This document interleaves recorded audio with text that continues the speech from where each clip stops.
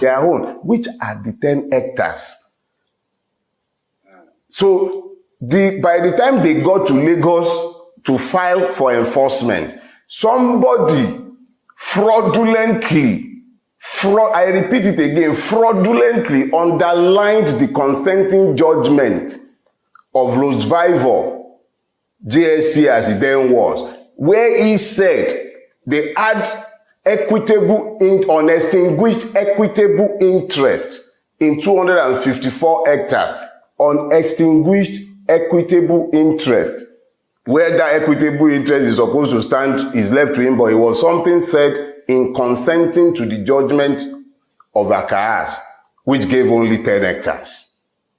They then underlined that portion of the judgment without the enrolled order of the Supreme Court. They came to Lagos State and applied for a writ of possession, and they got it from the judge in Lagos State, the admin judge in the Lagos division, gave them a writ of possession for 254 hectares. Instead of 10. Instead of 10, which was what the court gave. She proceeded to issue a writ for 254 hectares. So when they attempted to enforce this, of course, we resisted enforcement and then went back to court. Remember this, they never filed the enrolled order of the Supreme Court in getting that order to enforce judgment on 254 hectares based on the consenting judgment of Rosvival, where he was talking about unextinguished equitable interest.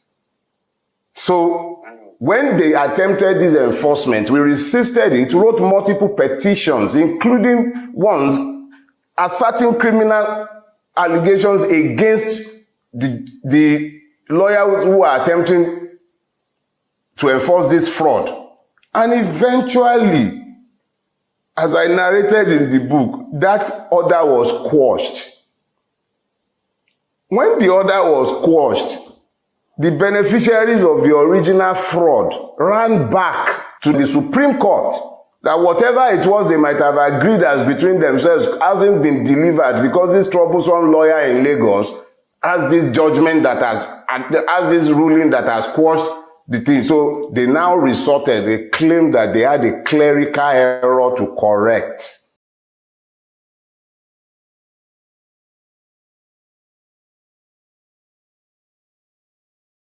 If he can walk into your office and walk out, and then, you say that there are reasons you can't arrest him, why is he then wanted?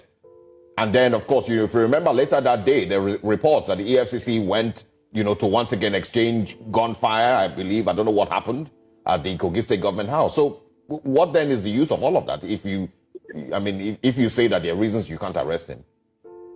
Yeah, you see, now, when he came to our premises, I just told you that ordinarily, using ordinary logic, you expect that somebody that had been declared wanted, you take him into custody. But we have reasons that are beyond what the public may have known. And I'm not going to talk about it.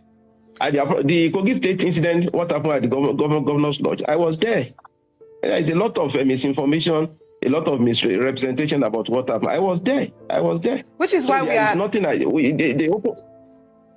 So what happened? What happened there? Now, what happened there? When he came, it is true that we asked him to go back. And at the appropriate time, we will come for him. There was an agreement that he will come back. So, and we went, as a responsible law enforcement agency, to meet with him, to have discussions with him, and to bring him, in the way we wanted. And of course, the security details opened fire, raising issues. And because we didn't want anything that may cause a kind of breakdown of law and order, we had to ask our men, to retreat and to come back. It's not the EFCC that opened fire. So, I'm sorry. I'm mostly just responding to what you said initially, that there are reasons you didn't arrest him when he came, or you asked him to go back. it just doesn't make sense that you ask me to go back and then later that day you then go and then his men open fire at you. All right. Unfortunately, I mean, you said to us that... Don't forget that I earlier told you that at the appropriate time... Get out! No, Jesus. I'm having panic attack. I'm having a... somebody should help me. I need to stay away from Nigeria matter. Jesus. Oh, Father. So I need help. I need to stay away from this country's matter. Oh Lord. I have vowed that I will. This will be my last video. No. Jesus. What did I just watch? Oh, Father, help me. I'm having panic attacks.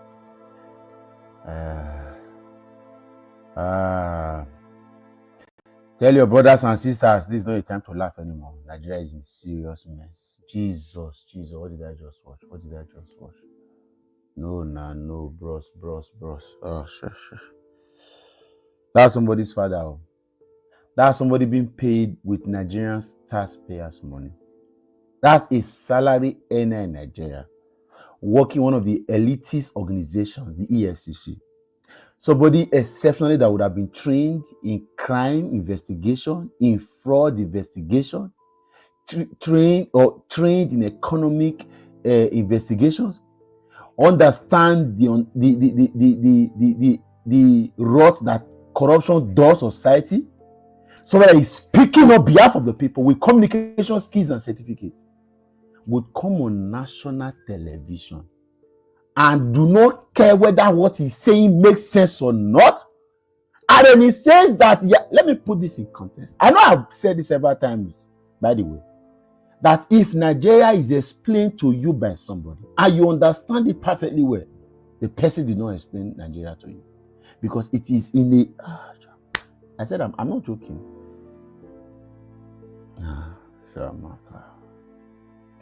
Let me put this in proper context. Since Yaya Bello, former governor of Kogi State, left office over a year ago now, the EFCC has declared him wanted. There have been several investigations, including how he spent over 800 million naira and paid school fees for his children or his child up to 2035. So there have been very many investigations. As at a month ago, EFCC released another 80 billion naira investigation on Yaya Bello. And there have been several dramas, including telling us that Usman Ododo, the current governor of Yaya Bello, is housing the current governor of Kogi State, is housing Yaya Bello in Kogi State government house that is funded by the federal government of Nigeria through federal allocations and all other schemes. And they have not been able to arrest him. In fact, I remember when Usman Ododo was in Edo State campaigning for the APC, I called the EFCC. I made a video and I also went to their Facebook page. I dialed their number and I called them. As I talked to you now, the governor and the security detail had left to Edo State. It means that Yaya Bello would have been left alone in government house. Go arrest him. They did not answer. And now it is now being reported that a couple of weeks ago, because we heard that, I thought it was a rumor. I didn't even get into it. Yaya Bello arrived at the EFCC premises one early morning. Guess what?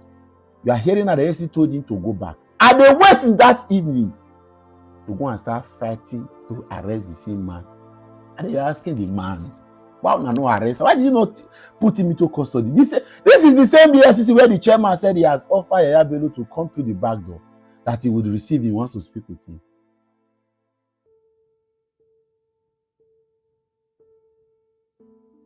If you love me, help me to stay away from Nigeria news.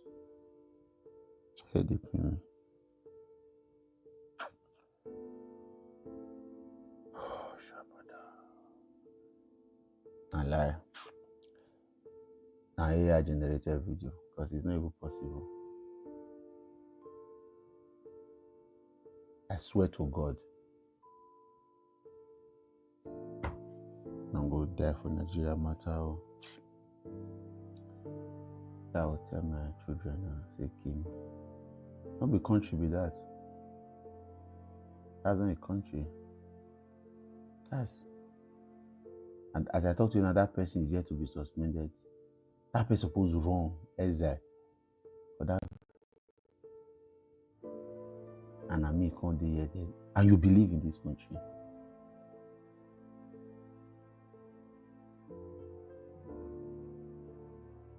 Oh, Washa.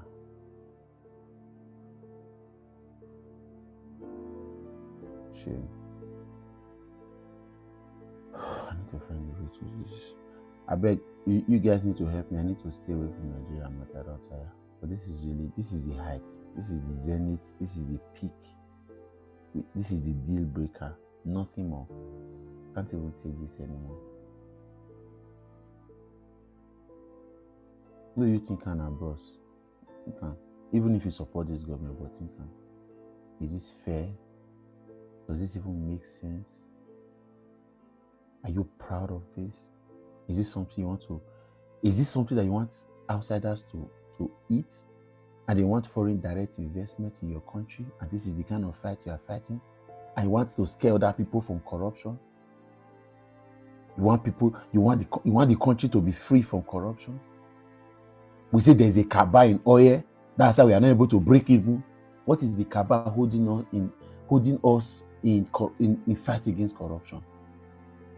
What we have around corruption in Nigeria is just noise. So much noise. Make noise. Deceive the people. That will be fool. Me, common sense, that will be fool. I'll change my name, Mr. Fool. And then we believe in a country like this. They believed.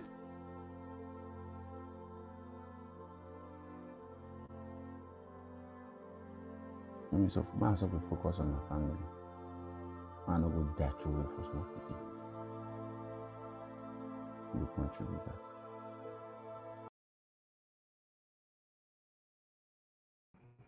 All right, guys. Good morning, good afternoon, good evening to every one of you. Happy Saturday to all. Today is Saturday, 12th October 2024. Mother of all Mommy Diaspora. Good evening to you, Mommy. Thank you very much for all you do. Thanks for being there always. Thank you very much, Abu Azi. I appreciate you, sir. Thanks very much for all you do. Thank you very much, Mr. Johnson Emmanuel, Sabavo Kongai, Joe Taho. God bless you all. 9 War Sabavo is right there with us. Thank you very much, Osara Daddy, CXL, Ajio Deborah in the building. Wisdom Lucky, thank you. He's also said, good to hear from you. Good evening to you. Love of God is my strength. Mike Akambari, God bless you all, my people. Tony Africa, right there with us today. Thank you, my wonderful people. Do your part, press on the like button, help us to share. We have Shizoba right there with us. Thank you very much. Clifford, thank you. I can see you right there. Arinze, Shukuma, I can see you. Vital, Sekwebelem, I can see you right there as well. Good evening, good evening, good evening. Peg Modi in the building.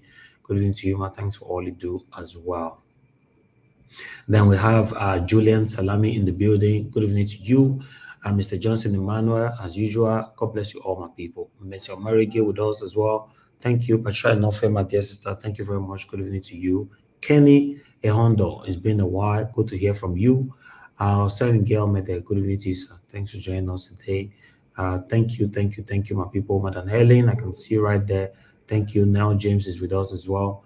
Marvis Mono say thank you. Rosie Ayosh, thank you, my people. I just thought I should verbally recognize you people today. Austin Prince is with us as well. Thank you. Good evening, good evening, good evening, good evening. My wonderful people, Charles Moses, I can see you. Abami Eda, thank you, thank you, thank you. You see Andrew is right there with us. Oriemi Abdul is with us as well. Good evening, my wonderful people. And God will bless you now. Emmanuel Shooks is with us. Thank you. I appreciate you all. But meanwhile, that particular video that our brother was talking on, I'd like us to re-listen again for some of you to digest it properly and see what happened. How Yaya Bello was declared wanted. They say Yaya Bello walked majestically to EFCC and they allow him to walk away. That is the question they were asking the EFCC people. And listen to their response. I'm replaying it again. Declared wanted. If he can walk into your office and walk out, and then, you say that there are reasons you can't arrest him. Why is he then wanted? And then, of course, if you remember later that day, there were reports that the EFCC went, to once again exchange gunfire, I believe. I don't know what happened at the Kogi State Government House. So what then is the use of all of that if you say that there are reasons you can't arrest him? Yeah, you see, now when he came to our premises, I just told you that ordinarily, using ordinary logic, You expect that somebody that has been declared wanted, it was your privacy, you take him into custody.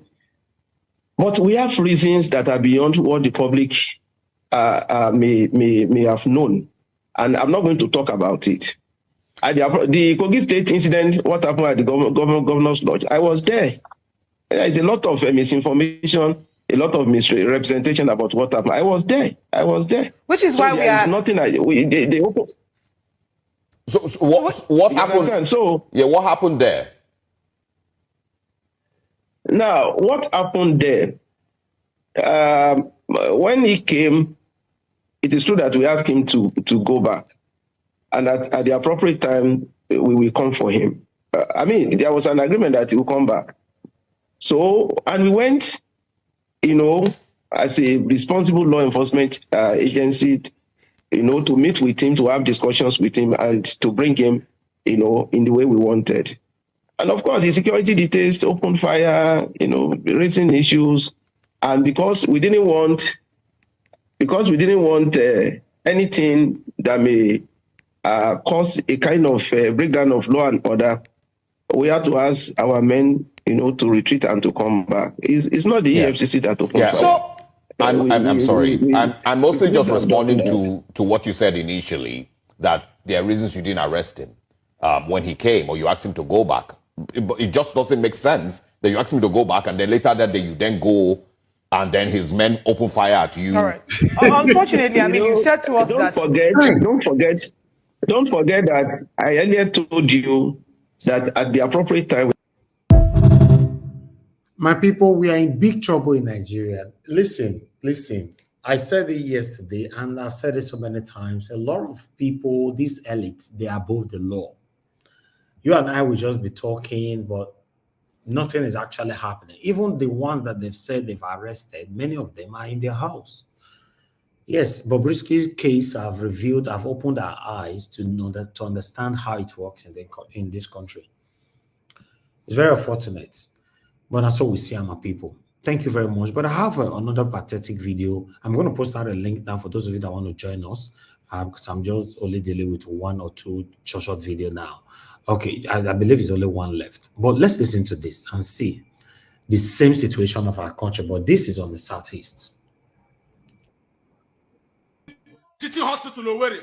Inside this ward, you can see children here. Children admitted here. Out of 6 bulbs, only 1 is on. These 2 ceiling fans are not on at all. Look at the walkways. Very dark. Very dark. This is a federal institution here in Owerri, federal hospital. And somebody is in charge. Can't the government come in and look for what is happening here? What are we seeing in this town? Why are people so wicked and mean? Putting people in a place that there is nothing working there. Let the government come and ask questions. Who is taking the money to maintain this place? What kind of nonsense is this happening here? Is it Tinubu that's in charge of this hospital now? Is it not human beings? Or Burundi in charge here? On Dibo mege here. Or one else Chigeba. Or one Yoruba Chigia. Can't our people reason? What is happening here? You torture little children and their parents because and they are paying heavy money. You can't put light here. You can't put ceiling fan. They stay here in the night. And this is wickedness. Too much. All right. What that our brother was saying is that should we be blaming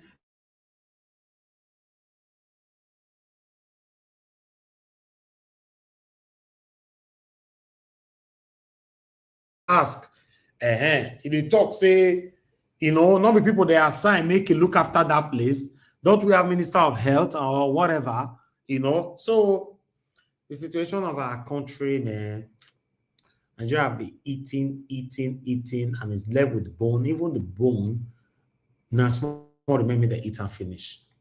It's very, very sad, But meanwhile, let me take on this article that I have for you guys here quickly so that we can just move on.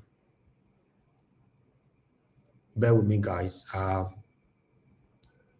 Okay, as you can see right there. Okay, this one is coming from Peter Obi. Fuel price hike, unfortunate, insensitive, says Peter Obi. The presidential candidate of the Labour Party in 2023 general election, Mr. Peter Obi, described the recent hike in the price of petrol product as unfortunate and insensitive. Obi made this known in a statement he titled "Reversing the Sudden Fuel Price Increase" on his X account.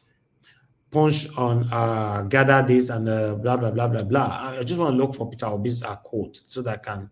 Okay, the statement read as Nigerians continue to groan under extremely difficult economic conditions, largely caused by the federal government wrongly policy choices. The NNPC has once again raised the price of fuels without providing any explanation.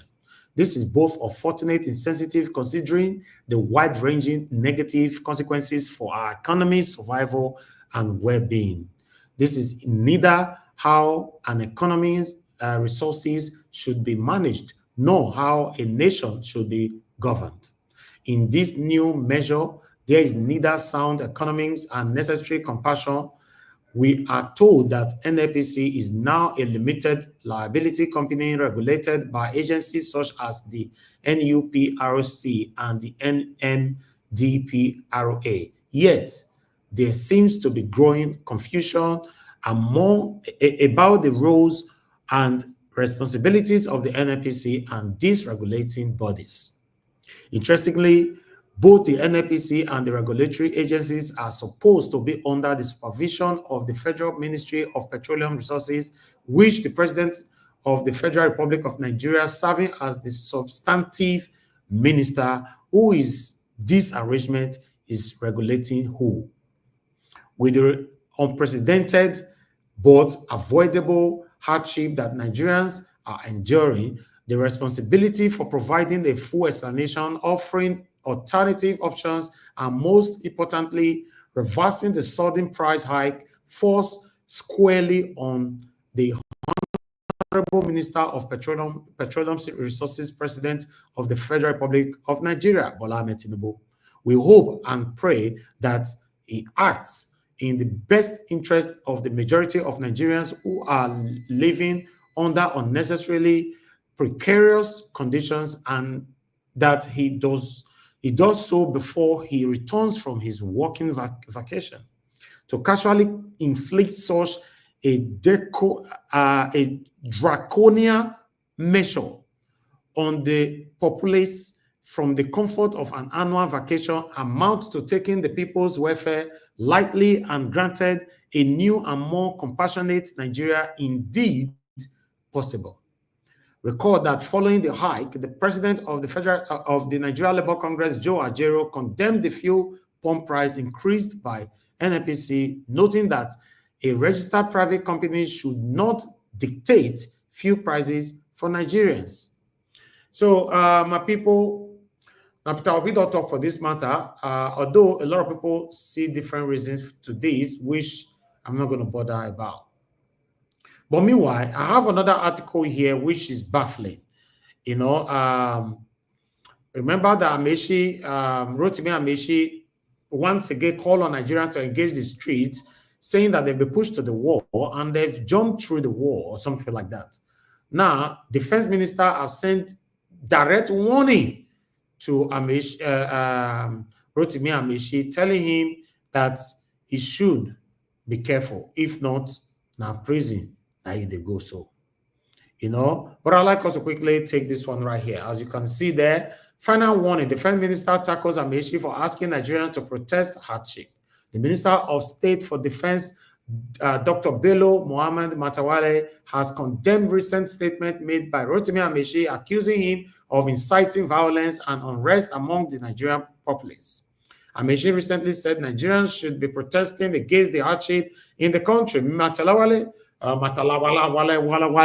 your name today. In a statement released by the Director of Information in the Ministry of Defense, Henshu Ogunpike, which was obtained by Daily Post on Saturday, issued a stern warning to the former Minister of Transport, urging him to desist from making inflammatory remarks and threatening the peace and stability of the nation.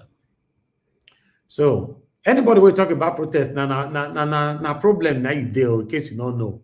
But meanwhile, the last article that I have for you guys here is this one here. This one is, as you can see, Yes, from Sarah Reporter, UK trip, Nigerian tackle Tinubu's aide Onanuga says he's always tweeting like angry Motopark Agberu with zero respect for citizens. So Nigerians really tackle this man. Everything is right there, but I'm not going to take that, now due to time.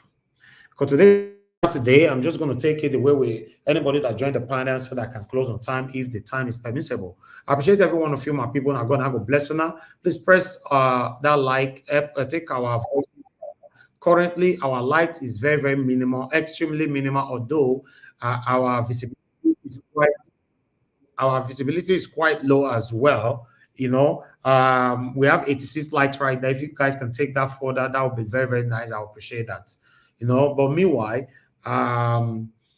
also, if someone can press on $sign to buy me a coffee, I really do appreciate that. Thank you very much, my people, and God will bless you now. So if you want to call in, this is the best time. If not, I'm going straight to the panel. I have only one person with me, and if the person don't, we might probably be rounding up the show straight away. Because it's Saturday, trust me, if I can do just 2 hours on Saturday, I will even be happy. But we'll have Mr. Raf Ole with us. Mr. Raf, thanks for calling in, sir. Good evening to you. Please talk to us. Hello, thank you. Yes, sir. Thank you so much for what you are doing for our country. Thank you, sir. Go ahead. Okay. Yeah, I think, my brother, we're in a mess. We are stuck. Like that our brother that played that music that was saying that he's having a health issue because of Nigeria issue. I don't blame him. Many of us, to be honest with you, somebody like me, I have a problem like that. Sometimes after listening to this news, I'm just depressed because the thing is hopeless. It's hopeless to say that the people Tinubu appointed, all of them have criminal record. I don't know whether you noticed that. All of them, from Wike to Matawale to all EFCC chairman. EFCC chairman is not even qualified to be an EFCC chairman. Go and read this thing now, the law now. For you to be an EFCC chairman, you must be somebody who have served not less than assistant commissioner of police or assistant commissioner of police, AC, or is for not less than 15 years. This man is not even a scout. This man is not even a civil. This man is just a lawyer. He's just a lawyer. So I don't know where we are going. I don't know where to go in this country because this is not going to get better. I want us to understand that. This is not going to get better until we find a way out of this. Because even you can see that Nigerian Labour Congress can see that they have been compromised. Because if the president told you people that for him not to increase the petrol price, you guys should accept 70,000. And you people accepted in less than 2 months. In fact, you guys have not even received the 70,000. You now increase the price. What they're supposed to do? They're not supposed to go strike. They're supposed to go strike. But they just keep mute. So we just only go to help us, my brother. Thank you. We are stuck. That is the right word, sir. We are stuck. You are right. We are stuck. Thank you for your good work. Thank you, sir. You're a special being because after all this, you still have the strength to come out and still encourage us to do this. My God will bless you, my brother. Thank you, sir. So thank you, sir. God bless you too. Extend my greeting to your mom. Okay, okay, sir. Thank you. God bless you, sir. All right, we have Deborah with us. Thank you, ma. Thanks for calling in. Good evening to you. Please talk to us. Thank you. Good. Once again, I want to wish you happy birthday. Thank you. I didn't call since then. Happy birthday to you. May the face of the Lord continue to shine upon you. Amen. And congratulations once again on your new ride. Thank you, ma. Good evening, Mommy Diaspora. I pray that the Lord will continue to strengthen you for this work you've been doing to support us. Oh, the Lord will continue to guide you. Thank you, ma. Mr. Elvins, I'm calling it now concerning the health sector. It's bad. Like, it's very bad. I'm calling from Nasarawa State, like I always say. So, when it comes to issue of health sector, it's something else. You go to the hospital, the doctor will tell you go and do so test. You go there, they collect the money and everything.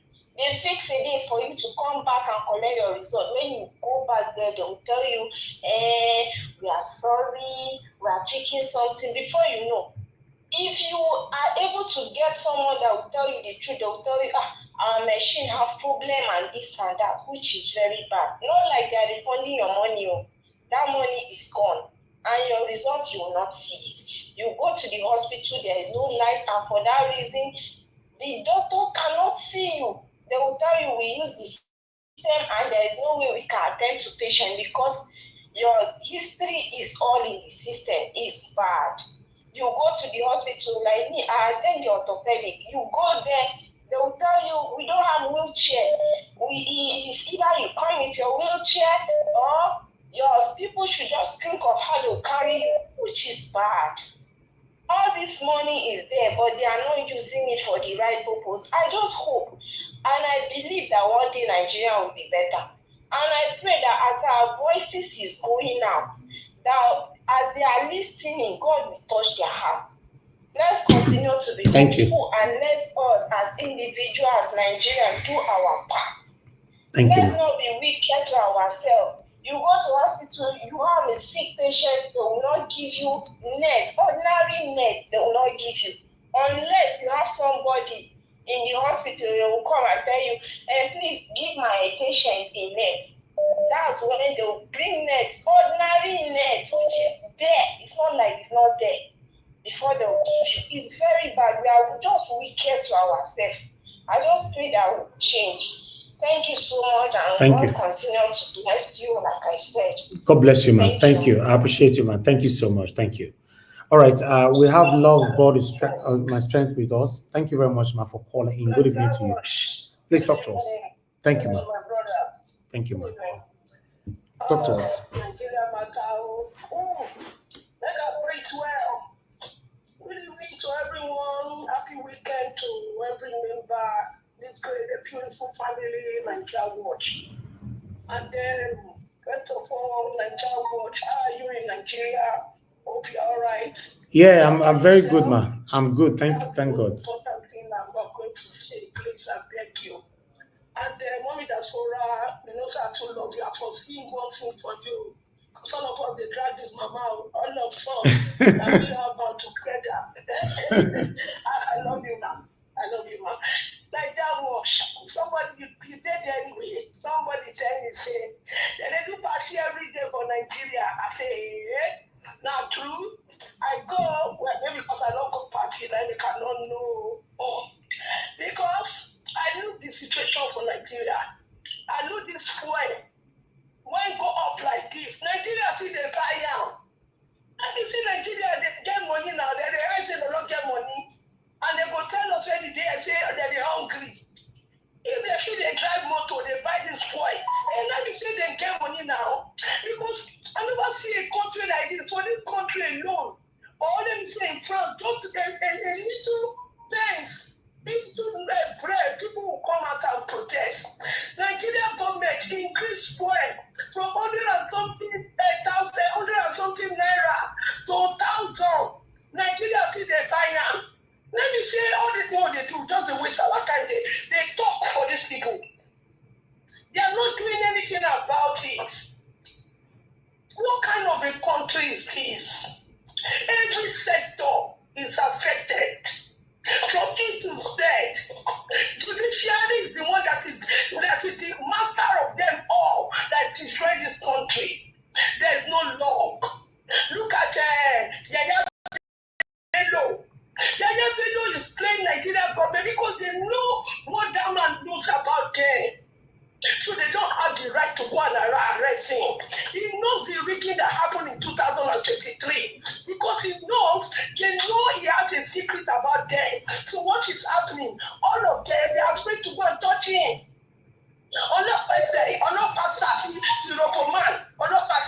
Instead, nobody should touch his brother because he was among those who fought for Tinubu to come to be Nigerian president.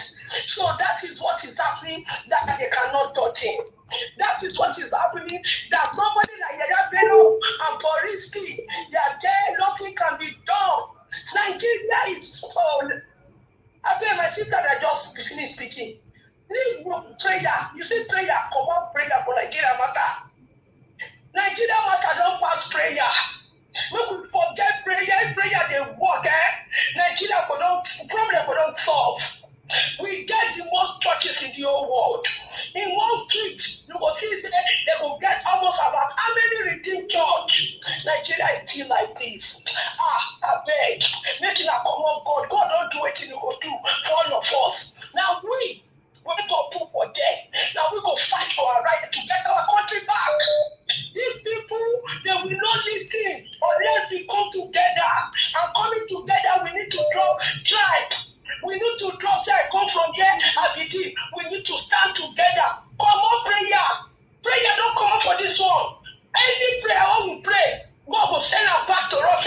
Now we get the right to go to him. So make anybody not tell me, say, could they continue to pray? How do they pray again? And before I go quick, I know say they talk, but when you take there, what you do for the South people? When you take there, you use our money, they go to trade from the north to Niger. And now you are coming out to tell us to protest. Go and protest because you are among those who spoil this country. And that was thank you. Thank you very much, man. God bless you. Thanks for your submission. Okay, I have another caller here quickly so that we can move on. Thank you very much, my people. Please help us to press on the like and help us to share. Thank you very much, Tony Africa, for calling in. Talk to us, sir. Good evening to you. Thank you, sir. Thank you, sir. Talk to us. Good evening, sir. Thank you very much, sir. Yes, I thank you for your work, sir. This evening, I really learned a lot about our country due to what our brother there, Dudu Faru to me just delivered, Thank you very much, sir, for bringing us all this vital information, sir. Thank you, sir. You're welcome. Okay, thank you. So I want to say good evening to Mama God, Madam God. I don't want to make any trouble, Please, Madam, it's high time you forget about asking people to go and be community students in that country. At least you are not there. You should stop. Ask, I listen to the whole news that's coming out of Nigeria. That is lawless. People came out last time. They are hungry. They are being locked up and they've been threatened with death penalties. You see one photo go and why shouldn't they buy before? What can they do? Some of our people, have resorted to walking. On their legs to walk because they have no other chance. There are no governmental institutions on ground. That told you guys last year that I had a problem. People, detected me to be having some PT, whatever.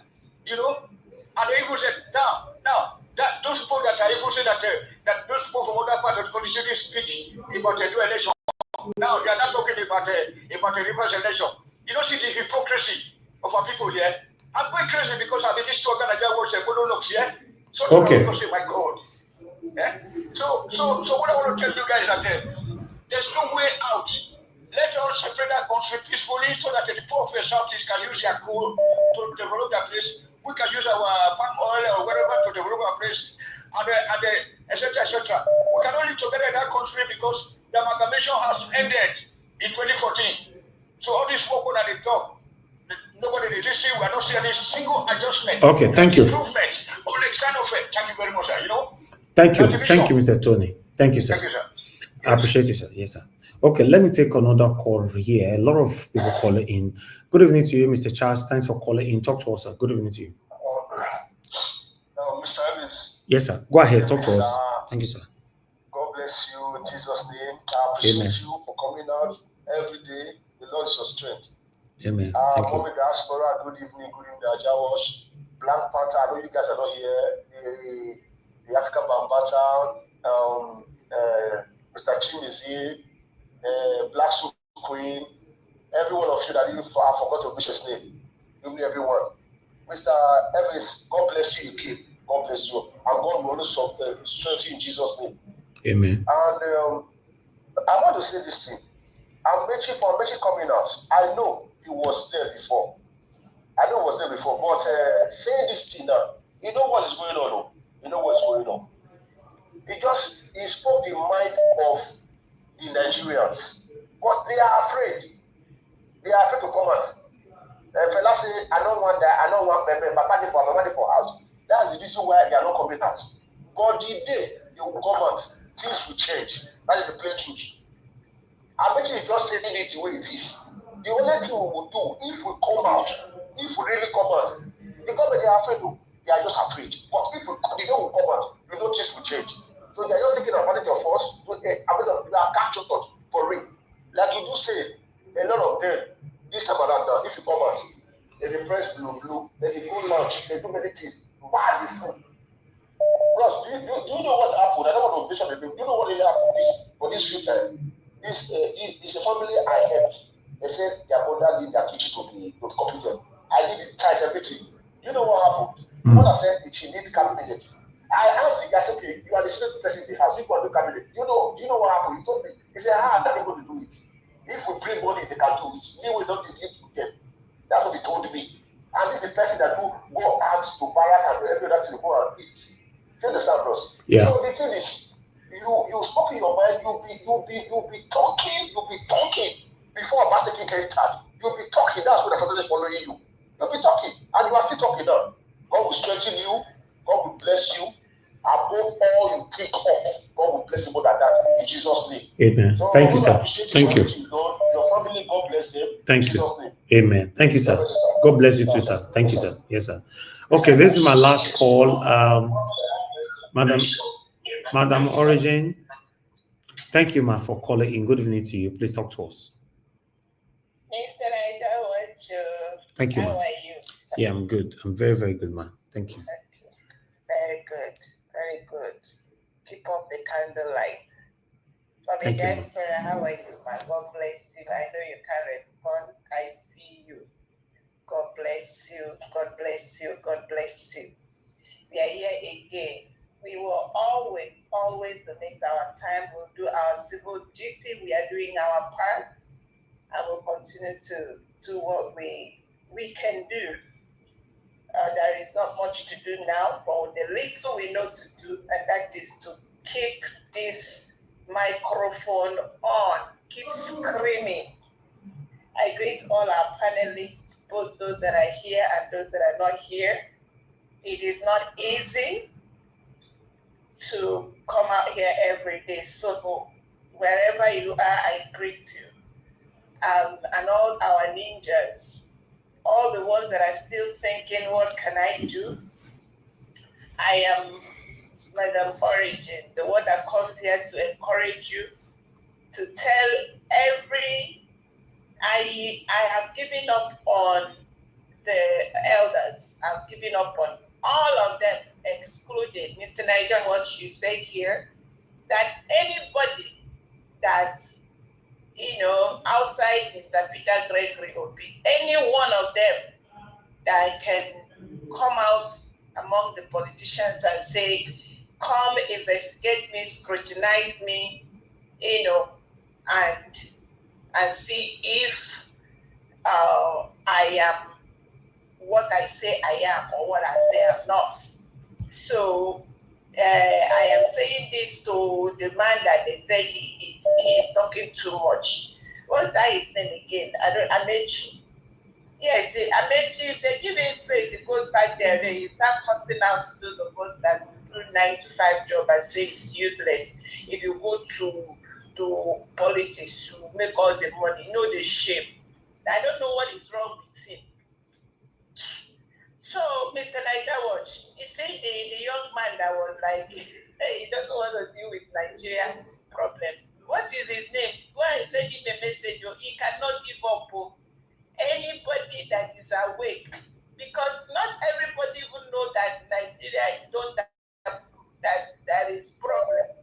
They are going through this process.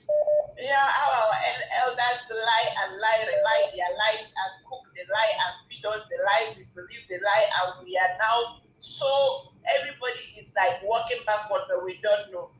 Just few people know what is going on. So anybody that know what is going on, you are awake. Stay awake. Don't go to sleep. Don't give up. Thank God for Mr. Naija Watch. You're giving us this candlelight. You will come here and be screaming. Something is wrong. There must be a way out. I don't care. All I know. That's why I keep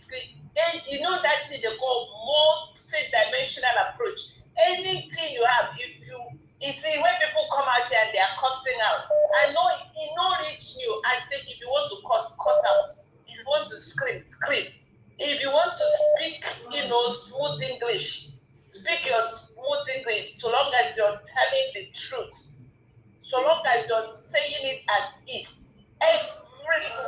Everything, because these people that we are dealing with, okay, a lot of them are ancient from beginning. You know what it takes to oppress, repress, organized crime that are between 200 million people. They know they sleep. So why me, Madam Mr. Jones, I'm sleep again.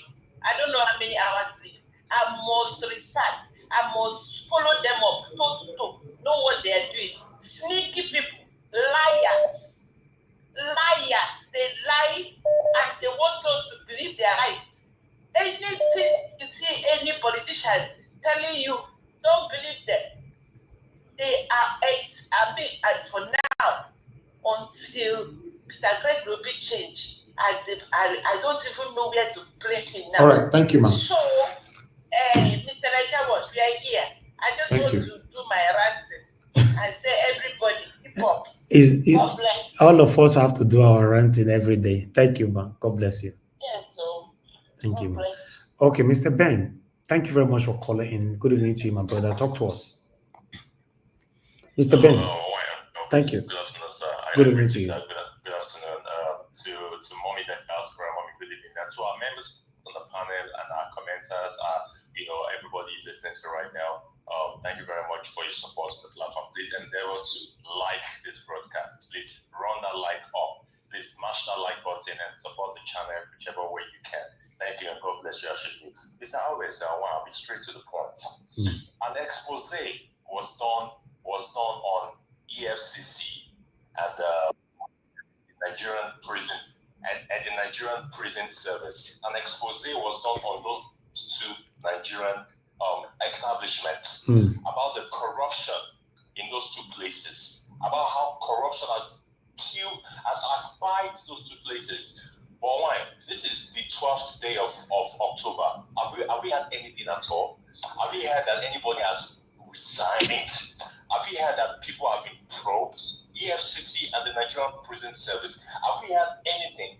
What does that tell you? It tells you that the rots in the system, in that entrapment called Nigeria, is so deep that nothing can change it. That corruption is so endemic that nothing will change it. Very that one exposed the corruption in the prison service and EFCC. Up to now, there's no statement from the federal government, about that situation. There's nothing from EFCC. There's nothing from the prison service. The National Assembly called a lifting meeting just for media take. Since then, nothing has been done. Nobody has been. Oh my God! See, it just tells you that country. That's why a lot of people are tired of talking about that country. They're so tired of talking about it. Like that video you posted earlier. That man, that common sense. He got to a point. The guy just tired. You could see the frustration on his face and his voice. He just tired. See, he only asked. He said, maybe not AI, now they do all this Nigerian because he know understand what they happen, and that's true. Because if you look at it very well, it's happening in that country. You go the one that say that country is you did UK, you did United Kingdom. A lot of us live in the United States of America. We know how system works. If what you happen for EFCC happen in America, you go on the year say people don't resign, they don't process. But in Nigeria, nothing like that. EFCC they go around, they arrest boys. See, that country, God not say God bless the country, but at the end of the day, Nigerians we they're not trying to make the country better in any way, and that's so unfortunate. Thank you very much. God bless. Thank you, my brother. Thank you for putting a voice to this today. God bless you, man. All right. Thank you very much, Madam Joy, for calling in. Hello. Off your TV, please. Off your TV, madam. Hello. My dear brother, thank you, Mama. Thank you very much. Good evening to you, ma. Happy New Year, your New Year. Thank you, ma. Where's the ma? I greet everybody in the panel and everyone watching. God bless all of us. I have been saying it before. Nigeria is gone. All I want to contribute is that I don't know if you can remember one time when they said they want to create another state in the eastern part of the country. I was saying that Boko around state here creates. So, and when you look at all these things, you will know that that country is finished. Before the amalgamation, we already have our own kingdom. Let everybody go their own way, so that we will stand on our feet again. Because this is not working. It's not working. So let them just divide the country. Because this is not fair to anyone. A fuel, like usually by Wukoni, your mother is cooking in the kitchen, let me speak English. Then you want to go and buy the food. Instead of buying it cheaper, you will buy it higher. Does it make sense? You have oil in your own land, in your own country. You will be buying it more than what you're supposed to buy.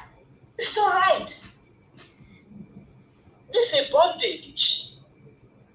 This is fair.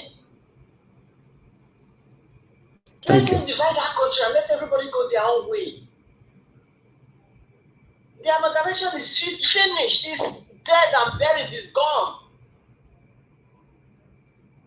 The other time, was it yesterday or so? I was hearing the news that the Boko Haram, they have stolen every Nigerian army stuff. What is all this?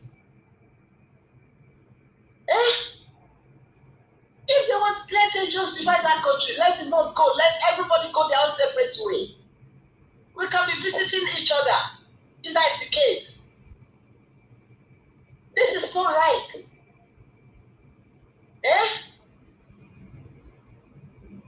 My dear brother Elvis, God bless you for what you are doing. Because I don't know anybody that can do what you are doing. God will reward you for this. God will replenish your pockets. Thank because you. Amen.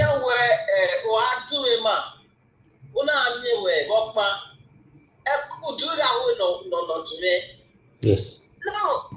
What's the point?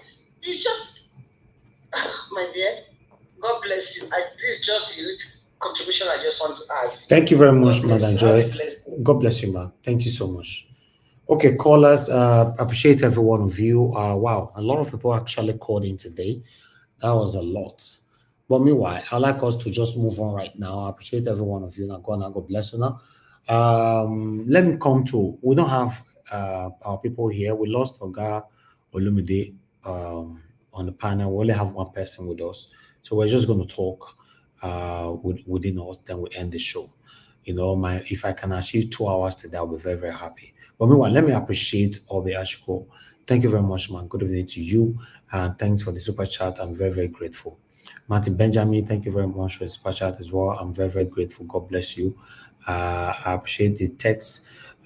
Starting with Madam Obi, God bless you for all you do. Happy weekend. Thank you, man. God bless you too. Mr. Ben said, my brother Elvis, thank you for your service and your hard work day in and out. Now God bless you for blessing so many people in Nigeria. God bless you too, my brother. I appreciate you. It's a collective effort here. I'm very, very grateful. I appreciate every one of you that just joined us right now on the comment section. God bless every one of you. Those of you listening to us, I appreciate you all. Ogashimize, it's good to have you on the show. Please, I'd like you to talk to us. It's time for us to talk on the panel. When you finish, maybe I put 1 or 2 things. If nobody joined us, then we'll round up. Thank you, sir. Yeah, Mr. Davis, good afternoon, good morning. I greet everybody. I greet all Niger Watch family. I greet Mommy in the diaspora. I greet all the panelists. I greet everybody. Where are our people? Jonathan, Kensele, Dr. Cien, Black Panther, give us our mandate. Where are you guys, man? I know, Mr. Davis, yesterday was yesterday was Gazbos.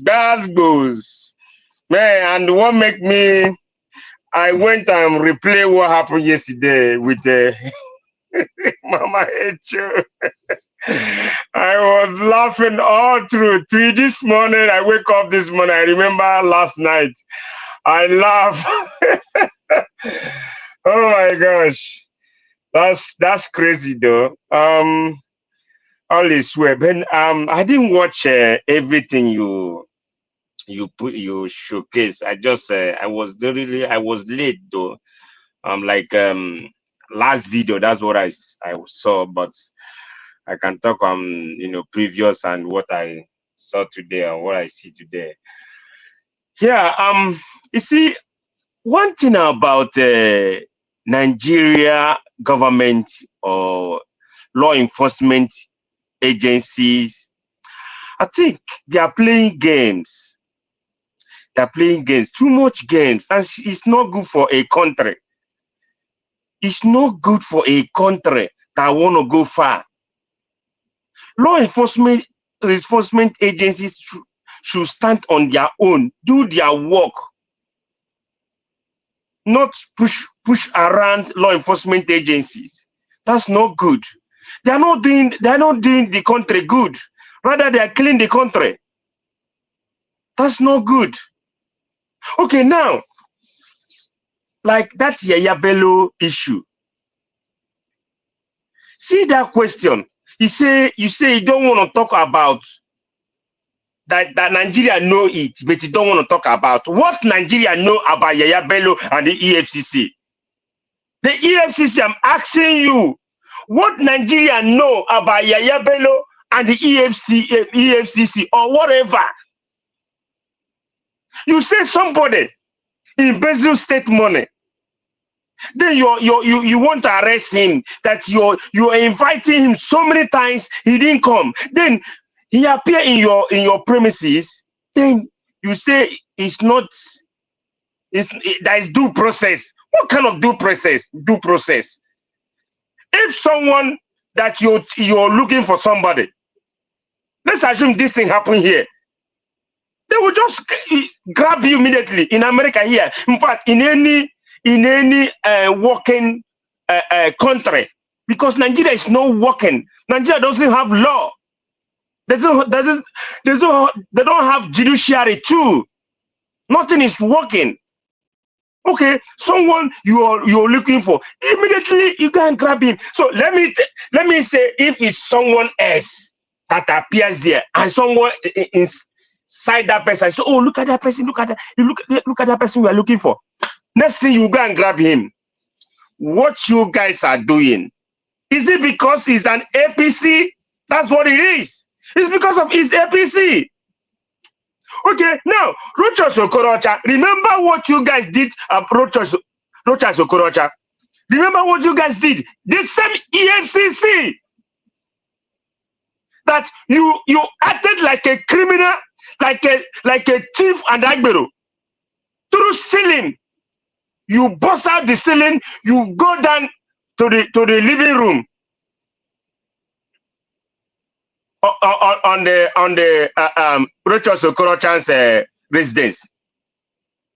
So that one you can. There's some people you guys. Well, he's in EFCC. He's APC too. Maybe because of his tribe. I don't know, or because he going for a presidency or what? I don't know what happened, because he want to silence him, maybe. So now you did all the same. EFCC did all of that. Then someone came. You see who is lying here? This government is not working. This law enforcement, it works for some people. It doesn't work for some people. That's how I see it. And the way this thing is going, unless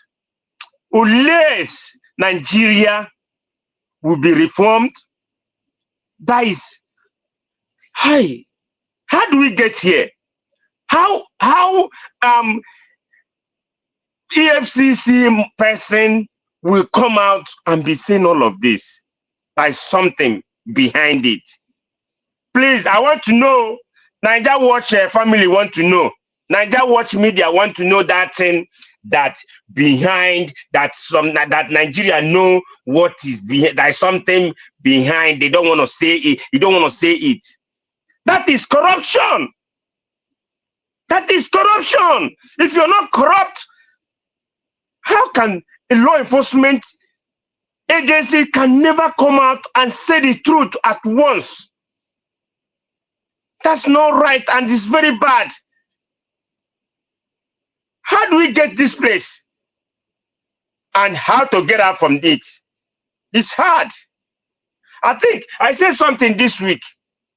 Nigeria, you guys need to, I know, prayer. I mean, if there's something they have did about the masses or about Nigeria, maybe they blow something on air and make people that doesn't, make people don't understand what is going on again, or go after the government. I think they have did something. That's why I'm saying it, because everybody just keep silent. And fuel is until they put fuel maybe 2,000 per liter, then you get up.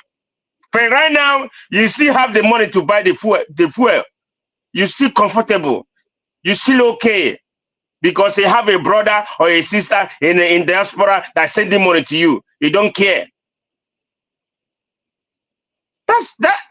I don't know how we just make things right.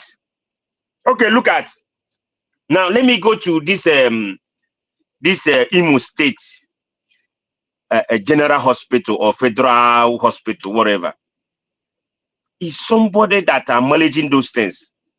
You know, I said something this week and I repeat it yesterday. I said, you know one thing, that the people are the problem.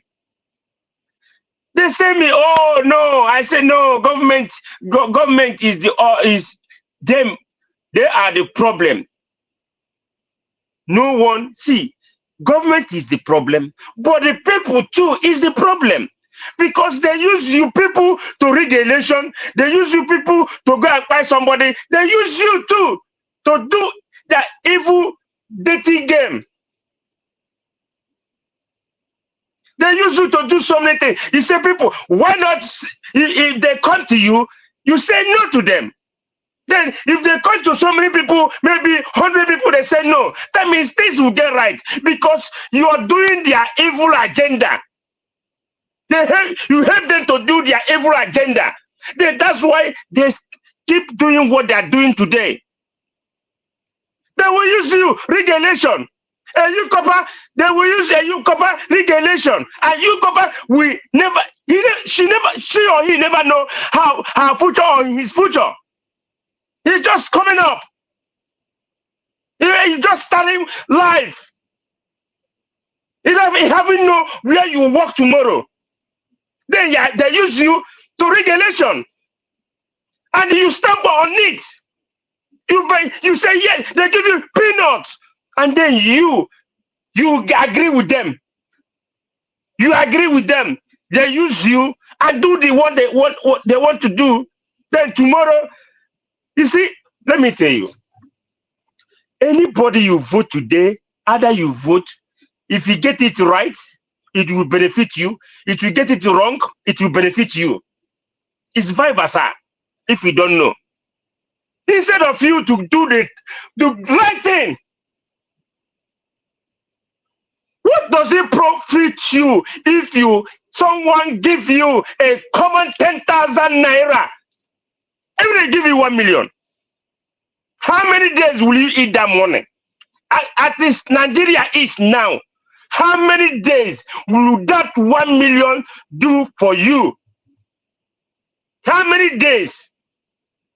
But you choose to do the bad thing. That's why I say Nigeria, the masses some masses there, people there, they are problem too.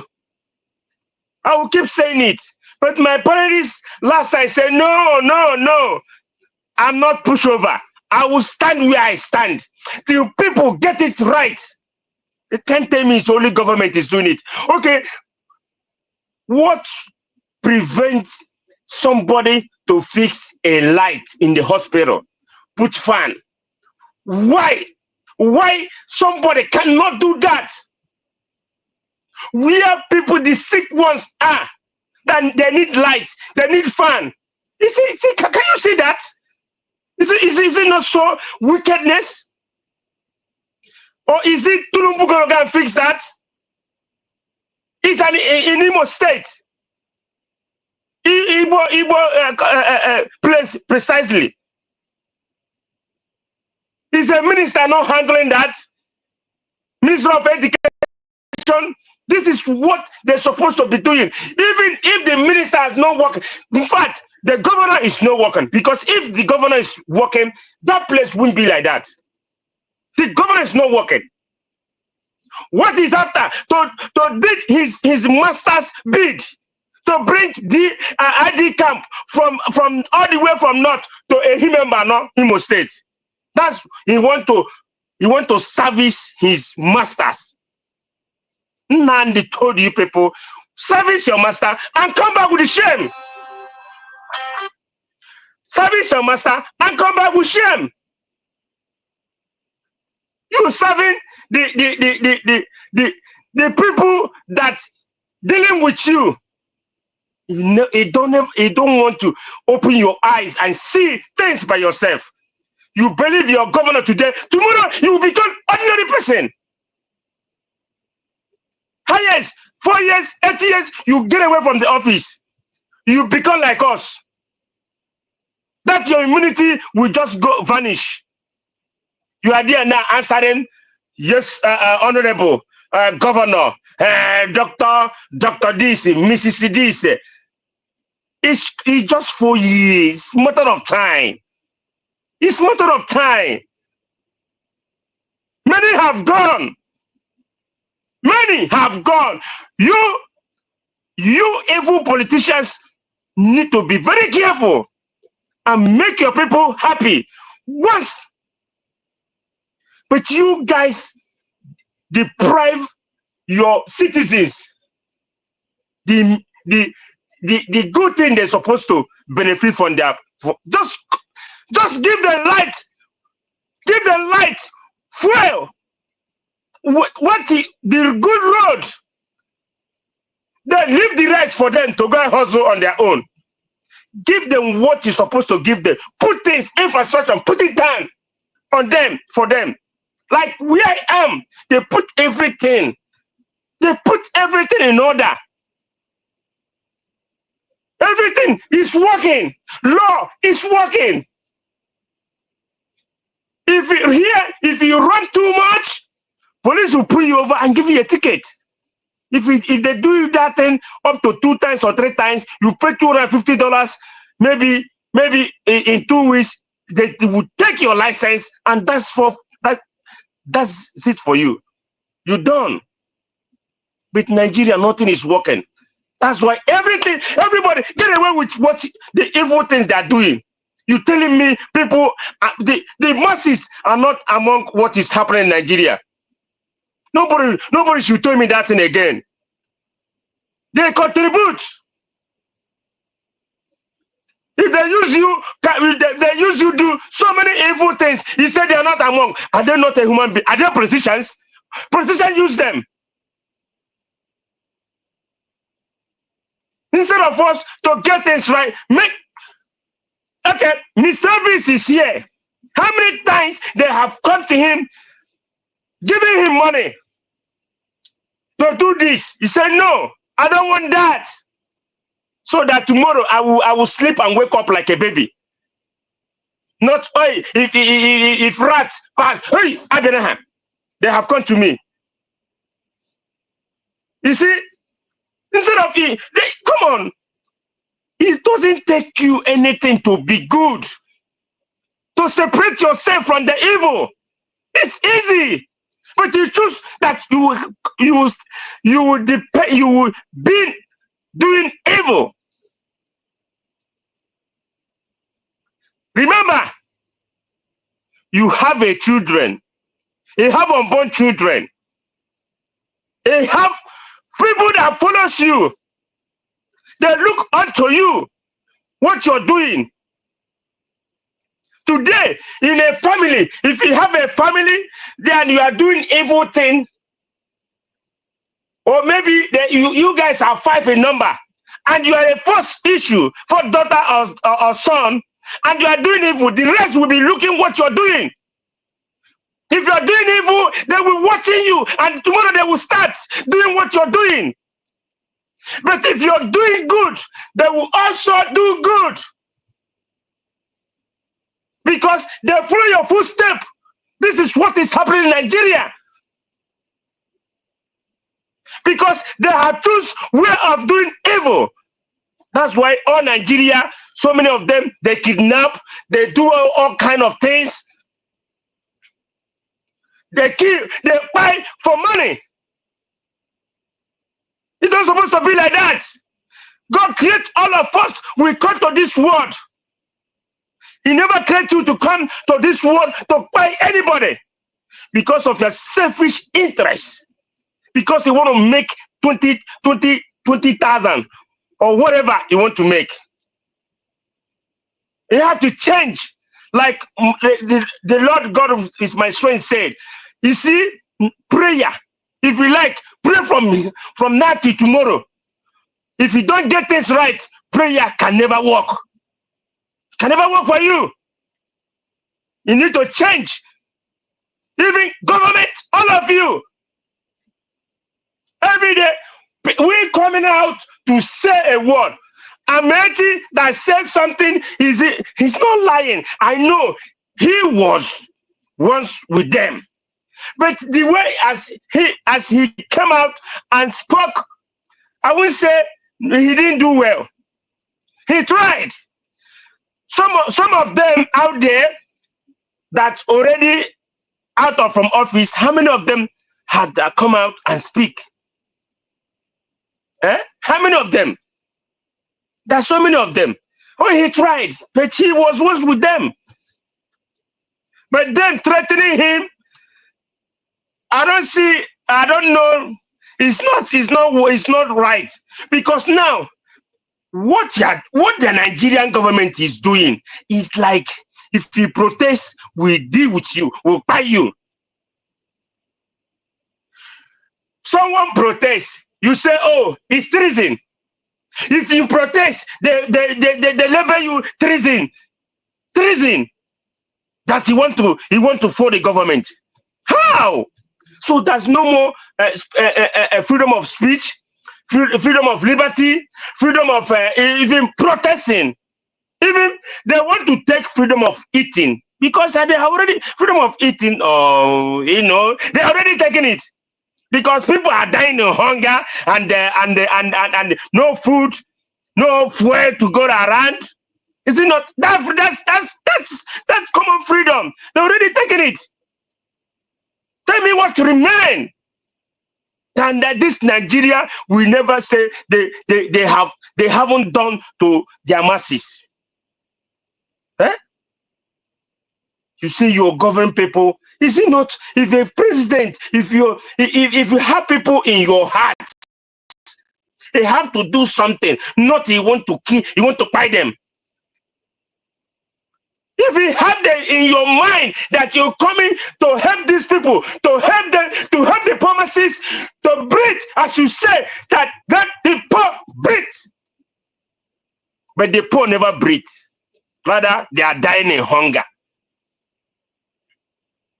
So, Niger Watch, thank you. I will stop here for now.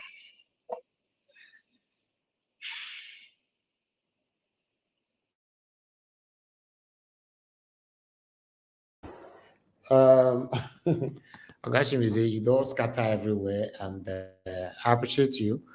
You see, this is one of the beautiful things about it. You coming to the panel, maybe we don't have enough people yet, You now have the opportunity to actually express yourself without not being stopped. I can see the passion in your submission. Brother, now so we see him. If you check almost everybody that called in today, everybody have the same passion. Everybody's tired. We are just talking. We are doing our part. And hopeful. We are very, very hopeful that somehow, someday that I knew Nigeria will come, but it looks very difficult. It looks difficult to make we tell ourselves the truth. It looks difficult. How we can achieve it, I'm not sure. But let's continue to try our best, do our part to see that new Nigeria come in our time. You know, because it's just crazy. It's really, really crazy. The way things are going on right now. How can, with the excruciating situation right now we are facing in Nigeria, Tinubu is in, I guess they say don't come off for UK, they say is now currently in France, right? It's crazy. It's not working. Nothing is working. And we're not going to continue like this. These people don't care about us. Nigeria, nothing at all. Are they here? Are they here with Tunana? Are they Nigeria? No IB. People are suffering heavily, you know, and they fear to speak. That is the problem. Many of them are scared to talk. They don't want to fall in trouble, you know. So because of that, they are not saying anything, but they can talk behind the scene. But to engage the streets constitutionally, because they're normally supposed to be their right, but it's not like that anymore. If you talk, you'll be attacked. You know, so that's why many of them are not coming out. Today's Saturday now. If I can take camera around to show you guys what is happening here in Lagos, you'll be surprised. You know, so when the politicians continue to see us flexing and spending like this, they'll think that nothing is actually affecting us. And people, that's what we say. Mr. Jonathan just coming in now. So we might be going a little bit further because I was close to the button already. Mr. Jonathan, it's good to have you on the show. Good evening to you, sir. I bet talk to us how you see the matter with the grant. Okay, Mr. Jonathan, it looks like you're not available yet. We can't hear you at all. You know, but before Mr. Jonathan get ready, I'd like to quickly appreciate those of you that is right there in the comment section. Thank you very much, Femi Bash. Appreciate you. Thank you for joining us today. Thank you so much. My wonderful people right there. We have Lucky Iyamo with us. Sendam once again. Thank you, my people. Wisdom Lucky once again. And God will bless you now. Olabi Pesoyemi, thank you very much. Appreciate you, man. Thanks for joining us today. Injedima, thank you once again as well. Those of you that supported us, thank you. Those of you that have pressed on the like, I can see the like have increased a bit, although not much. Not much. We only just have, let me check. The like, we only have 128. If you can press on the like again, that would be nice. Thank you. Mr. Jonathan, are you there? Okay, Mr. Jonathan, you are not available. So I think, okay, before Mr. Jonathan gets ready, let's listen to what that Freeze have to say here quickly. Hi guys, I'm Daddy Free, convener of the Free the Sheeple movement and leader of the Free Nation in Christ. I greet you and I bring glad tidings. Okay, let's talk about going to church. Going to church in Nigeria is counterproductive. It's a waste of your time. Why? There are four types of people. Those that carry the Bible up and down, they don't read it. Those that read the Bible, they don't understand it. And those that understand it, don't practice it. But you see, the people that practice it don't read, don't carry, and don't understand. They just practice it by default. The more you go to a Nigerian church, the further away from the true biblical gospel you will be. You will end up searching for prosperity in the house of God. You will end up trying to buy your enemies in the house of God. Meanwhile, Christ told the rich man, he said, sell everything and give to the poor and follow me. Instead, your pastor is telling you, come here, we will go and collect from the poor. Christ fed 5,000. He did not collect 1 naira from anybody. 5,000 are feeding your pastors. There is nowhere in the Bible that says if you don't go to church, you will not make heaven. There is nowhere in the Bible that says if you don't pray, you will not make heaven. Your pastors are teaching you that how important prayer is and how important going to church is. Why? Because if you not pray, how they go take chop for their plenty prayer devotions. And if you not come church, how their office won't take run. But the Bible says if you don't take care of the people around you, you will not make heaven. Matthew 25:31-41. The Bible says if you don't love, you don't know God. 1 John chapter 4 verse 8. The Bible in the Good Samaritan proverb says you cannot make eternal life if you don't take care of your neighbor. That's not what your church teaches. The church teaches you that eternal life is inside the church. Pow! The church teaches you that is speaking in tongues. That's nonsense. Speaking in tongues were human languages. Acts chapter 2 verifies this, and 1 Corinthians chapter 14 verse 26 even says they must have interpreter. Since don't they go Pentecostal church, never seen interpreter before? The Bible, Matthew chapter 5, if you read from verse 44, says, bless your enemies. Pray for those that are doing wickedness to you. Instead, you are doing weatherman, casting fire and thunder on their head. All this you learn from church. The more church you attend, the people that I know go to church are the least Christian, and they tell them, I say, you are the furthest away from Christianity. Some Buddhists are more Christian than people they go Nigerian church. Because what you are actually going to do is to help your pastor's business expand. Go Dubai and law. Sit in your house, read the Bible yourself. Maybe then you'll be able to practice what's inside. And nothing will do your pastor when they're closing shop during COVID. In by one, sit down for house. God is inside you and around you, not inside a building built by human hands. Acts chapter 7 verse 48 and Acts chapter 17 verse 24 says God does not live in man-made temples. Your church is not the house of God. It is the real estate business where your pastor will live giving Peking. The day you figure this out, the better for you. Let me bless you with a cold start this morning.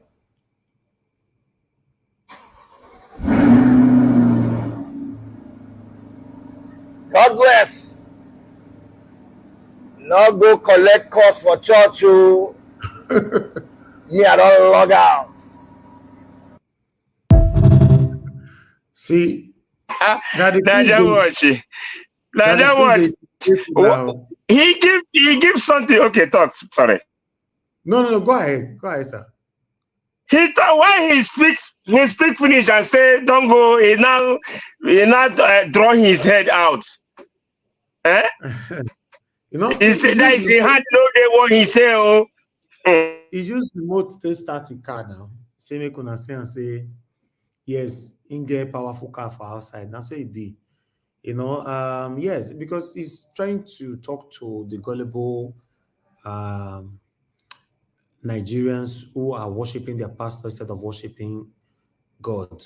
So now they talk to, if you are one of them, now they talk to. But if you are still one of them that argue out there, instead of you to learn today, you're still arguing, that's fine. Serve God. Nobody's saying don't serve God. I serve God myself, but I don't serve my pastor. But most Nigerians are serving their pastors. That's where the problem lies. Mr. Elvis, one of the in that short video of Freeze, one of the statements that's so profound to me was when he said the people that are going to church are the least Christian. They live the least, even Buddhists live a more Christian-like life than those people that goes in Nigeria. In Nigeria, their heart is so dark.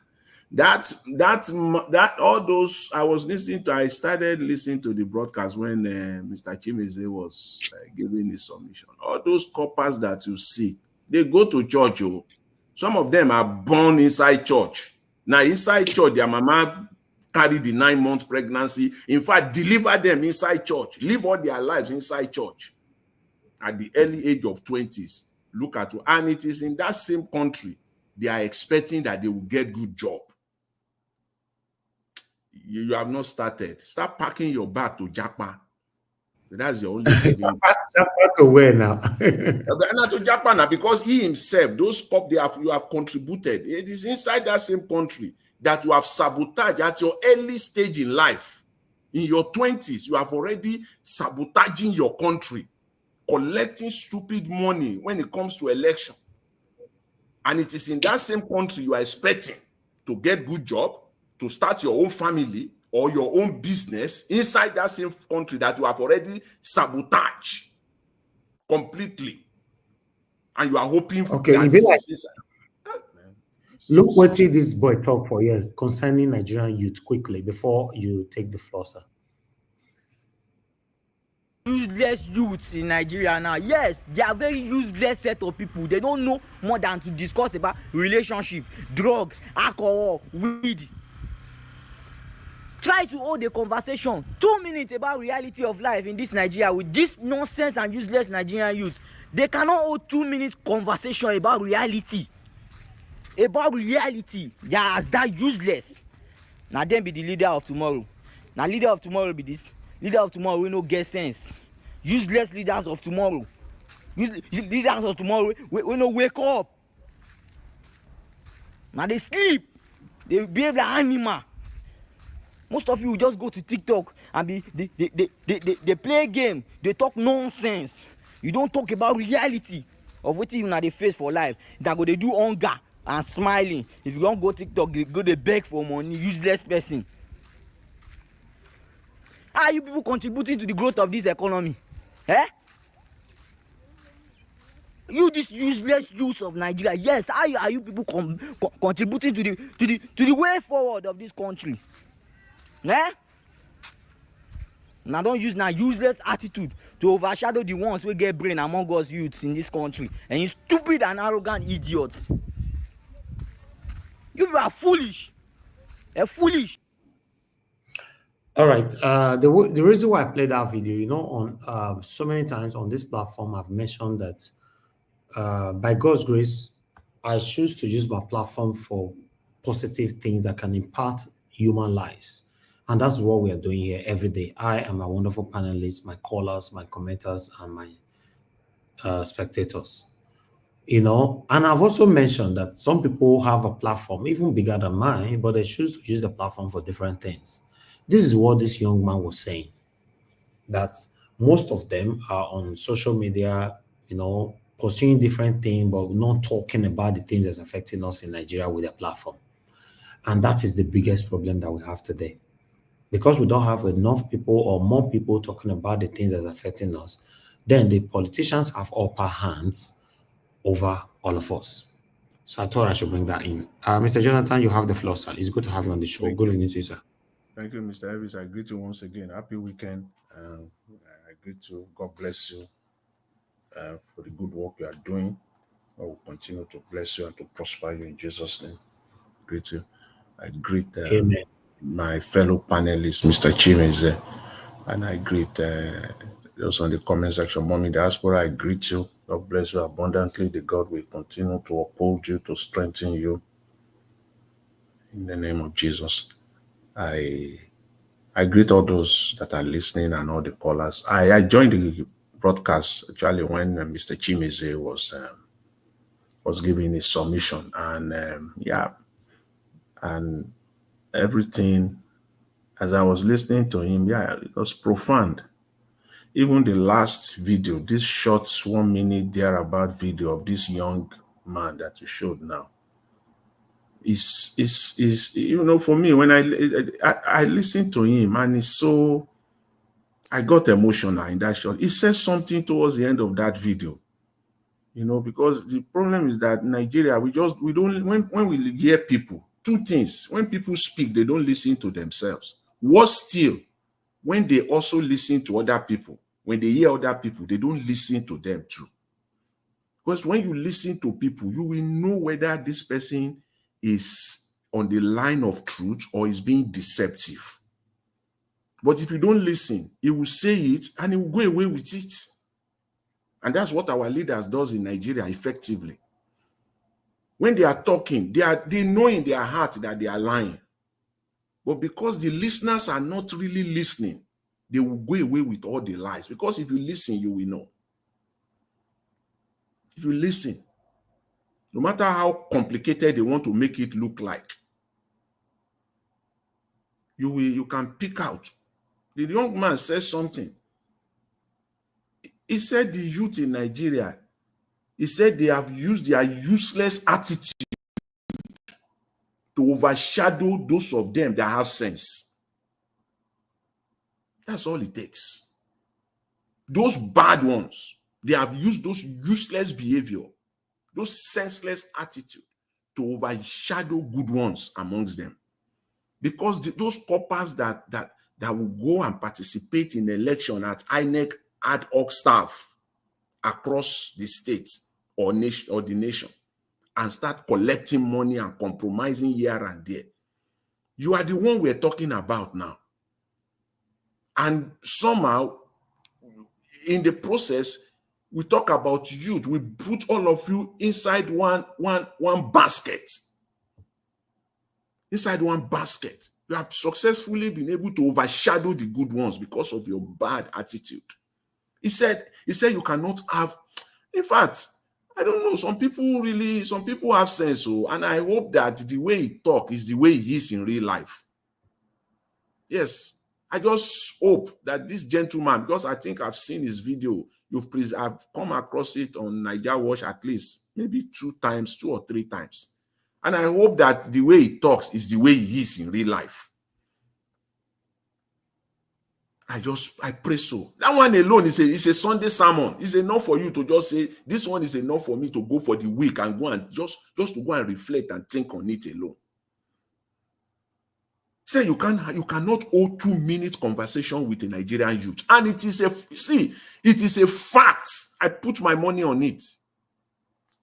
You cannot have 2-minute conversation on issues. You are very right. You are very right. You can't. You can't hold 2 minutes. They will just be talking. The only conversation is when they are talking about rubbish, like, talking about movie, all this talking about drugs, talking about celebrity, all those things going on social. But talk about the real issues that affects their life for 2 minutes. You can't get their attention. And they will say, leaders of tomorrow. We don't have leaders of tomorrow in Nigeria. Please, which leaders? Is it those that are in their 20s now? Those ones is a way already. We used to say when people are in 50s, they will say, this is a wasted generation. You're already in your 50s, you're already in your 60s. Because those things that you should have done when you are in your 20s, 30s, 40s, you didn't do them. Now you are entering your last lap. You are in your last lap already. So people will conclude and say, wasted, this is a wasted generation. You say that to people that are in their 60s, in their 70s. Now, you can conveniently say that about Nigerians that are in their 20s, in their 30s. Only God, restoration. You look at people in their 20s, in their 30s, wasted generation already. In their 20s, in their 30s, because their mindset is already is polluted, out of line. Call for protest.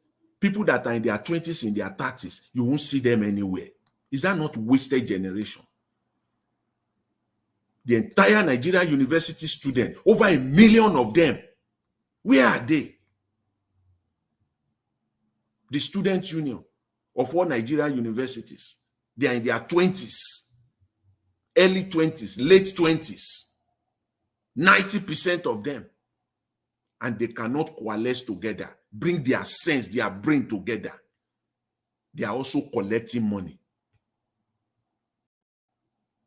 Is that not a wasted generation? And it is in that country you want to graduate, as I said earlier, you want to get a good job. You are hoping that you get a good job. It is in that country that you want to marry and settle down and have your own family and your children to have good schools, to have good medical care. In that same country, you are joking. You have not started. You are a wasted generation. It is the youth. They are playing a pivotal role in what is happening in Nigeria right now. And you will say it and they refuse. I just don't get it. What is happening? At the end of the day, when it comes to election time, the Nigerian youth constitute more than 50% of the electorate, the people that will come out to vote. This thing affects you more. Rather, you are wasting your time away. You see, in Nigeria, why I said the other day, when you showcase the cartoon, that cartoon of Mr. Tinubu holding about 4 or 5 different dogs. This is one of the dogs now that they have released. Defense Minister give Rotimi Amaechi final warning for asking Nigerians to protest hardship. Even if Amaechi said that, is it not his mouth? Is it not his right? Is it not within his right to say that people should come out? They will say it's inciting violence. They will say it's inciting. It is only in Nigeria that they will oppress people. Somebody will go and carry police to go and arrest somebody and go and lock him up. It is only in Nigeria that happens. Why? Why would police even do that in the first place? Because the person has money, he has power, he has connection, he has given the police some money. It has degenerated in Nigeria. This one has been going on for long. Even when we're still in Nigeria, but this has been going on for long. It is who has more money. Even people that are living face me and face you, they oppress themselves. The one that has more money will still go to police and go and lock up his fellow face me and face you. He will go and lock him up because he has some change in his hands. The other person doesn't have. Lawless society.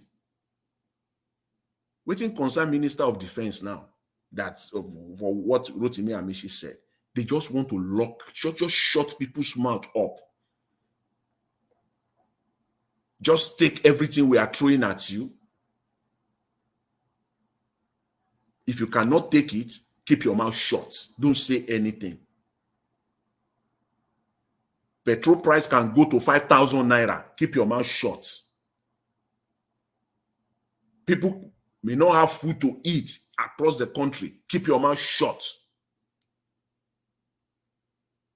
Those things, they mushrooms that they call hospitals, public hospitals, they are mushrooms. You can't talk. Keep your mouth shut. And the media, those ones, they have padlocked them permanently and throw the key into the Atlantic Ocean. Because those ones, they have locked them up. All of them, they have padlocked them. They can't even find the key that they used to lock them up. Because I don't understand the media where they cannot talk in a country like this.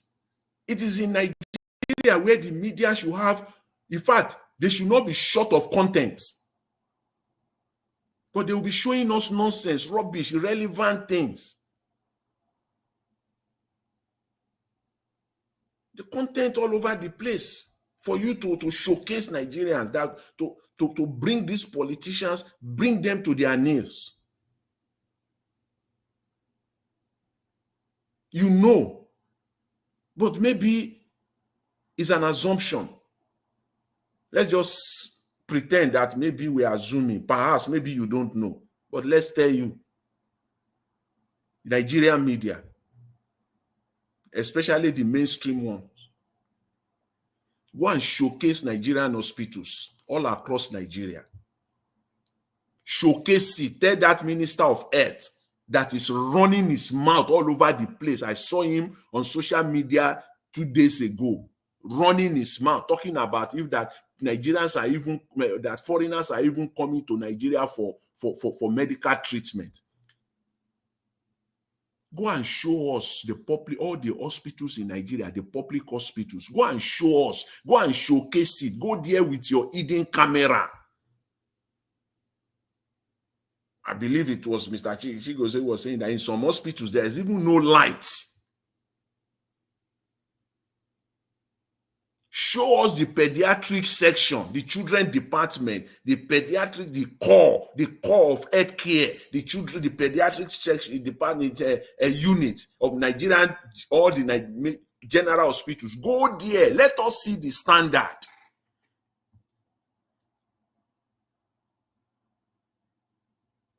Do a profile on this.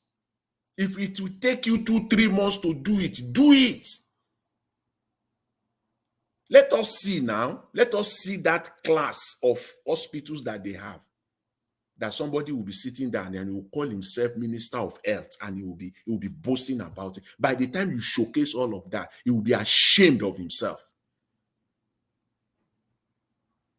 Go to Nigerian schools, primary schools across the states in Nigeria. With your hidden camera, do a profile, do something. Go there, go and show it, then bring it on TV. You will have done, you can do series on that one alone. That Minister of Education will be ashamed of himself. You can do that, but you are not doing that. Go after the Minister of Works who is parading, is running his mouth that he has completed over 300 and something roads in Nigeria since Tinubu came on. Bring it on. Let us see. You all sat down there, call yourself media. You are doing nothing. This is your mandate. This is your responsibility. You are responsible to do all this, to bring all this to Nigerians to see, so that you can bring these politicians to their knees, so that they will see it, because they are lying. And you will present the contracts so that Nigeria will see from both sides the one the minister is saying and the reality that is on ground. But you are enabling them. They will lie and lie and lie and lie and lie, and they will go away with it. And it is the same minister you will bring to your studio to come and do what? To come and further perpetrate those lies to Nigerians. And when you even, when you bring that same minister to your studio, you will have nothing to contradict everything he's saying, other than what is written. No video. You will have done nothing to showcase any public hospitals. I'm not talking of private ones, some few ones that are there in Nigeria. I'm talking of public general hospitals in Lagos, in Ogun State, in Osun State, in Ondo State, in Edo State, in Bayelsa, in Kebbi, in Taraba, in Niger State. They are general hospitals. Go after the commissioner of health of those states. That's what is called development. That's how you play your own role. You are also a disappointment. Play your own role too. And before we say Jack, one first lady, the president's wife, will say that in 2 years they will transform Nigeria. Is that how nations are being transformed overnight? World-class general hospitals will just fall from the ground within a year. We'll just start seeing them. Befitting primary schools will just fall down from the sky. We'll just start seeing them.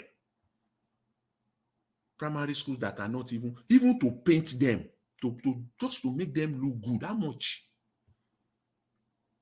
Put roof there. How much? Windows, to cover them with windows. Make them attract, make them look decent, presentable, where you can be proud. That when we see the pictures, we can say, okay, this is at least this is fine. We are getting there. You will see primary schools and media will not go. Showcase all these things to them. Let us see them on our TV every day. That's how you bring government to our nails. That's how you do it. Not by hiding them. The only way evil fester, the only way lies, evil, and satanic practices fester and progress is when you continue to cover it up. And that is what we do in Nigeria best. We cover evil.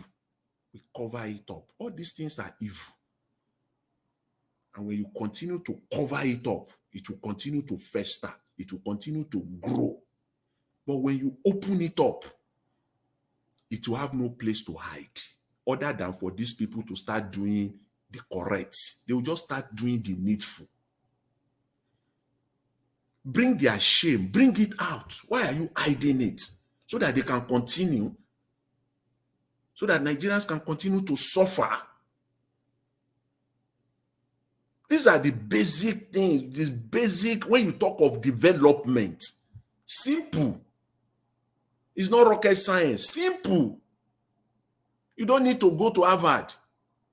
You don't need to have PhD. You don't need to have a master's degree. In fact, you can go to College of Education alone. You don't need them. Good environment, good primary schools. You don't need all these things.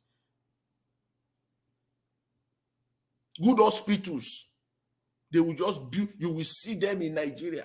No maintenance culture of any kind. They will build us, you will see there, you will see one building, one gigantic building. Enter inside that building. Everything, enter with your camera and come and showcase it. Enter inside that building. Let us see. Let's see the equipment. Let's see the offices. Down to the toilet where human beings will go. Show us.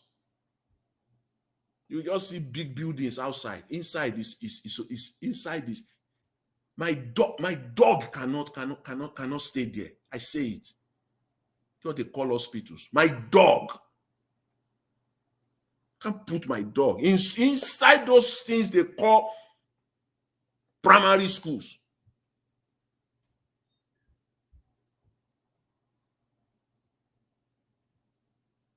In Nigeria. This and I heard Mr. Peter Obi, the statement is said there when he said it's unfortunate. Yes, it's unfortunate. Insensitive, well, that's another thing. Unfortunate, I agree. It is unfortunate that we are here where we are. It is unfortunate. It is our fault. I've stated it. The youth have their own part. The media have their own part. So it is unfortunate that we are not playing our roles. But insensitive of this man, no, it is not. He knows exactly what he's doing. It's not insensitivity. Insensitivity has to do with something that you don't know. You can connect it as, you can claim that, like somebody comes to you and said, why did you do this? I say, I'm sorry.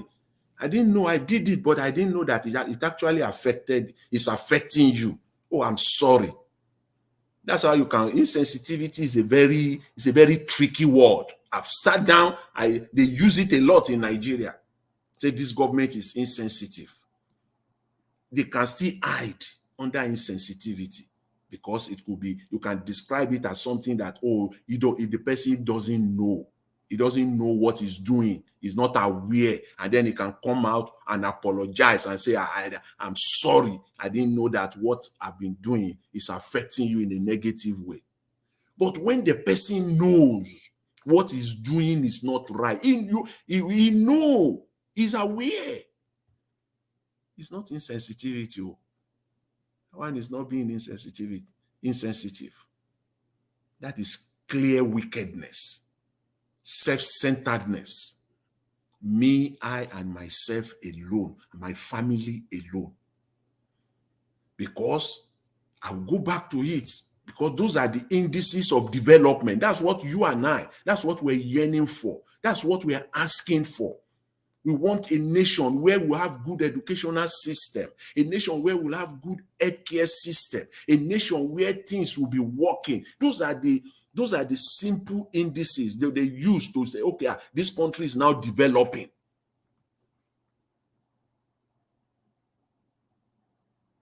They can't do anything without corrupting it. Nothing. That element of corruption, they will insert it somehow. So they will put it there.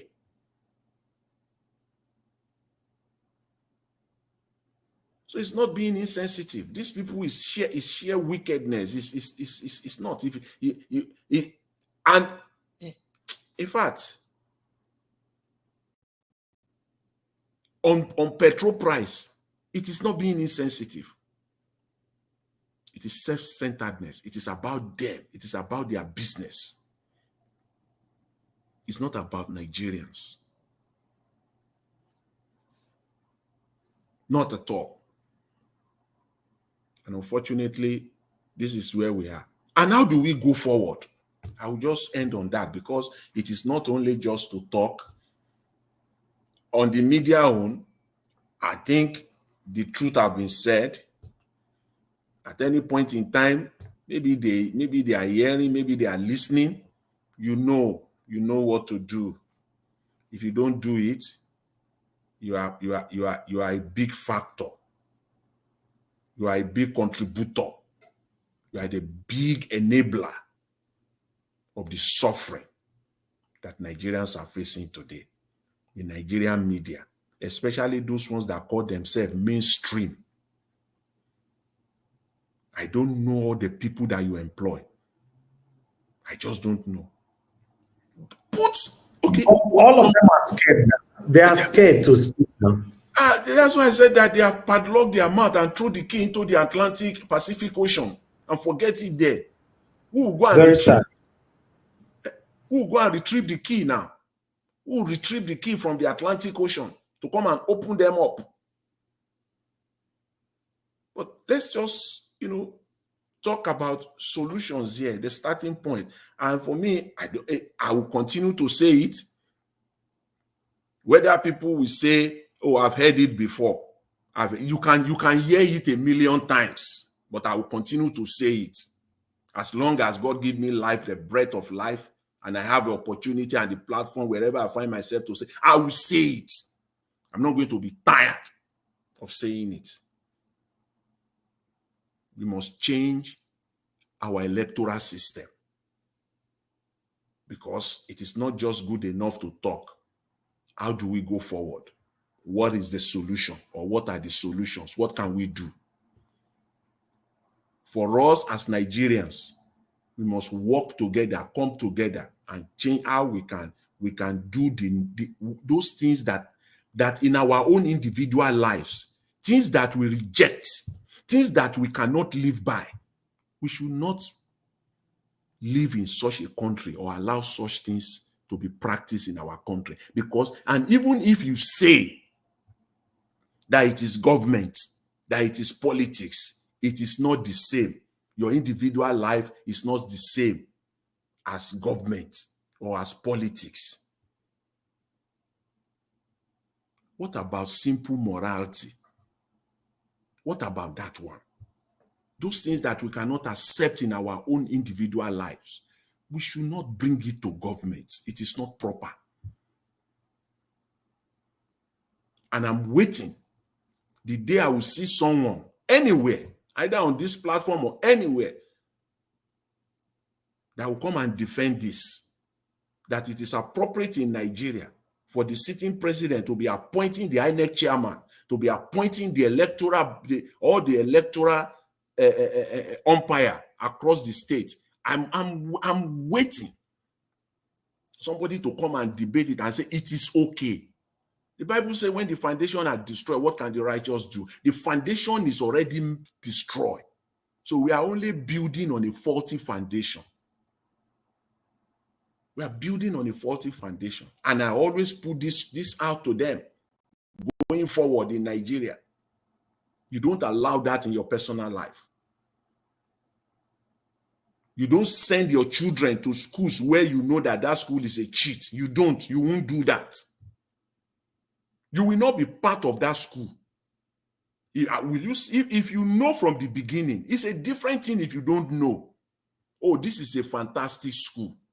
All the children that goes to this school, they always come out in flying colors. In fact, they end up in the best universities. It's one of the best schools, if not the best in the entire country, even in the entire world. You will strive. It will be your desire. You will work hard that you send your children your child or your children to such a school. But if you find out that that school is a cheat, that all the students there, they don't read, they always give them the questions before the exam. In fact, they write it for them and they help them to mark it. Will you still send your child to that school? Will you still send your child to that school if you are not a cheat? If you still send your child to that kind of a school, knowing fully well that this is what is happening in such a school, then something is wrong with you somewhere. This is exactly what we're doing in Nigeria. This is exactly what we're doing in Nigeria. You can't do that in your personal life. You will not do that. You will not send your child to that school. Because in fact, the moment it comes out to the public that, oh, that is what they do in that school, a lot of parents will just back off. They don't even want to have anything to do. Oh, now that school you go, everybody will just go, no respect anymore. And that's what we're doing in Nigeria, and we want respect. You can't. You cannot. Nigerian politicians must be confronted with these facts. Until they are confronted with these facts of life, then they will know that it's an abnormality. It's an anomaly to have such a clause in our system, in our electoral system, that the president will appoint the INEC chairman. He will appoint all the state electoral commissioners. And the president will still be part of that election. His party, if he's not there as a candidate at the presidential level, is part of it. His party is part of it at all the state level. Any governorship election in any state is part of it because his party is part of it. He's a player. The president is a player. So he will fold his arm. That man that he appointed, that is there because of him, that is enjoying this largesse, the office of the chairman of INEC. Do you know do you know the budget of that office alone? Do you know? Running over 100 billion naira annually, just the budget alone. Forget about election year, that budget will triple or quadruple on an annual basis. That's what is controlling. The head office of INEC in Abuja, all the state offices. Look at the staff. They go on training locally, outside. Look at what is controlling. He's a president on his own. Look at that position, that office. That office called the INEC chairman. So the person that put you in that position, you will not be beholden to that person. Are you kidding me? So you open your mouth and then I heard yesterday for the first time, I've been waiting for that. Somebody said, this is a problem in Nigeria. Somebody said during Jonathan that INEC, there was a change of government. Jonathan was kicked out. Yet, and people like that don't know history. They lack the knowledge of history. You want to compare, first of all, Jonathan, his attitude, his personality to that of this drug lord that we have now. Don't you know the damage? People will say here all over the time. Take 8 years out of people's life. 8 years. I mean, had 8 years to their lives, rather. Wasted, gone. 8 years of Buhari. Potentially now, 8 years of Tinubu. 16 years of somebody's life.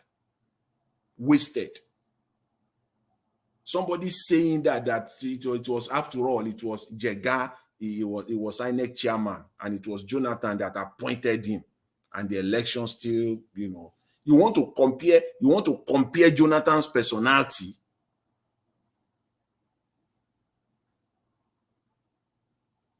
Cannot happen. We cannot continue this way. We can't. We can't continue this way at all. That system must be changed. And until we change that, I don't see us going anywhere. Because I don't know, even if this system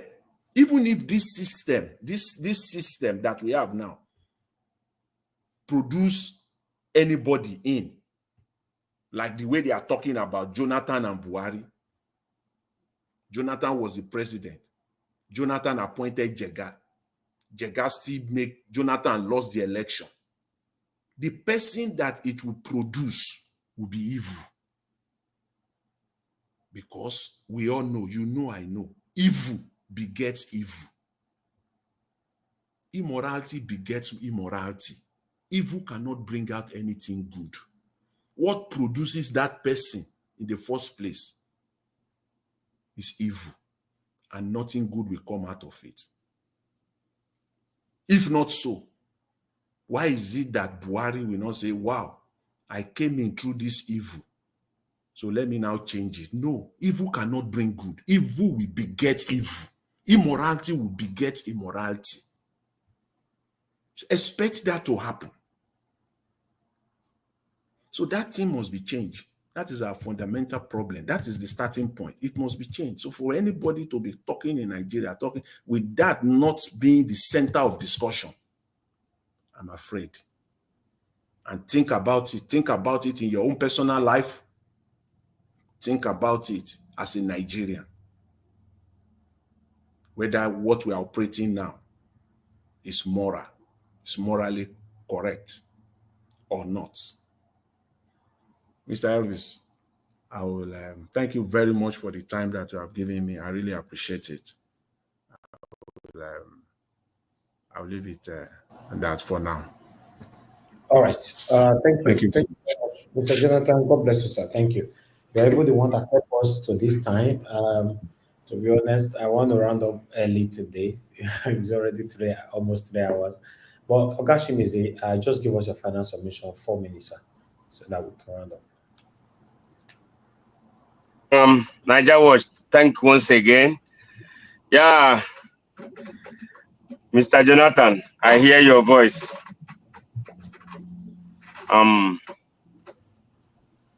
You do well.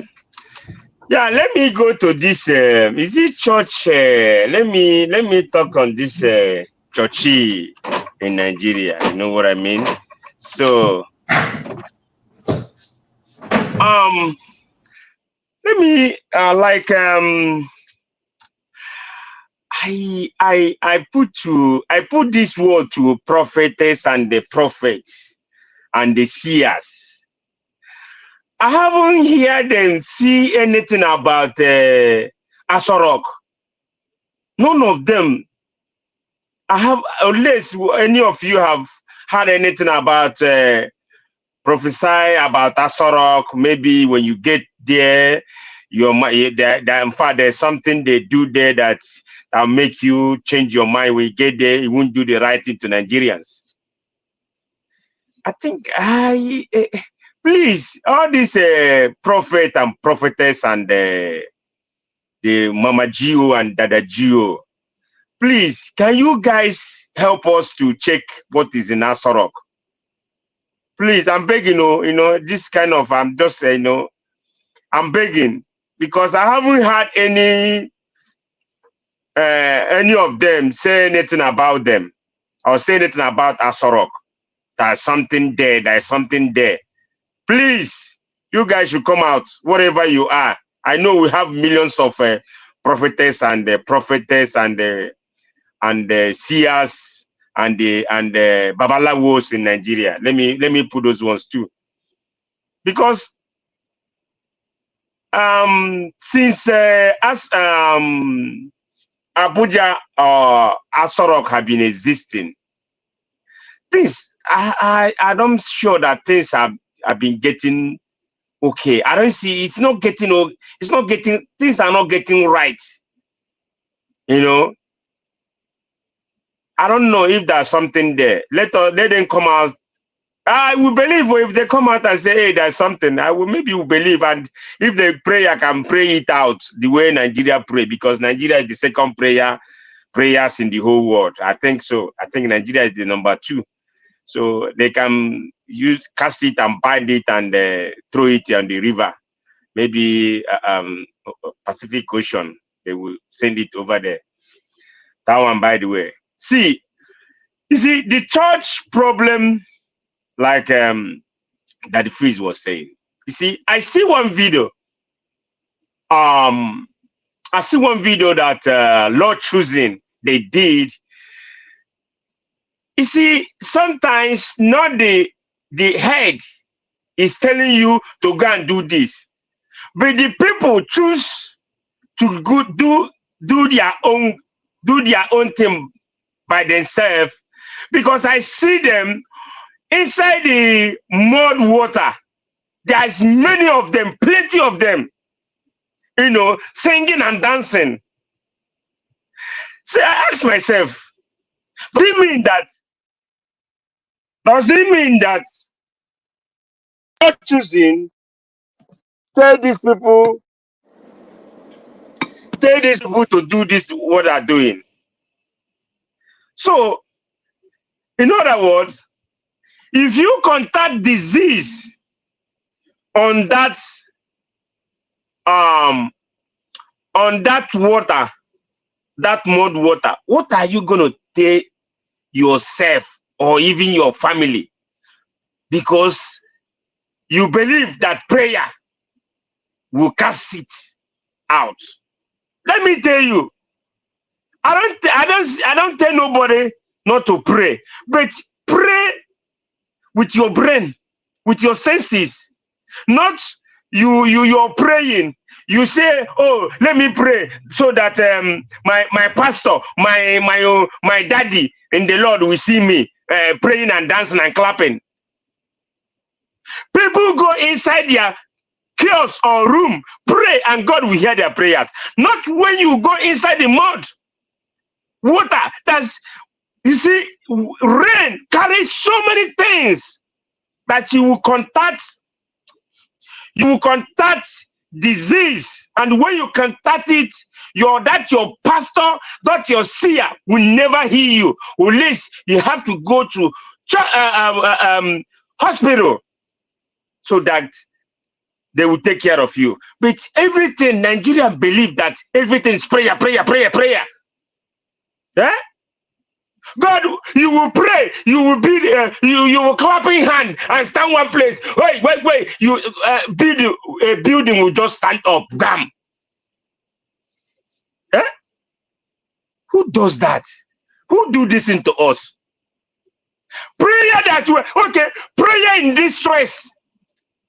I'm a Catholic. Prayer in distress. Prayer of corruptions. In Nigeria, let us pray. You know that prayer, we've been praying that prayer since how many decades and decades. And corruption and distress is still in Nigeria today. What are we talking about? Nigeria Watch, I don't know why you blow this bell for me. If you let me finish this matter. You see? So, these prayers, we can't continue saying we are praying. Yes, anybody, he can go to church. But there's certain things prayer cannot do.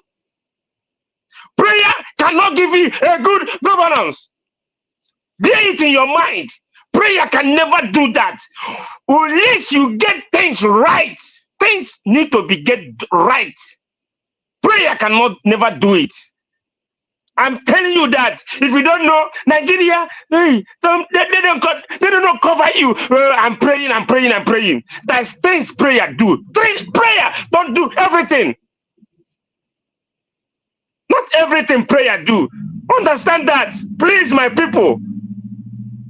If you like, go and give all your money to the church. He left for you. I'm not owner of your money. Anything you like, do with your money. I can't tell you what you're gonna do with your money. That's left for you. Thank you, Nigeria Watch. I remain blessed. All right. Thank you very much, Ogashi Mize. Thank you, sir. You know, it's a final submission, but let me take this call quickly. Love God is my strength. You calling back? Please talk to us, man. 1 minute. Thank you, my brother. Thank you for carrying this man for my brother, please. Me say one talk or what they talk, I may no base. You see, Nigeria don't take a prayer madness. You know they talk prayer madness. I have seen Nigerians standing in the front of an electric pole, praying for lights to come.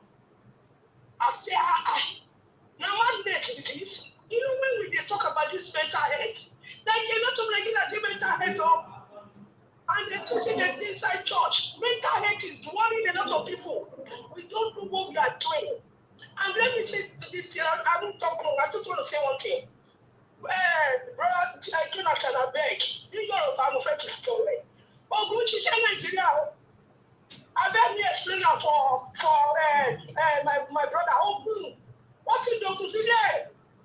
You go to Nigeria, that's your come and go. It is working. It's working to do the work. Now put Nigeria for where they get so. So only to drink, to chop, to drink, to smoke that where they smoke. So that they don't forget what they happen. And they are finishing them. They don't know. All right. Thank you, Nigeria. Thank you, man. God bless you. Thank you.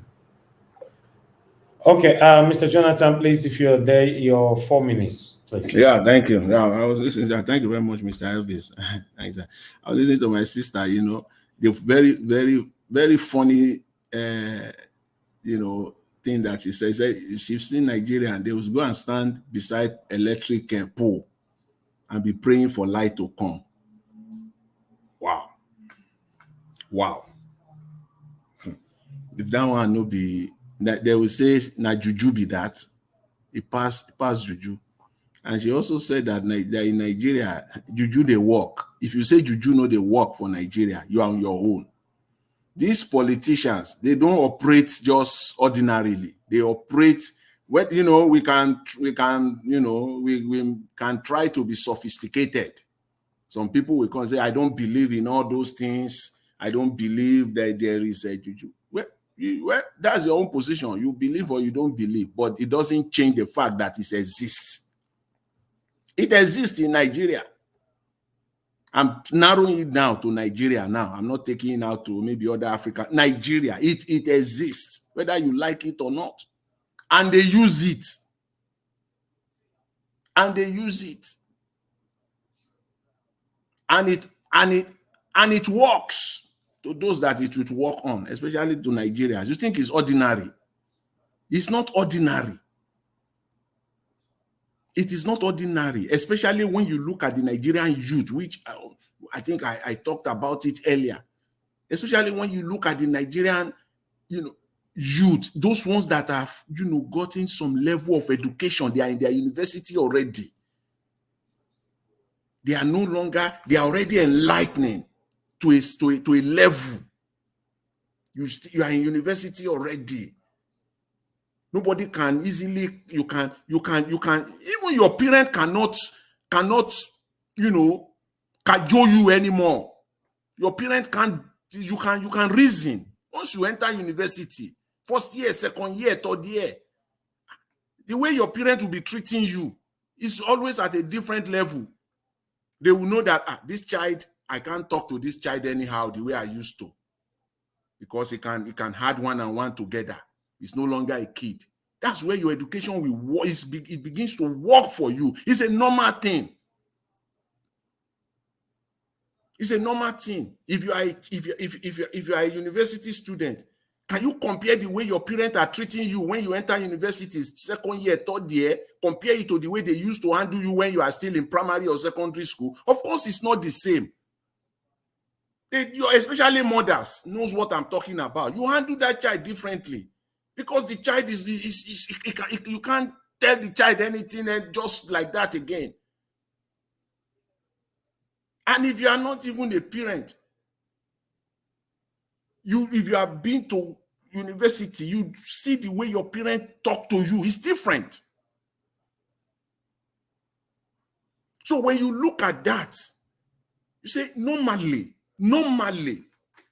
all things being equal, we will say, this average Nigerian student supposed to reason well now. All things being equal, which means things are not equal. There's something somewhere. And what is that thing? Something is wrong.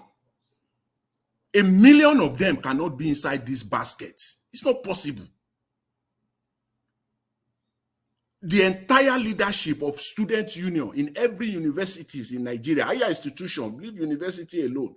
We have colleges of technologies. We have institutes all across Nigeria. We have colleges of education, all higher institutions in Nigeria. If you combine the leadership of their student union, all the leadership of their student union, they can't be more than 10,000. I'm just being conservative now. All the 10,000 cannot be in the same basket. If, as a university student, now you reason normal because your level is no, as I said, it's completely different. It's completely different because you can reason. You can reason logically. But that is not what is happening in Nigeria. Something is wrong somewhere. Yes, we know as a Nigerian, we know.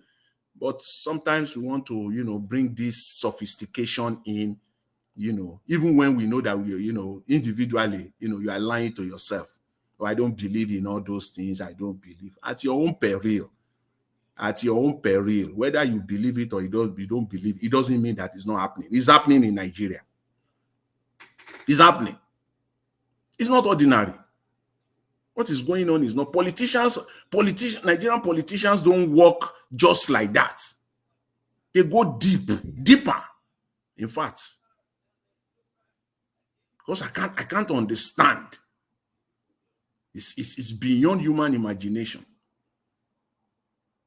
They've made people to concentrate on what is not, on those things that are useless, those things that are not, that is, just let them concentrate on those things so that they can leave us alone to be doing what we're doing.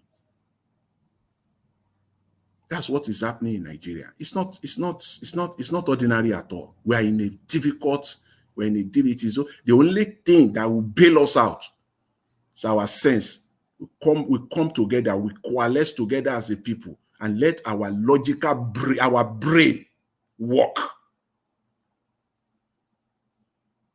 We have to cast out this spell. It's not ordinary.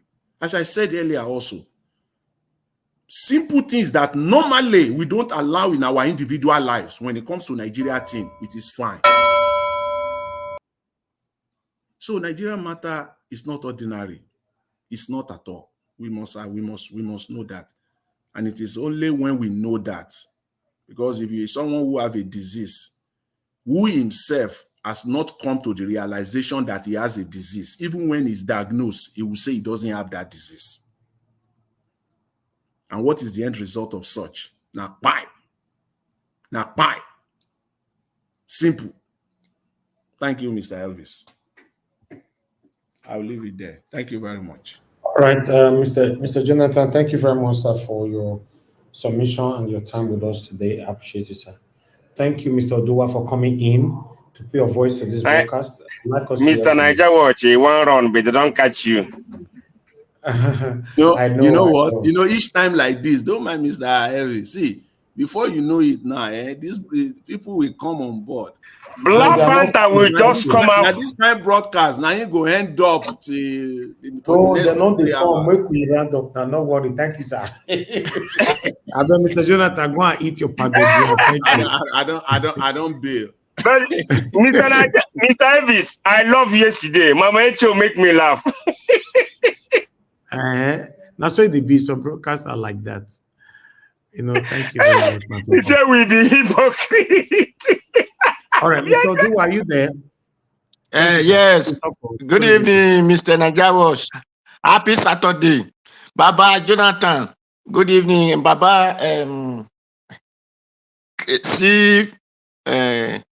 don't see the name. Oh, good evening, sir. Anyway, you understand. You get it. You get it. Good evening, EJ in diaspora. EJ no risi. Obeduzola nekere. Koye kada kada. Then good evening, all the listeners, the commenters, and the viewers. For those who come to the panel, those who did not come, happy Saturday to everyone. Okay, So, I bet, wait. well, thank Mr. you. Jonathan, I bet, wait. Mr. Jonathan, you see, you don't go call that Chris call. Ah, eh? Kai. Wait till be this one now. I know, not the way they work here. That's why they now work. It's not the way they work here. Black Panther go soon come. Black Panther go soon come. Come on, sir. Chris Domo, sir. So when I say I'm not going to achieve that my 3 hours today, I'll be Kai, good. All right, thank you. Mr. Duma, you have the floor. Right, thank you. Mr. Mandate, I have not been hearing from you since our brother and our party just have 10 votes in Edo State. Anyway, thank you. Baba, Dr. CM, is the job so tight like that? I bet great Sunday for us. So anyway, let me go on with this topic because this is what I did not watch anything, but I still see this topic said the minister, the defense minister or whatsoever, what are they defending?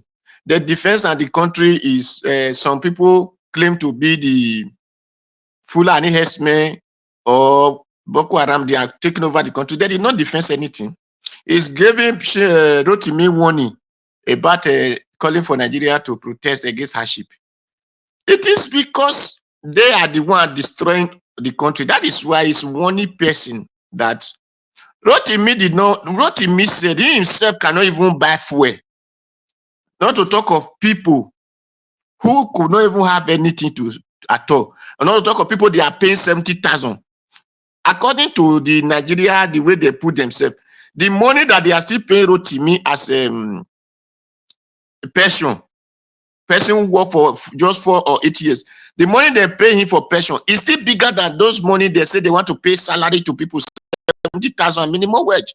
So he is complaining that he himself cannot even buy fuel or diesel. Not to talk of his mama in the village.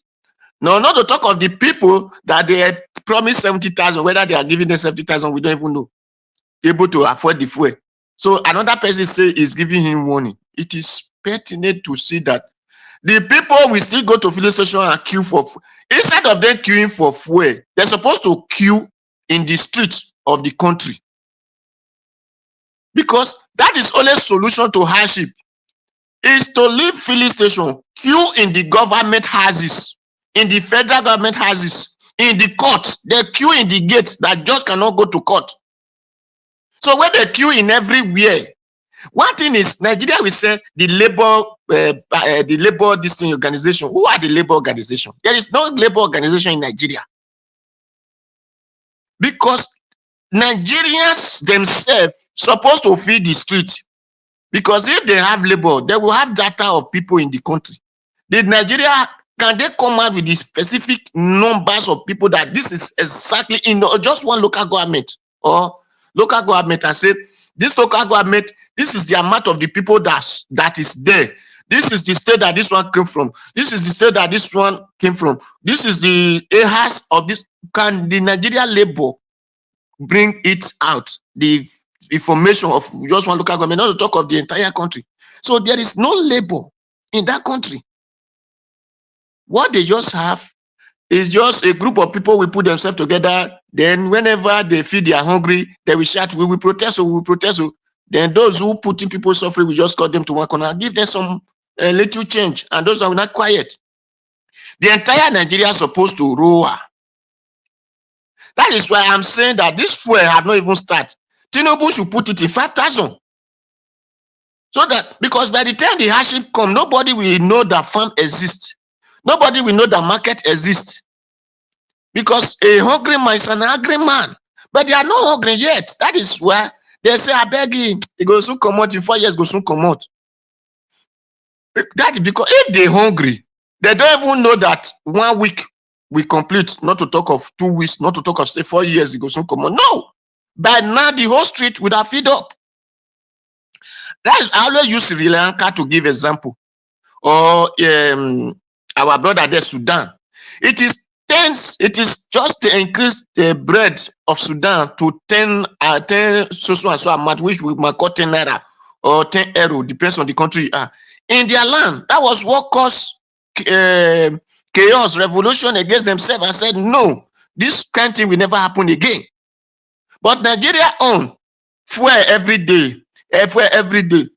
We say, and a person will come out and say, Nigeria, the fuel, the amount that other countries are buying fuel, the Nigeria is not even up to. Anybody that comes supposed to be soaked inside water, just like the way we soak Gary. Because a person that have his own house,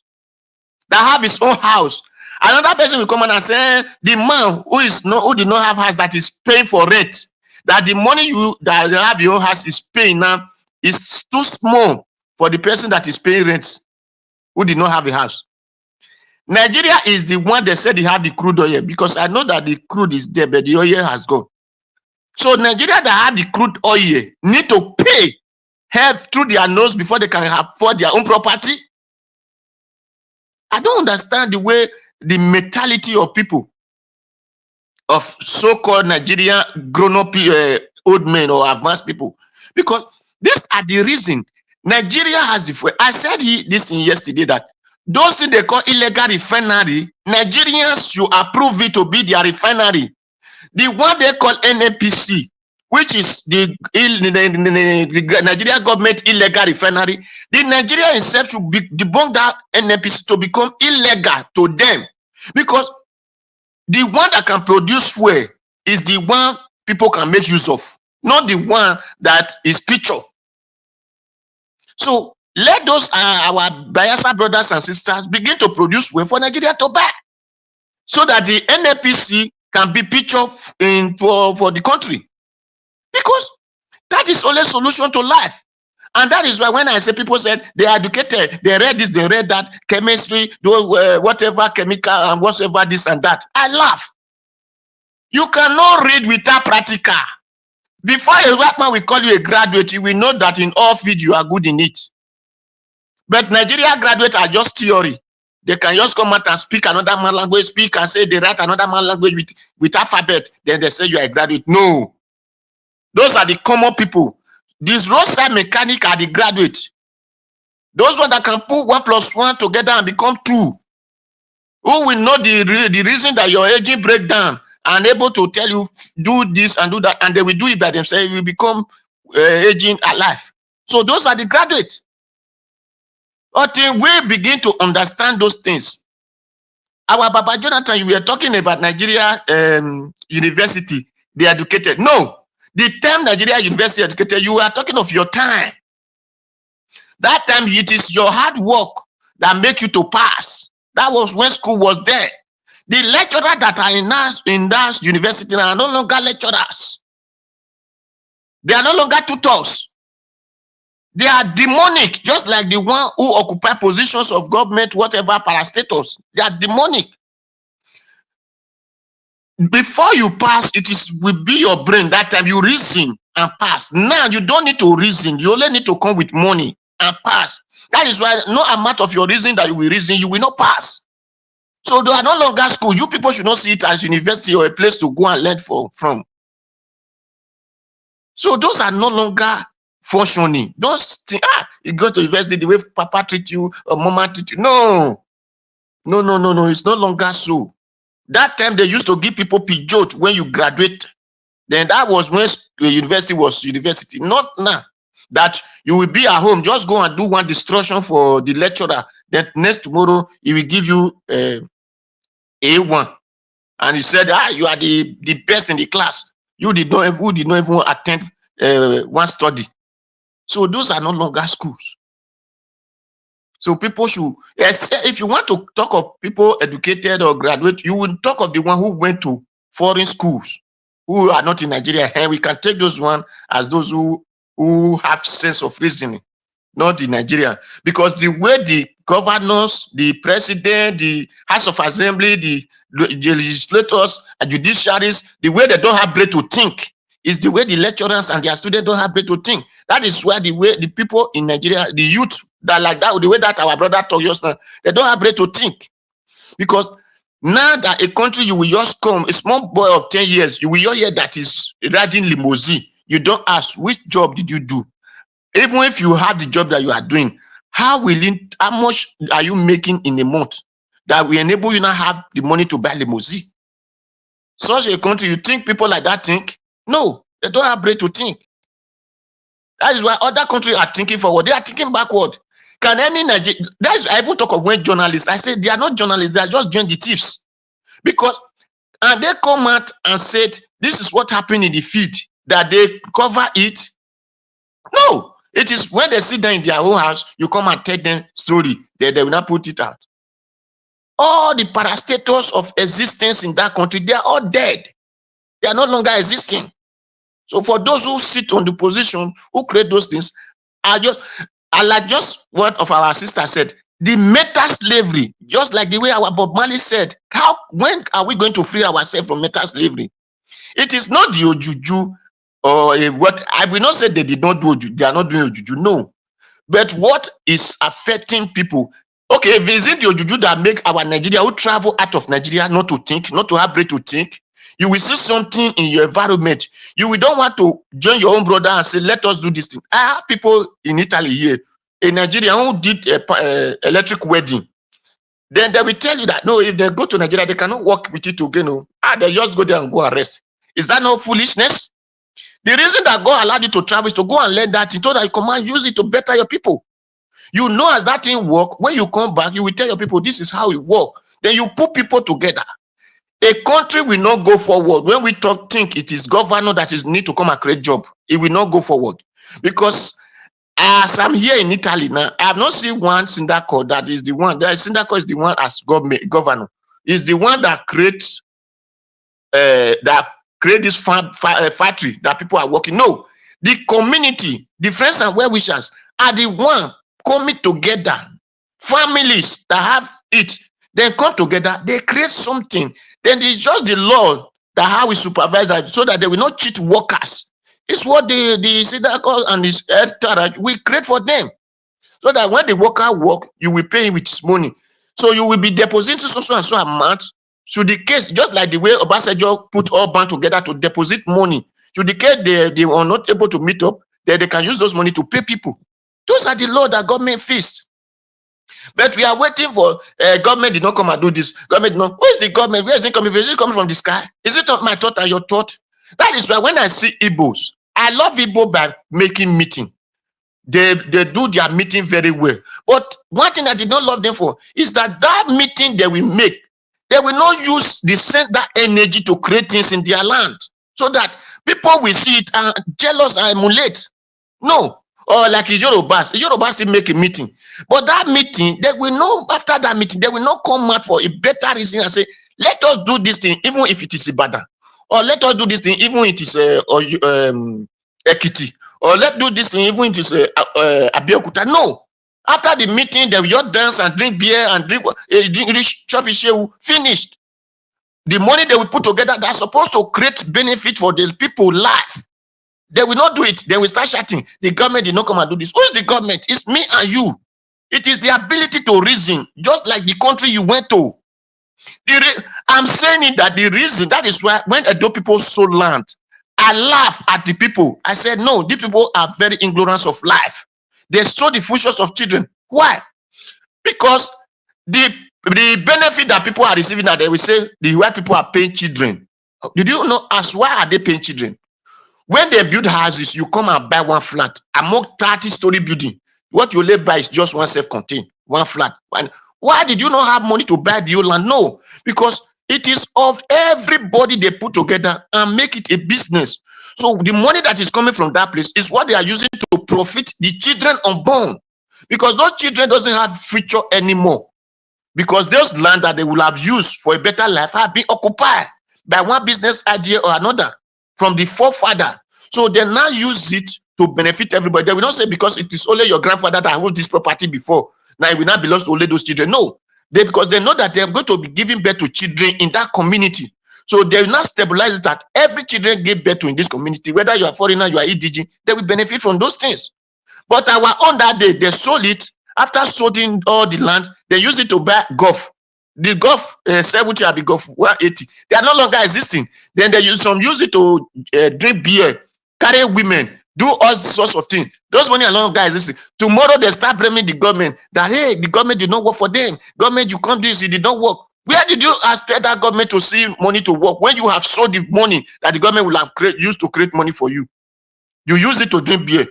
Now I'm talking. Okay, let's see Edo State, the city which is the Edo, or which is known as the Benin City.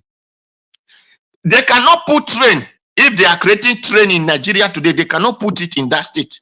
Why? Because there is no place to pass. You don't expect the government to go and destroy your house, to come and create something for you. Then you expect it will pay you. No, it is better you take it to a place that we have that thing. If you want to create a better company for business, you will not have land because you people have sold everywhere. So those things will be going to a different direction. That's they have source land. Then tomorrow we start shouting that no, the government is not developing us. How will the government develop you when you destroyed the development that's supposed to come to you? So all these things are what we are facing. The mentality of slavery that our Bob Marley said, when are we going to free fall, is the reason that this our pastor was able to hold. They know that we are still enslaved in mentality. No, that's why they said we are have freedom in physical, but the mentality slave is still there. Then that is why they are turning our brain upside down. It is that mentality of slave that you will see person that is hungry. He will tell you what to go and give to God. Where did him see that God? He will give to the pastor. He will tell you, don't talk to me. I'm just giving it to God. It doesn't concern me. I just do my own. They let God judge. But tomorrow, after you have given that money to pastor, then you will come to meet another person which you expect that is your bank, it's your ATM, telling him, I'm hungry, give me money, give me money. If that person giving you to pastor, giving to God, will he see you? Will he be able to give you that money? With an ignorance, person who gives the money that is supposed to use to feed today or tomorrow and give it to God, then we come and meet you. The next thing they will tell you, don't worry. The Bible said, don't worry about tomorrow. Tomorrow will take care of itself. If tomorrow will take care of itself, why daybreak you will start looking for food to eat? What man that brought the Bible tell you vision 300 years to come, vision 500 years to come, vision 1 million years to come? You they give those books to, they print and give it to, telling him don't worry about tomorrow. Is that not an ignorance? Is that not setback? Is that not lack of thinking? So what is happening to us is the brain for we to think. It is not really the juju they do. It is our ability to unite for a better dream. That is why before, it was they not doing that the same with juju. When people were doing protests, when they do Babangida must go, do they have juju now they're working? But the people that think that time, most of them come corrupt. Most of them become wicked. They now see money above every human life. That is why we are suffering. If not, we will have not been suffering like this. So the ability to see people's dreams. Okay, if it is true, why the Israel, why are they not defending themselves with prayer? Why are they defending themselves with Iron Dome and Lassa something? Why is Israel defending themselves with it? Is it the same God that they say they are serving, that they are doing this? Do they not say it came from Israel? They say it came from Israel. But Israel himself, who has the prayer house, are using Iron Dome to defend themselves. So I wonder against Nigeria. Thank you, Mr. Nigeria. Thank everybody. Thank you. Mr. Odua. Mr. Odua. Sir? Please, before you hang up, are you saying that juju is not in the mix at all in Nigeria? It's not happening at all? No, I did not say juju is not working. But the ability for we to think is not your juju. It is because of what those people who are supposed to lead us, they have led us astray. In your time, you use your brain to pass. This time, they have told the people, just go and bring money, I will pass you. So it's not your juju that caused that. It is the ability for people to do the right thing. Okay. Thank you. Thank you very much, Mr. Odowa, for that submission. We have Mr. Chris with us. Mr. Chris, it's good to have you on the show, and thanks for all you do. So you're the last person to give submission, and then I'll leave you to take it from there. Thank you very much, sir. God bless you. I'm very, very grateful. Good evening, sir. Wesley, thank you once again. On behalf of everybody on the panel, I want to say thank you for today, and thank you for yesterday, and thank you for previously, and for having the the trust and confidence in leaving the platform for us. We really appreciate that. And when I was just coming in, I hear that you were almost rounding up, but now we are extending the program again. Thank you. We appreciate from the depth of our hearts. Before anything, let me quickly say good evening to people in the comment section. And it's good to be with all of you once again. It's the second day of the weekend. And thank you for having faith on this station and having faith not just on this station, but everything that has been said here. And that's why I see all of you come back every day to hear more, to listen to the discourse. And I can see some new people as well. And just keep up with the faith, and this station will never let you down. Still talking about the people in the comment section. Mommy Diaspora, it's so good to be with you again. Thank you so much for all you do. We are very grateful. Thank you for bringing orderliness in the comment section and ensuring that this broadcast takes place every day. And you're always there 247. Thank you so much. And then the admins in the comment section also, Madam Irene Finest, Irene the Finest, and Abuazi. Well done. Good evening to you and everybody listening to us from all over the world. It's so good to be with all of you once again.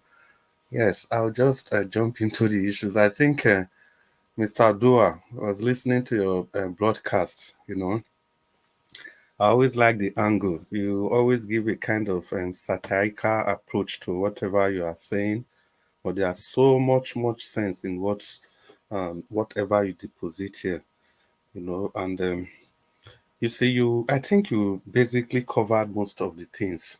So I'll just talk about Matawale, who is giving, I think that's what's on the headline. Yes, Defense Minister give Rotimi Amechi final warning for asking Nigerians to protest hardship. You see, this is actually the situation we have met ourselves in the country. It just portrays the fact that we have not even started at all. You can imagine the level who Amechi is. You can imagine the kind of personality Amechi is in the structure of not just the PDP, but the APC. And you can see Matawale dishing out information to him. Now, if you put Matawale and Amechi side by side, both of them, they are supposed to be in jail. Amechi is supposed to be in jail for corruption, while Matawale is supposed to be in jail, or at least they should be standing trial. Matawale should be standing trial for involvement in terrorism. I didn't say it. His governor, the one that defeated him in the last election, said so with facts and figures. And above all, it's this same Matawale that has sabotaged the economy of our nation. It was this man, they harvested, I'm using the word harvested constructively. They harvested goods from Zamfara, and they are storing those goods in Saudi Arabia, eminently aided by the President of the Federal Republic of Nigeria, Sir then Buhari. And of course, Tinubu is not going to do anything about it because he is also involved in his own shady business. So this is the point we've been trying to make on this panel, that this nation was never designed for you and I. And for the people that keep thinking that the next election is going to bring a positive change to the nation without major institutional reforms, without having somebody with a mind that is ready to move the nation forward, we are not going anywhere. 2027 is going to be worse. In the sense that in 2023, we have things, we can say the beavers was switched off, this happened. In 2027, you are not going to find anything at all. Just like in Imo, I don't know why we can't really reflect over this. In Imo, the election of 2017, was it 2017, Imo State? We could say that Uzodinma Hope came forth. There was evidence that, okay, the judiciary, they helped him to get into power. But in his second term, the election was landslide. There's no evidence to prove anything any longer. If you say his first term, he was rigged into power, what about the second term? They perfected the process. That's exactly what's going to happen in 2027. So if you think these people, they are doing you a favor or doing the nation any form of service, We are living in Lola land. These men, all of them, they are supposed to be facing different form of trial. 32 out of Tinubu's minister, out of the 48 ministers, they have 1 or 2 cases to answer. And for people like Amechi, it's a constant reminder. It's a constant reminder the way you deal with these people. When Amechi had crisis in Lagos, Amechi literally brought the APC to power. He left with 5 governors, and it was the war chest that sponsored Buhari to become the president of the nation against somebody that is 1 million miles ahead of Buhari. You can call him names, you can call him anything. I'm talking about President Goodluck Ebele Jonathan. You can call him anything for whatever it is. But as at that equation, as at that time, he was far better than them. I think Amechi should deal with this. He should deal with it. It is part of the monster he created. And like they keep saying, any monster you create, the little python you are feeding today, tomorrow is going to grow up and use you as his dinner. That's what's happening to Amechi. As usual, it is their war. Nobody should die in it. And all these things they just happen in our nation as if we don't have journalists. Well, like Mr. Dua said, he said journalists, and he coined the word for them. They are not journalists, they are joined the thief or something like that. I was just cracking up. I was laughing that Dua don't come again. Yes, actually, these people we call journalists, they are not journalists, they are joined the thieves. They are all there, they see all these people, they know about Tinubu's drug, they know everything. And they go about pretending as if nothing is happening. They go about blaming the wrong people. It is either Peter Obi didn't do this or Peter Obi didn't do this. The people that are destroying the economy, they are right there, destroying everything. And yet, we are waiting for 2027. Just wait, people. So any person, you in your widest imagination, that this man, Tinubu, will sit down, conduct election, and the election will remove him from power. This one that's so power drunk. And even if Tinubu finishes his second tenure, the person is going to put there is going to be directly under his control. It's going to be under his control, whether you like it or not. They are building Nigeria to a cartel, to a state, a complete state owned by some group of people. And unfortunately, they've pushed Amechi away. Like people like Amechi, I owe no iota of pity. I owe them no iota of pity. Amechi that refused. He refused to bring any meaningful development to the South. He said because there is unrest in the South, the militant and stuff like that. So because of that, he's not able to do anything. There's nothing this man didn't cite in Daura. That small Daura there, Buhari's local government, that small place gave them everything. Railway, university, technology, built everything buildable. What did he do for his people? Ended up serving those people, and he was expecting that he will be the person they will give the presidency to from the South. He was not even on the list. It was going to be the Senate president that Buhari's men wanted to hand over power to. It was at that time Tinubu, T-Pain, invoked the spirit of Emilokon. And Buhari and his people knew that it was time up for all of them. It was either they sit up or Tinubu was going to fall the foundation of the house, just like Solomon did, and crash everybody along at the same time. Samson, I mean to say, just like Samson did, Samson in the Bible, and crash everybody along at the same time. They realized this, they calculated, and they felt, okay, it's okay to step back. They tried to use the Mayfield, they tried to use so many other things to stop Tinubu, but he was simply unstoppable. So the reason for laying this background is for it, just for we to understand that these people, they are all the same. They are not different from each other. It is we versus them. Don't ever think that maybe if they do one or two things, you start clapping for them. Oh, let's wait, he has done this, let's be patient. No. They don't mean well for you. Their primary aim is not to make your life better. Their primary aim is profit, is profitability. That is why you see all these people around, politicians, religious leaders, they all know what the game is. The people high up there. So because of that, they stay clear from the policies of these people, especially the religious leaders. That's why it's difficult for them to come head to head with these politicians, because they know the politicians are ready to bring anything down that stands in their way.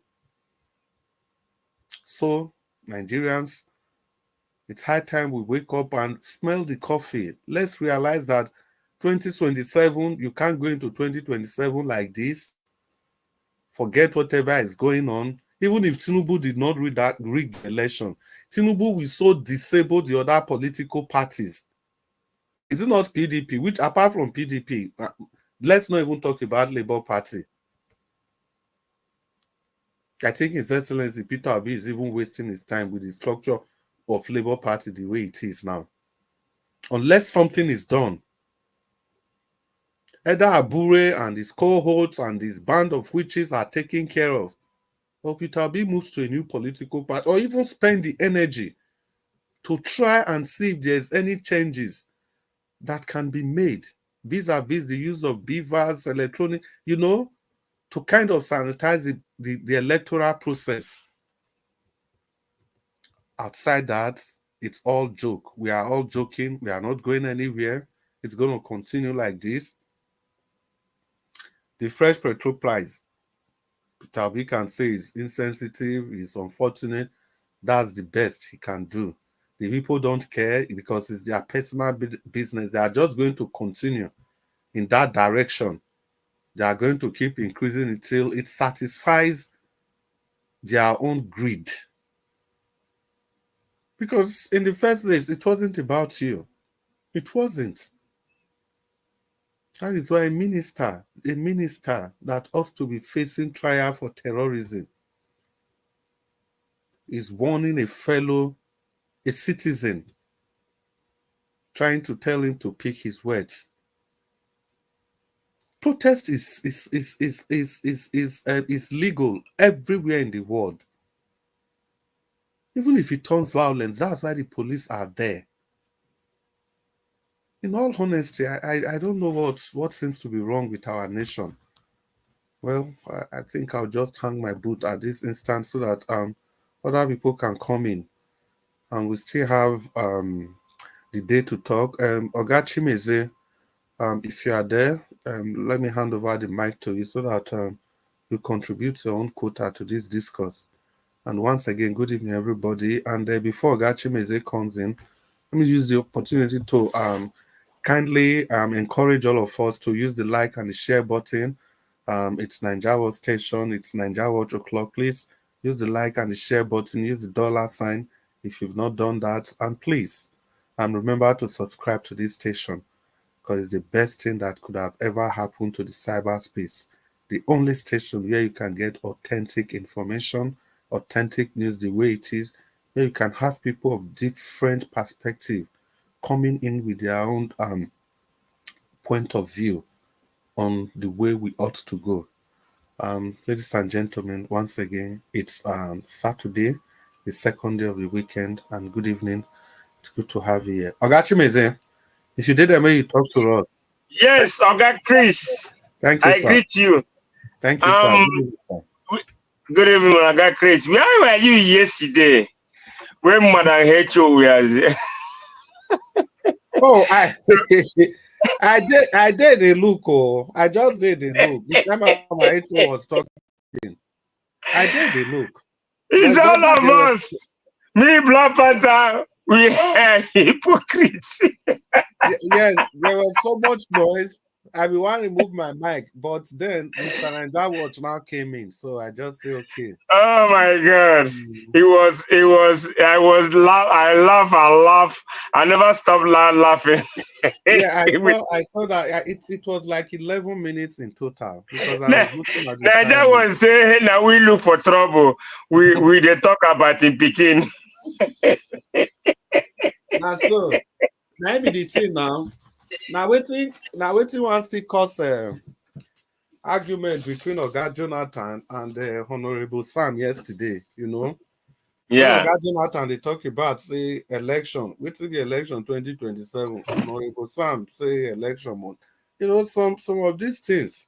Now, if the rigging happen 2027 now, everybody go begin to go INEC office as they do for Benin now. If you are saying it from the beginning, people will think that they have a way of beating the system. I think that's even the thing. Everybody is prepared to go and rig. And Ogachimeze, that also applies to you. I remember now. You still get hope for 2027. Yes, you were part of it yesterday. I don't know. Hope save the rig una come out. Una go carry placard as una they do for Edo State. So because I see that the whole game that all of you are planning, you are all just thinking that okay, you can have a way of manipulating the system. But the earlier people wake up and smell the coffee, the better. Because see, let's be factual. Let's no wait before you talk. Let's be factual.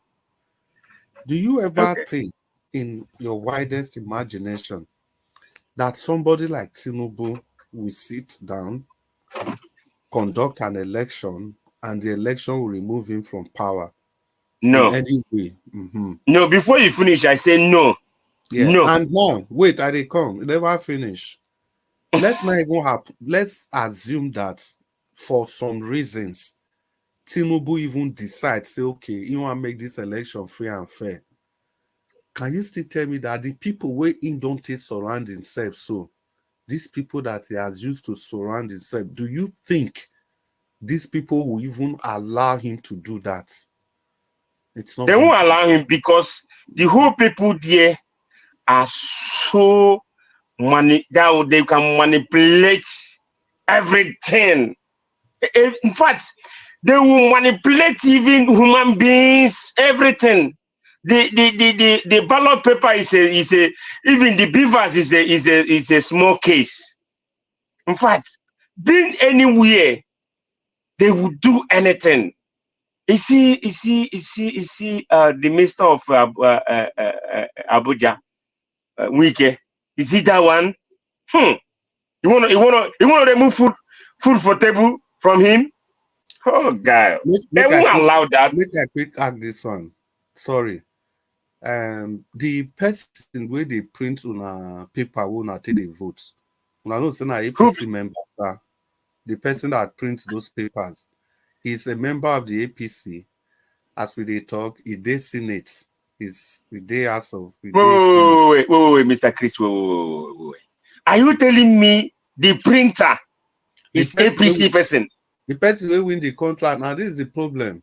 Okay, what are we talking about? He never finished the wait. He never finished. And that person, wife, they try to remember what happened with the wife also. The wife still get big role to play for the government. The wife still get one contract running into billions.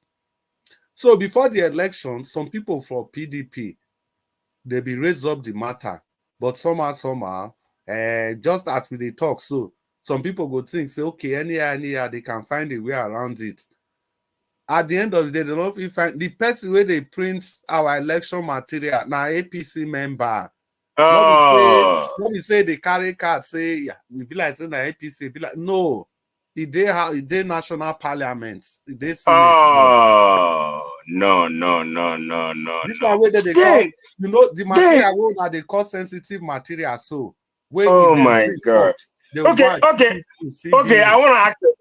ask a question. How did these people say the material is in CBN? Exactly, that's what I'm saying. You see, this one they call sensitive material. Don't go for keep on for CBN, go keep on for this one, go keep on. But the person where they print them.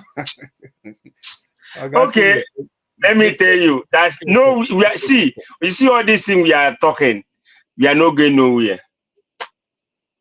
Just with this information, this thing you giving me right away, we need to go and sit down. It let them do anytime they're tired.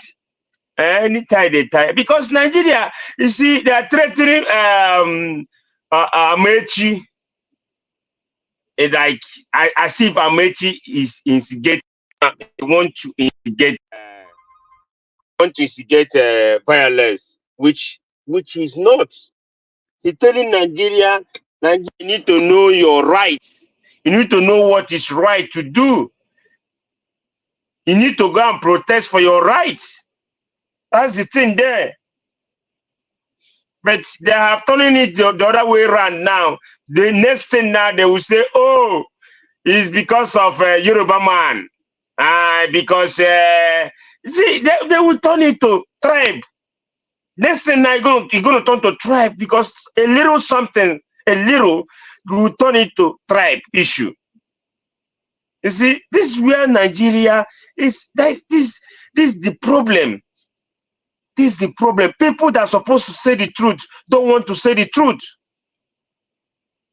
People that want to say, hey, this is how it is, they don't want to do it because of their pockets. And even their wives and children, they keep short and keep quiet. In fact, all of them, they will keep quiet forever and ever. The fact that all of them have seen all of this that happening in Nigeria, and their wife, their children keep quiet. They will be, in fact, they keep silent. They will be silent forever and ever. Till the kingdom come, unless if they come out and say, oh, my daddy, this thing, you are getting it wrong. Come out and speak to us. Come out, enter your social media, say yes, it's my daddy, is this, is that, he's not getting it right. They will know that yes, you'll be expelled from this keeping silent forever and ever. It's not good. Eh? It's not good. You see, that's the thing I say. Oh, sometimes I say, where are the wives? Are they not talking? Are they not speaking to this, their husband that in power? Or their daddies in power? I don't know how, I don't know. With this APC person printing the ballot papers, then what are we talking about? So that we are not going nowhere. Unless, as Nigeria say, let us pray. Okay, let us go into prayer. Let us go into the wilderness. 40 days and 40 nights. Nigeria, oh yeah? They don't say it. We have to pray. I know Nigeria need to pray. We have to pray. So prayer will push them out. Who is deceiving who? We are deceiving ourselves. Only until we will bust out the streets and say no for this. Nobody have the liver. Like Mama Hancho was saying yesterday, my picking, we will do this. I say, Mama Hancho, nothing will nothing. None of your picking will do nothing. They don't have no liver. They don't have any liver. Say my picking. Which what our picking will do? Which picking? Please. We are talking about people that will, even they will buy you how many head, bury it on the ground, put it on the ground. They buy and say they will make this. You know how these people like this juju something you guys are saying. You see, they believe on that. They can buy anybody and they will come to, they will become lion. That if they stand, no one can talk to them. No one will stand them. Organ harvesting they are doing in Nigeria. What are they doing? What are they using it for? What are they using those organ harvesting they are doing in Nigeria? I have somebody in Port Harcourt. They say 8 sacks of human being, the pie is inside sack bag. 8. They cut it pieces, and they dump it by the dumpster in River State. Someone called me yesterday. I have somebody there. He called me yesterday and be telling me this. He said, "This thing we are stink all over the place."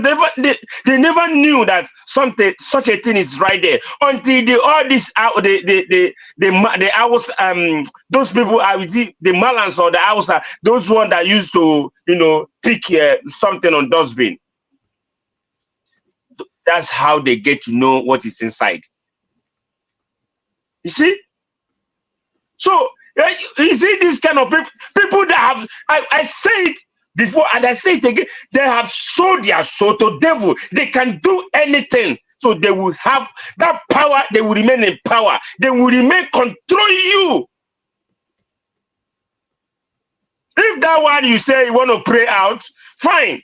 But if that one because of the evil, okay, because of they are inside the coven, inside anywhere they were. If that one say you want to pray, okay, can Nigeria now, let me say now, can Nigeria be a one and say, let us declare a prayer in Nigeria? Let us declare prayers. Tell me the way when it comes for during Lent period, Christian Lent period, then Muslim they do what they call it. I don't know. Ramadan. Ramadan. Okay, now all those things we do all of this. Ramadan and the Lent period. Can Nigeria come out just maybe 2 days fasting and praying?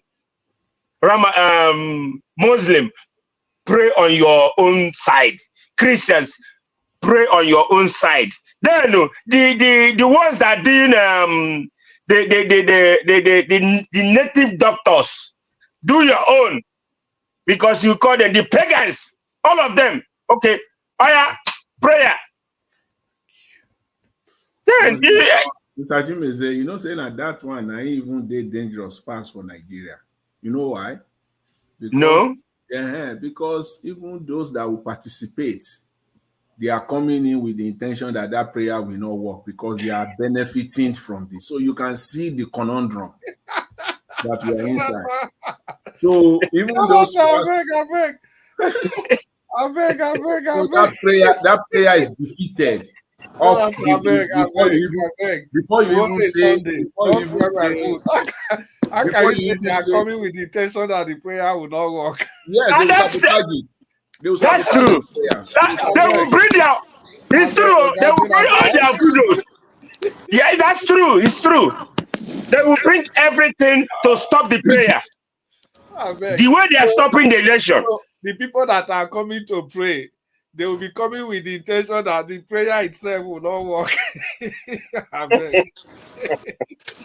I got you as a continue. Oh, Nigeria. Oh, it's laughable. Hey, who does this to Nigerians? This is, in fact, you see, that's why I say church. If we, like what I say in my previous submission, the prayers we Catholic started. You know how many years ago? If I can check it, I don't know how many years ago. Bribery and corruption started before prayer in distress for Nigeria. We have it off head. Before when they create this prayer, we use bulletin every Sunday.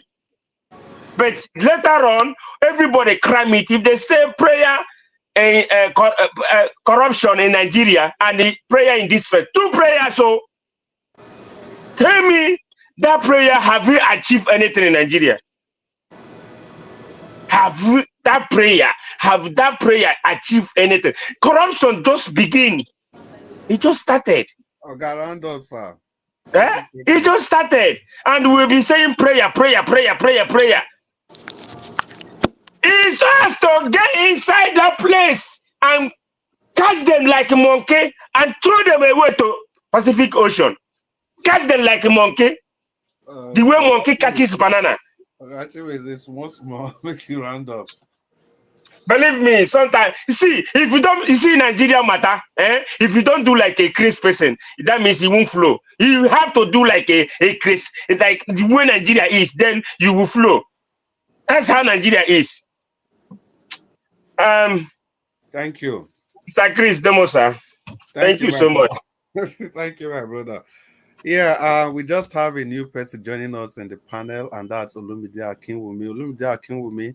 And before we come to you, if you've not used the like button, the share button, and the dollar sign, please oblige yourself and use any of those buttons. You know, it's a way of communicating with the broadcast channel, and it's a way of telling YouTube algorithms that yes, you are enjoying this program and you believe on whatever this is being broadcasted here. And before we continue, and let's quickly take some time off to greet and the people in the comment section. And there's no way we can do this without your contribution, without your perspective, without your view. We're able to feel the pulse of whatever is going on the comment section. In that way, we're able to direct our discussion, not to please you guys, but to give meaning and try to address some of the things you people are raising up from the comment section, because obviously we all cannot be at the panel at the same time. So for us, the comment section, people that are calling in, people on the panel, we are all doing the same thing. Madam Ijideman, and good evening to you. Happy Saturday. Tony Africa, Oga Tony, we greet you. Olabinkpe Shoyemi, and good evening. Oriyomi Abdul, Una, good evening. Everybody from Nigeria, salute una. Send down. Johnson Emmanuel, Femi Bash. I hope you guys are having a good time. Madam Ame Bright, Madam, good evening. Happy weekend to you. And Rosie Ehioji. Rosie, where you come there since? Happy weekend to you. Mercy Foster. Madam Peggy Modi, always there, always on time. Madam Peggy, I greet you specially. Ikpomosa Amorege. Ikpomosa, where are the other Amoreges? They were 3 years today. I hope you are all doing great. Michael Okata, Ajayi Ogedengbe. Mr. Dua, this Ogedengbe self, you go tell us whether na Benin name Abina, because it be like say some Benin people they bear this name. Michael Abba, Helen Adegoke, Joy Otaho, Otaho Egbogie. And so Benin people talk. Who did there again? Agio Deborah, I see all of una. Madam, love of God is my strength. Madam, how you doing? It's so good to always see you on the broadcast. And Oga Oduwa, Madam, love of God is my strength. Get message for you. So if you reach your turn, you go put mouth for the message. Madam, love of God saying disagree with you. Say because now government now supposed to build the people. I believe say you know what she they talk about there. So we just continue on the broadcast. Like I said, everybody, as I call on our name, so make una show this station love, make una show una self love, make una put una voice out there. And the way to do that, we don't talk am many times, but we will still talk am again, because no matter what happen, reputation will finally lead to perfection. So my people, I beg, as I call una name, make una use the dollar sign, una use the like button and the share button. And as we dey talk every time, you see that share button, that button a special button, because any attempt to try and use it the second time, it means you are actually unliking what you've liked before. So use the share button just one and the like button just once. But for the share button, you know, if you click on it, it takes you straight. That's the beauty of technology. It takes you straight to all your social media handles. And to be asking you, which one do you want? If you choose Telegram, for example, just click and that's it. That's it. It doesn't matter if you have shared to somebody before, you keep sharing and sharing. And if the person keeps seeing the broadcast, you'll say, wait till be this Nigeria watch. May I go see what they do for there? You know, eventually that's how people come. And the beauty with this YouTube thing is that if that person click and watch the station, all the friends automatically, YouTube will come begin to suggest this broadcast to his friends where they not even share, go give. So that's the power of sharing. And of course, una know our targets, the 1 million man match. This one a 1 million subscription match. Now we've crossed the 100,000, which is a very important milestone in YouTube broadcast. And now we can get to 1 million. If we can do 100,000, why not? If not, good evening, everybody. Once again, Oga Olumide, if you are there, Olumide, if you did there, may you talk to us. And I hope say your background too much noise, not today. You know, see that one a major challenge with the face. Good evening, sir. The mic is yours. Talk to us. Good evening, everybody. Nice to be on your on Elvis platform Thank you once so again. much.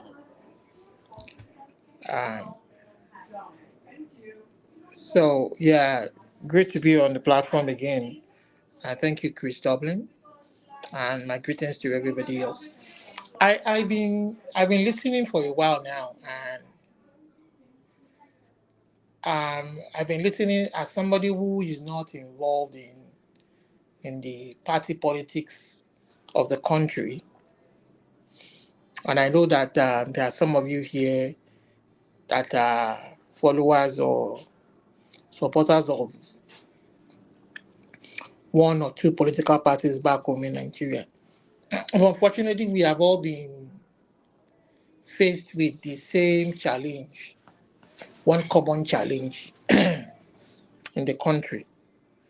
Now, I mean, I want to pose a question to everybody, a very plain question that demands an honest answer from everybody else, that regardless of your party affiliation or whoever you support, the junction and at the moment that the country is faced with right now, what is it that you think should be the way forward for Nigerians? Looking at the steps that everybody else has taken, somebody like Showore, you know, and whoever is in the country, and for those of them in the those of us in the diaspora. Now, what is it that what is the next step that we should all be taking now to take the country back? If you really want the country to survive the way it is, what is it that we should be doing? That honestly we should be doing among ourselves. So I throw it to the floor to the panelists.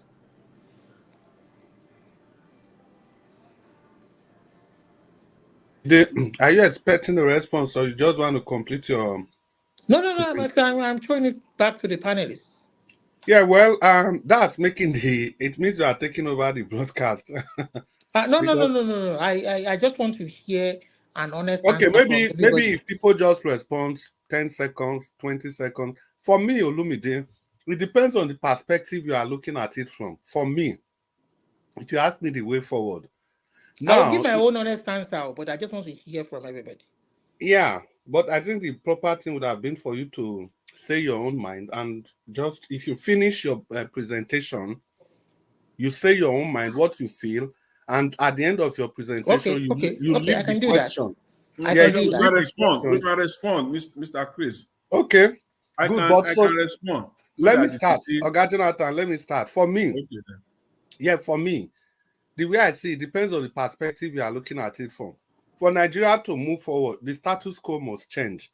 And that status quo must begin from the electoral process. The process of selecting our leaders must be completely overhauled. But the question is that who will be ready to do that in this present situation? Of course, there will be nobody. So all the leaders of the various political parties, they must be courageous enough to tackle this government and take this government by the horn, so that there will be a call for a discussion of how Nigeria ought to progress from this point. That is just the way I say it broadly. Oga Jonathan. Yeah, thank you very much. I think that's just my response, but I will just add to it, Mr. Olumide. That's a good question, and that's something that we all should focus on, the way forward. I'm not sure if you listened to my submission earlier today or what I've said on this platform, say in the last 3-4, in the last week or so. I'm not sure, because it is the same thing. I'm going to repeat myself. And I've said that I will, on this one, in fact, I will take pleasure in repeating myself until, as long as God gives me breath of life, I will repeat myself on this one. And I think Mr. Chris have said so. The way we elect our leaders, we must change that going forward in Nigeria. We cannot continue to deceive ourselves. We cannot. Two people cannot forfeit a lie. It's either the person that is telling the lie knows, or the person that the lie is being told also. One of them will be a beneficiary of the lie. Two people cannot. So we cannot, but we are in a lie. We're living in a deep, I deliberately use that singular, lie. Not even lie. We're living in a lie in Nigeria. And that lie is how we choose our leaders. We are at a point where the worst of us are the ones that are ruling us. So the way forward is to change it, is to change that. And I will pose a question back to you, Mr. Olumide, that also, is it moral? Is it also moral for the person that will participate in a game to be the umpire of that same game? If that is okay, is in our own individual moral life. And I always use a profound example from my own perspective. You and I, just you and I, we cannot send our children to any school that we know that that school is a cheat. That schools, when your son, my son, sat down to write their exams, they will give them back the paper and say, take it to your dad at home to mark it and grade it and bring it back. You and I will not do that in our individual lives. And that's exactly what we're doing in Nigeria. So my question is it normal? Can we continue like that? So it's a simple response to your question is that we got to change. We must, that simple part of it, we must change that one. If truly, anybody that is coming out to say he's a politician, and somehow, I think Mr. Chris alluded to it, somehow, they just think that they will participate in it and they will change it. Or they have that illusion that maybe they will just change, which they know it's not going to happen. So I think but I will also want you to kind of respond to my question that I also posed. But that's my response to your question. Thank you. Okay, Ogachimeze, do you want to respond? And Mr. Dua, do you want to respond? Well, you guys have said it all. The only thing, even if things like this, I don't normally respond because the question is, I told people that I always come with practical things. The theory is what is the way forward? The way forward is let all the good people come out on the street and demonstrate about the wickedness. And I think in China, part of China the other time, when the people in China and Taiwan, when they feel that they were being oppressed, what do? They carry their umbrella and be on the street. Even the China that nobody can, but these people were there. They did no longer fear the police. They did no longer fear the soldier. They did no longer fear anybody. They were there for many weeks. So since Nigeria are afraid of looking for their right, and our brother, the musician, said, get up, stand up, get up for your right. So since the Nigerians people are afraid, the good people are afraid to get up for their right, then the country will remain like that. When people talk of constitution, it is the good one will get up and stand up for their right. That is where the constitution will change. If they say the election process, whatever, the good one must stand up and fight for their right. Thank you. Thank you, Mr. Dua. Mr. Chimeze, you want to add your voice so that Lumide can continue. Mr. Chimeze. That's fine. I think it's not available. Let me quickly just. It's not immediately available. Yeah. So Lumide, you want to continue?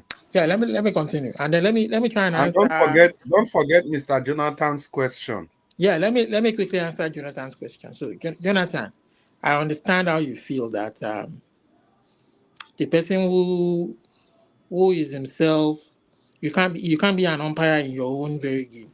I understand your question, but if we borrow a leaf from the democracies of other parts of the world that we copy, whether presidential, whether parliamentary, or whether a combination of both. See, at this point in our history, you understand, we don't have an ideal democracy. We don't have anything close to an ideal democracy. And this caliber of people who are running the country have proven to us that no matter what rules are set in this game, they have a way of manipulating the rules, bending the rules to suit their whims and caprices. Even if you tell the Chief Justice of the Nigerian court to appoint an umpire that will conduct the election, is it not the president that appoints the Chief Justice of the Federation? Can he still not indirectly influence who the Chief Justice will choose? So, it doesn't matter. See, we understand the presidential system of government in the US. The president of the US himself is very powerful. He appoints people to supervise all of the heads of agencies and departments in the United States, maybe with the approval of Congress in some instances. So it doesn't mean that the president will go out of his way to choose somebody, even if he chooses a member of his party. It doesn't mean that member of his party will then go ahead to begin to do corrupt practices or begin to openly. We saw the last presidential election where President Trump wanted to influence the Georgia presidential election. The governor of Georgia is a Republican. The secretary of the state of Georgia that supervises the election, the presidential election and state elections, is a Democratic. He wanted to influence them to rig the vote. They refused. And today it is subject of a litigation in the courts where Trump is going to court now for trying to influence the presidential election, criminally indicted in the interference of presidential election in Georgia. So it doesn't matter. So it is their own way of life. You see, we all live in different parts of the different Western world that we are in, and we see the way they behave. But some of our people that have lived here for so many years will go back to Nigeria and begin to behave and act in a bad way. So there's something fundamentally wrong with our own moral way of living. That even with the little laws, I want a new constitution, you understand? I want a new constitution not because I'm a Yoruba person. I belong to a majority ethnic tribe, the way the country defines it, even though I don't believe anybody should be majority or minority. I belong to a majority ethnic tribe, the way they will define it. But still yet, I am saying that this country is unfair to minority ethnic tribe that even have the resources. They have the resources that feed the whole of this country, and the way they treat them is unfair. And I'm saying that the constitution is not fair to them. But even some of these minority ethnic groups don't see it that way. They are the ones enabling these people to cheat them and rob them. That is affecting the whole lot of us. So there are some people among us that are morally bankrupt. That even though they go to church, even though they go to mosque, even though we have laws, they find it difficult to obey these laws. Little wonder some of these people are the ones who control the politics of the country. And if you look at their records, you understand? For instance, the chief of staff to the president was criminally indicted as a lawyer by the American Bar Association when he was in the US. These are the caliber of people who come to the country. The governor of Ogun State, of which I'm an indigene of the state, has been indicted and convicted for credit card fraud. These are the caliber of people who come back to the country to rule the country. They are saying we are morally bankrupt, and these people have pervaded every sector of our country, every institution of our country. So to me, it is immaterial to me who chooses the umpire. Don't forget to add Dakpo Abiodun to that list of people. I said the governor of my state, Dakpo Abiodun. Yes, I said that. Governor, I'm an agent of Ogun State. And I'm not ashamed of saying it. Even I am ashamed, but I'm not afraid of saying it. Unfortunately, we all come here, we talk about other people, but I can tell you that I'm not proud to be an Ogun State person, that a criminal, from where the likes of Awolowo came from, a criminal is the governor of the state. When you begin to find criminals in the politics of the country, what do you expect? People that are morally bankrupt. What do you expect? I think majority part of our problem is the morality. But speaking to the solution, the question I ask, we have to be honest with ourselves. I don't belong to any political party. I'm not affiliated with any political party in that country. All I want is for the best of my people, the Yoruba people, and indeed the large majority of Nigerians. Hence, we call for a constitution that befits all of us.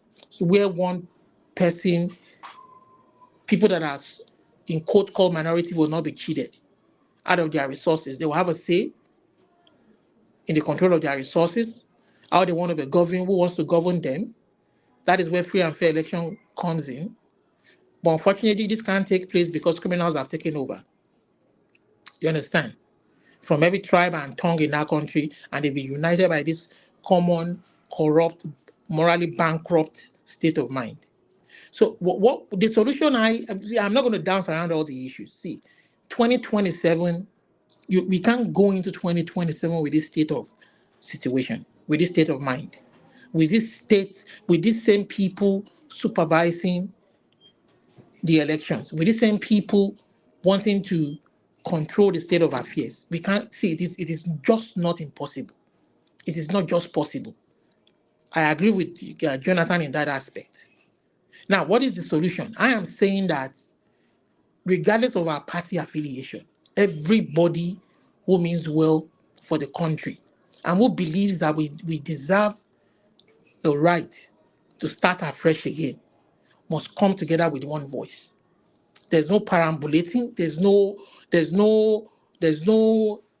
emotion in all this, only empathy. Empathy for those who are suffering, empathy for those whose resources have been mismanaged, empathy for the people who have no voice, the common man, in the rural areas, not just in the cities. In the rural areas, ever since Nigeria has been created since 1960, there are some rural areas that have not seen light.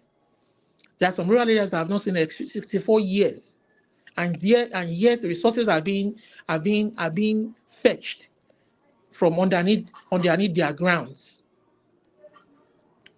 These are all the kinds of thinking that we should be thinking about. This is what critical thinking is all about. And one without a solution, a practical solution, not dancing around the solution. Everybody must come together as one, whether you are affiliated to a party or not, whether you're a member of PDP, whether you're a Labour or not. Come together and say no. We are not giving this government a chance to conduct any elections. We are not doing that. They have proved to us that after the presidential election, where it was a sham that they conducted, where they would have proved to us that, okay, there was indeed a glitch, but they proved to us that they deliberately conducted a sham, wasted our resources, over 400 billion naira to conduct an election, that the machine did not work, and they conducted off-cycle elections in Imo, in Ondo, in Edo recently, and others, and they deliberately rigged the elections again. And you guys can see for yourself that they are preventing the PDP candidate from accessing materials to provide as evidence. So whether you like it or not, the country is gone. It's gone to the dogs. And let me tell you, the truth of the matter is, I don't know if Elvis is going to take kindly to this mentioning on this platform. If we want to follow a civil process, we have to involve every. See, they have gained legitimacy in the eyes of the Western world. We have to make them lose. Everybody must come together as one. Make them lose legitimacy in the eyes of the Western world with the brigandage that they've been carrying on since they came in. Borrowing money and stealing the money. Round up, Borrowing money and stealing the money, Round up. conducting sham elections, not putting confidence in the hearts of the people.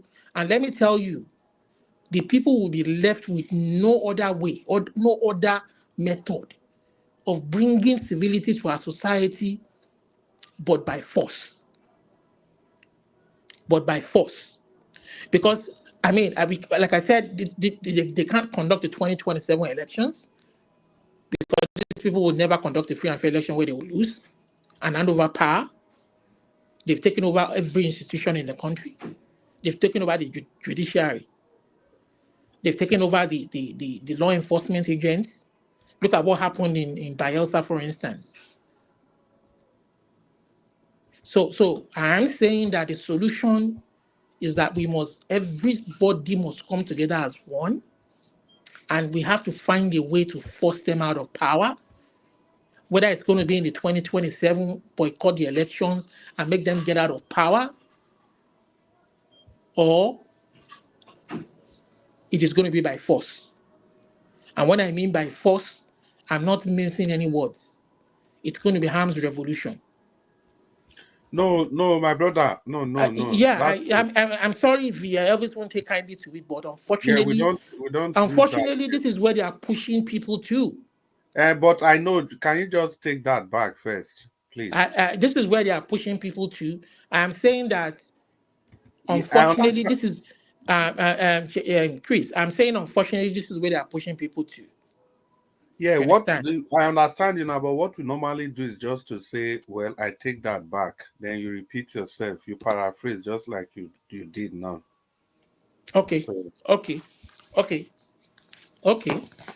So which one am I taking back now? I don't understand. Just say I take that word back. I think that should be enough so that we have something. Okay, I take it back. Good. Thank you. So you can paraphrase now.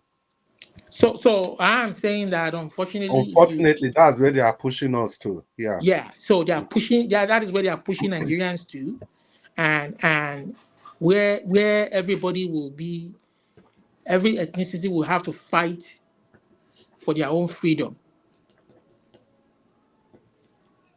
through a arms revolution. I just hope we never get to that place, but where sensibility, sensible acts will prevail. Thank you very much, my brother. Thank you for your perspective. I think we are all basically saying the same thing, but I think the majority of your submission, what I can see from your submission is you based your submission on a premise, and that premise is that everybody feels the same way. And secondly, the premise, another premise is that you assume that people will be reasonable. They will be reasonable enough.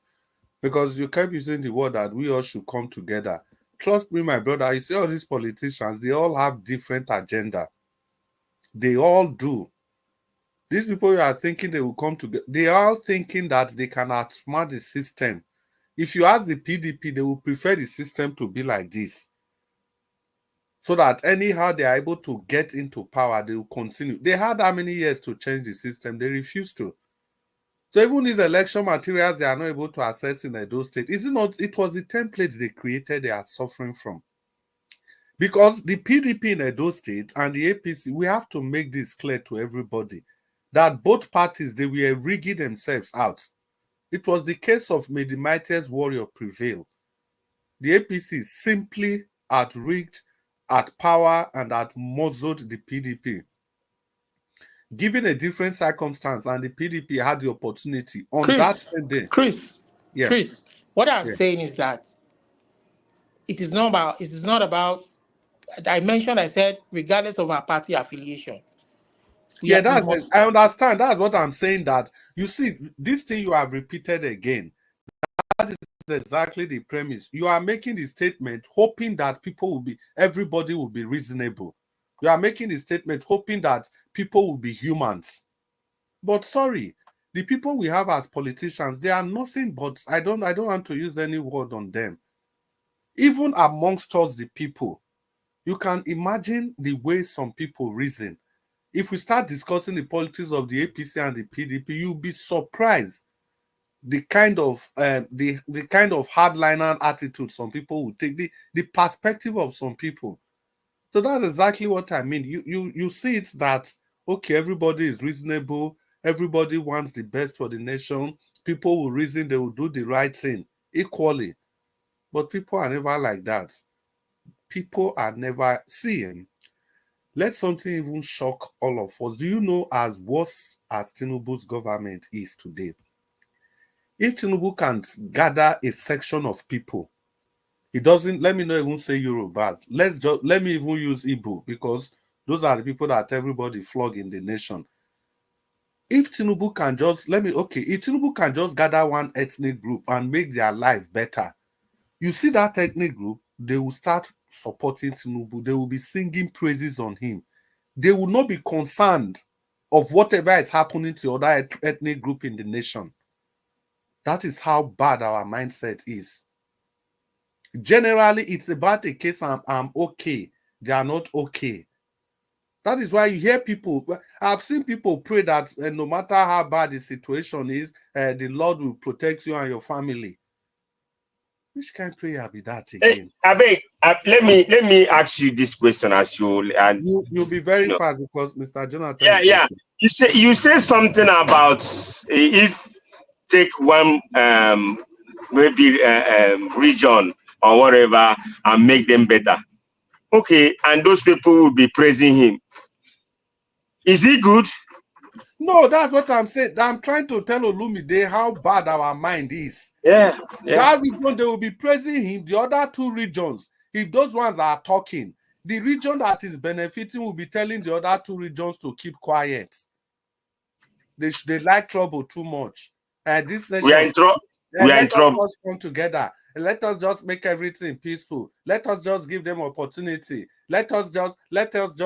That is the point I'm making. Because the fault lines are just too much. And the people in power, they are using this fault line to the maximum. Make I not talk everything finish, I beg. Mr. Jonathan, please, if you are there, make you talk to us. And I need to add this.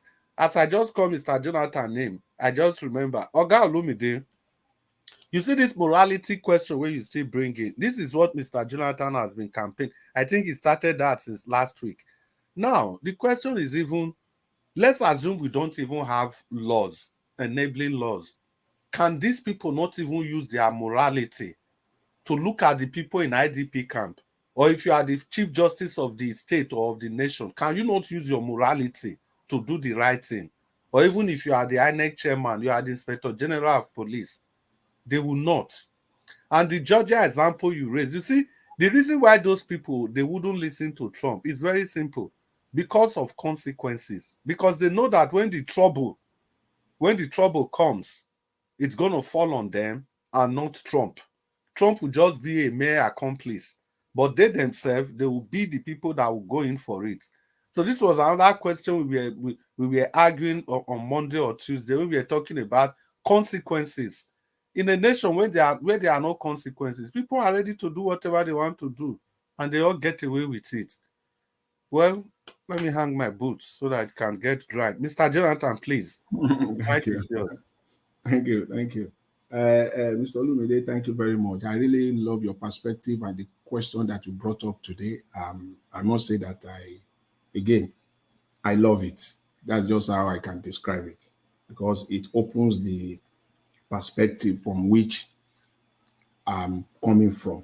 But also, I must add also that I'm also from Ogun State. I'm ashamed of the governor. I'm not proud of the person, the individual who is now sitting there as the governor of my state. I'm from Ogun State, specifically a proud son of Abeokuta. That's where I come from. And I'm proud. But I'm ashamed of the man who is superintending over the state right now. I'm grossly ashamed. And Mr. Olumide says something. You said we should look for practical solution. That's why I said I love the perspective from which you come from, because that's where I'm sitting on right now as a Nigerian, and I'm calling on fellow Nigerians to let all of us coalesce, come together around this objective. You talk about practical solution, that it is not that practical solution is what we need, not dancing around the solution. That's very deep. What we need, yes, I agree with you.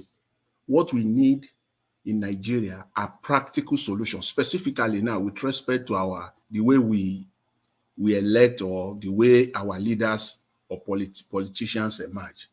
We need practical solutions, not dancing around the solution.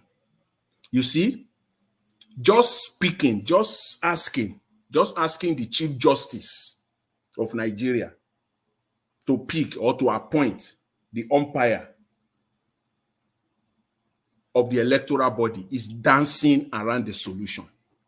If we just wake up and just say, when that comes up, you know that they are just dancing around the solution. It is not practical. If we just say, okay, we leave it to no. It must be a solution that has an audit system around it. Then we know we are talking. A solution with audit system around it. To start with, any umpire of the electoral body can only serve one term, 4 years. You conduct your own election, you are off the table. You are off the ground. And you are not just going free like that. Your 4-year period will go through an audit process, an audit report. You will give account of it. And that audit report will be made public. In fact, it will be gazetted so that history will, it will not just be a report that somebody will just keep in their office or somewhere, or just kept it somewhere. No, it will be gazetted, meaning it will be at the National Library. 100 years from today, people can go there and they will see it. Your report, your 4-year report. Because what we're doing in Nigeria, yes, we dance around problems a lot, around solutions a lot. They are very good at that. The National Assembly, they will come together, they will be dancing around it.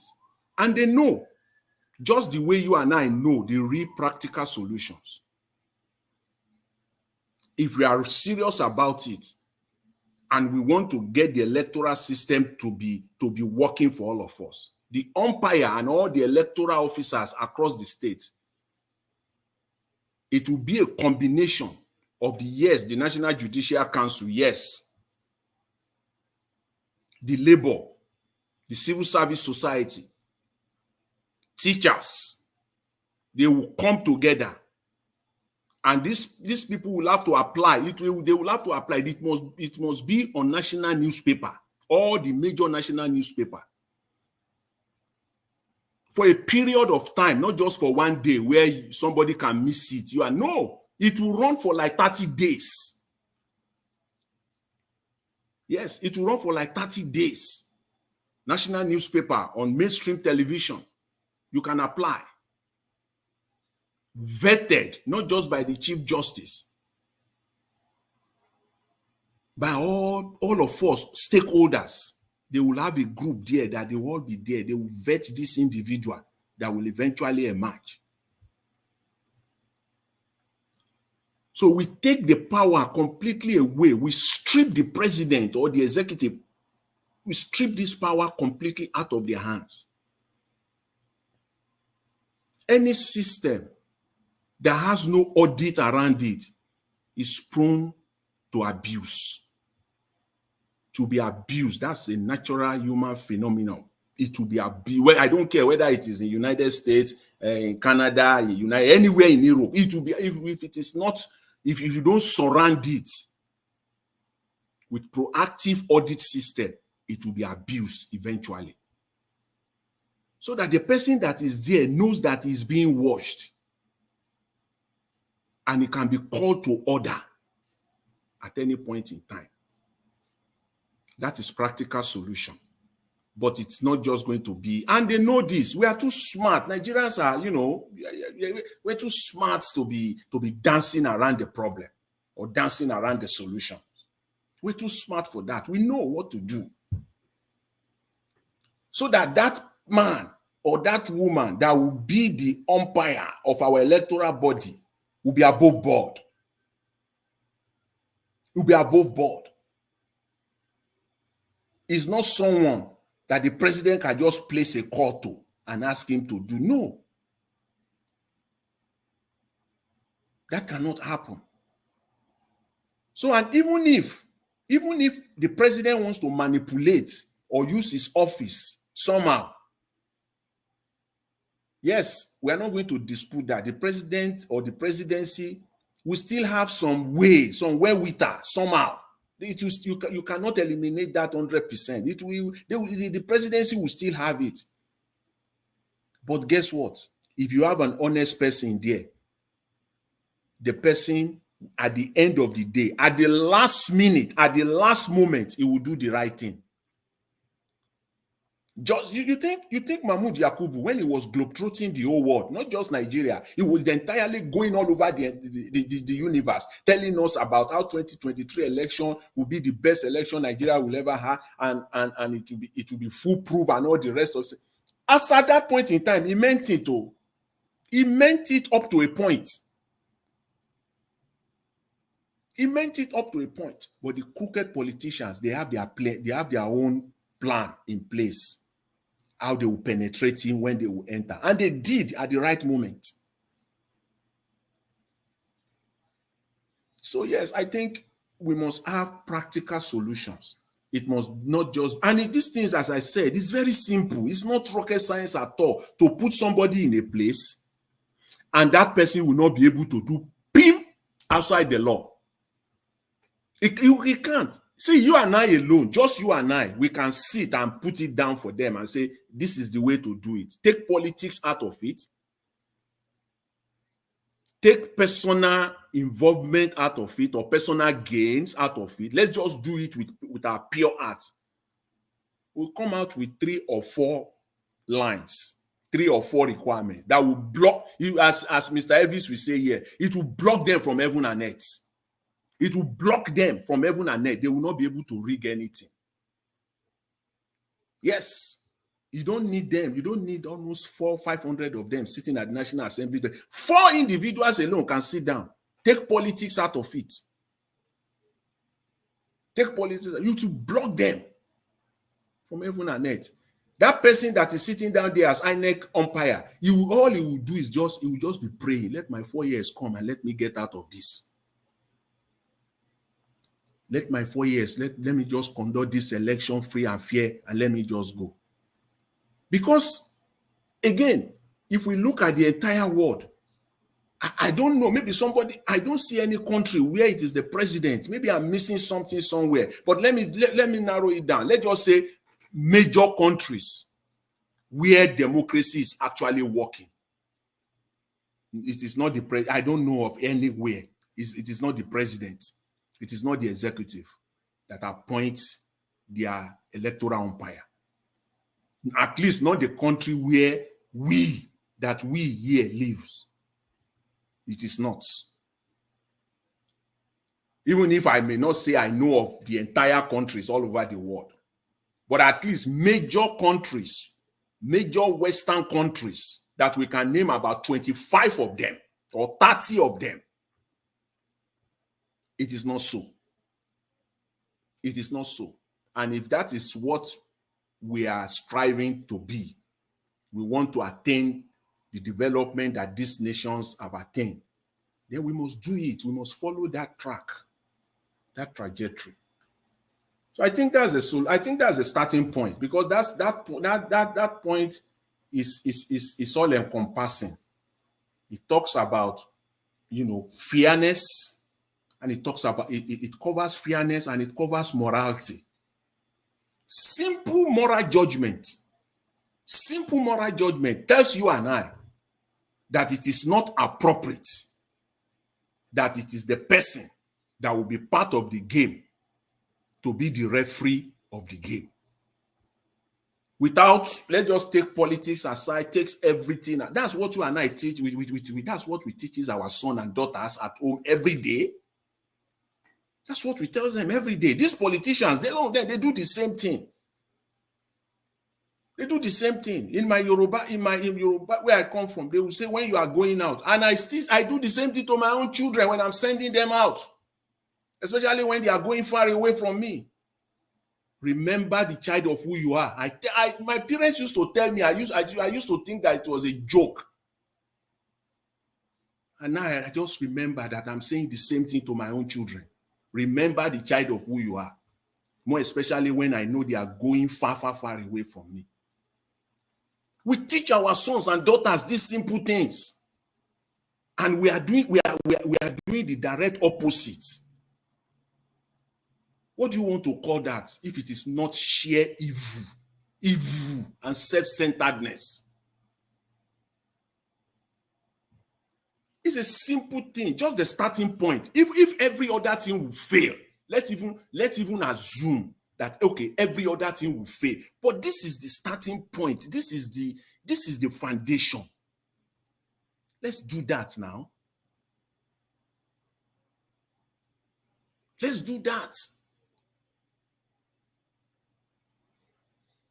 What is it? And we are having an election, and politicians, learned people, they will be running around, knowing fully well that that process is flawed. And somehow, you know, it is, I think it's Mr. Chris who used to put it this way. Somehow, in their head, they are just thinking that they will be part of it and something good will come out of it. It cannot be. Evil cannot beget evil. Evil cannot beget evil. It's not possible because that process is evil. The process where the player will be the umpire of the game is evil. And the result of that game will be evil. That's what they are doing. So the politicians are thinking that, okay, though this process is evil, I'm just calling it the way it is. It's evil. It's immoral. Even though this process is immoral, but morals will come out of it. Something good will just come. Let us participate. So in the final analysis, let me just say this. Let us just all come together around this one. Around this single one. We may have our, differences when it comes to policies and programs, what we want for this region, how our educational system will work, how our medical system will work, our university, all those things. We can have our differences on all of that. It is okay. But on this one, shouldn't be a problem for all of us to come together and say, until this one is done, we are not going anywhere. No elections. And no politician should come out and be telling us. It means you are going into a fraud. The fraud that you cannot allow in your own home. The fraud that you don't want your children to live in, that you are not exposing your own children to. You want us, other people's children, to be part of that fraud. That's what politicians are telling us to do. And I think this message must sink in, seriously sink in into them, that to a point where they will be ashamed. To a point where they will be ashamed. We don't have to make it complicated. It has to be as simple as this. To the point where all of them will be ashamed of themselves. That why am I even doing this? Why am I going into this? This thing has to be changed. Yes, it has to be changed. You can't go into election and think that see what happened. And it continues to happen. We just saw it in Edo State in the last few weeks. We just saw it.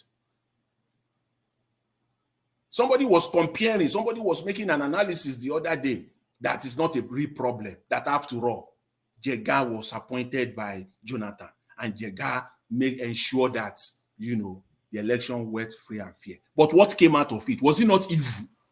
Yeah, but Mr. Jonathan, we're just round up. But people shouldn't compare somebody like Jonathan and somebody like That's Tinubu. what I said in my analysis earlier today. I said because somebody like Jonathan, he already wants a process that will be okay. Yes. But people like Tinubu or Buhari, they don't want a process that will be okay. I think people should get it clear. Yeah. And the personality, Jonathan, is kind of personality. It's somebody that's a Democrat in true and true. And he wants, what I said. I don't know. That's what I said, actually. I said, do you want to compare the person? Yeah, let me just, I said, do you want to compare the personality of Goodluck Jonathan with Tinubu? Day and night, the difference, stark differences. You can name them on and on and on and on. And the people that will end up benefiting from the personality of someone like Jonathan, they will be evil people. evil. The personality of Jonathan, what did he produce in this flawed system? It produced Buhari. He was a devil incarnate himself. So I'll leave it at that. I thank you, Mr. Chris. I thank all my fellow panelists. Thank you very much. Yeah, well, Mr. Jonathan, yeah, I think Olumide just opened a different perspective to this discourse, to this debate. It's really depressing.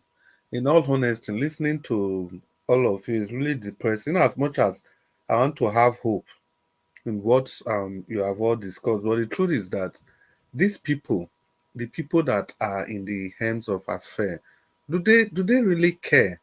Are they as, I don't know, does it really mean anything as much as it means to us?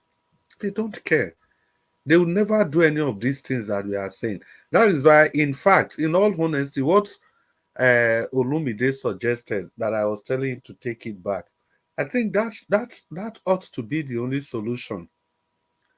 That you have to force them to do the right thing, because it's so depressing. Look at the standard. Look at the standard of morality.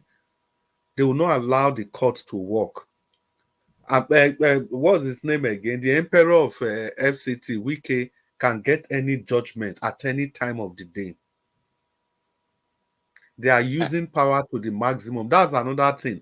Jonathan wasn't using power. Jonathan was allowing the democratic process to just sort out the problem in the country. Compared to Buhari, Buhari that doesn't even know if the law exists. Or Tinubu. The difference between Buhari and Tinubu is that Buhari is so crooked, so archaic in his evil way. But it's just that Tinubu can add some subtle refinement, obviously because of his sojourn in the US. Well, I don't know. It's really depressing, to be honest. I don't know. Sometimes talking about these things, it's really depressing. I'm feeling it right now. Mr. Adua, you did that, son.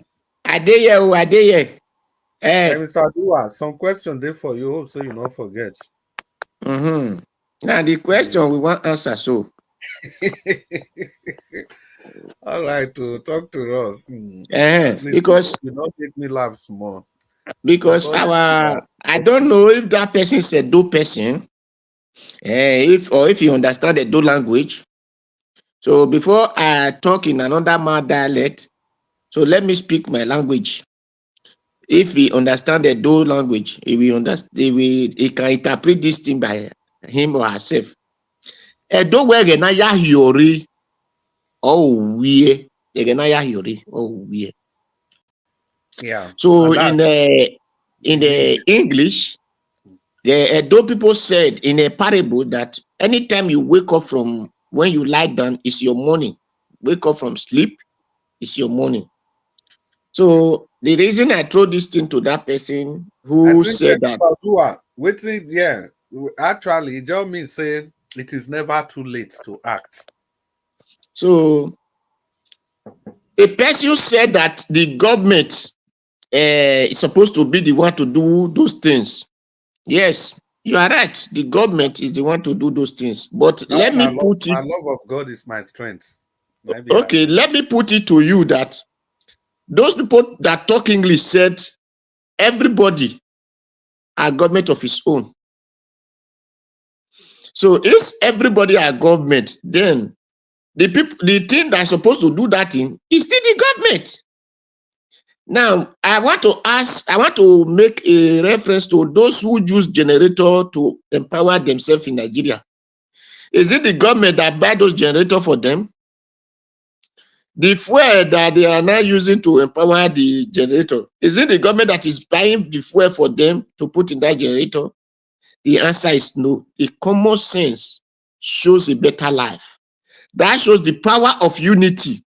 The other day I said I can tie road if I have the money. People will say, no, this it will never happen. The Lord is this, that. I look at people, I laugh.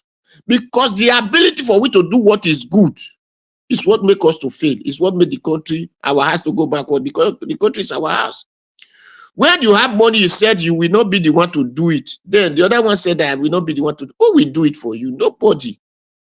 Because the governor, which you know, you refer to as government, or the House of Assembly, which you refer to as government, are not there because of that thing. They are just there because of their pocket. The thing is not affecting them. Am I hearing you right? You said if you have money, you will build road. Yes. How? That's good. I told you that day, I said it that day. If I have money, if I have that money in my streets, I can tie it. People said, no, you can't do that. I told you I can tie it. Your own street. Yes. Yeah, yes. Not that the major road, the highway. Sir, I can still do the major road. I can still do the major road. Yes.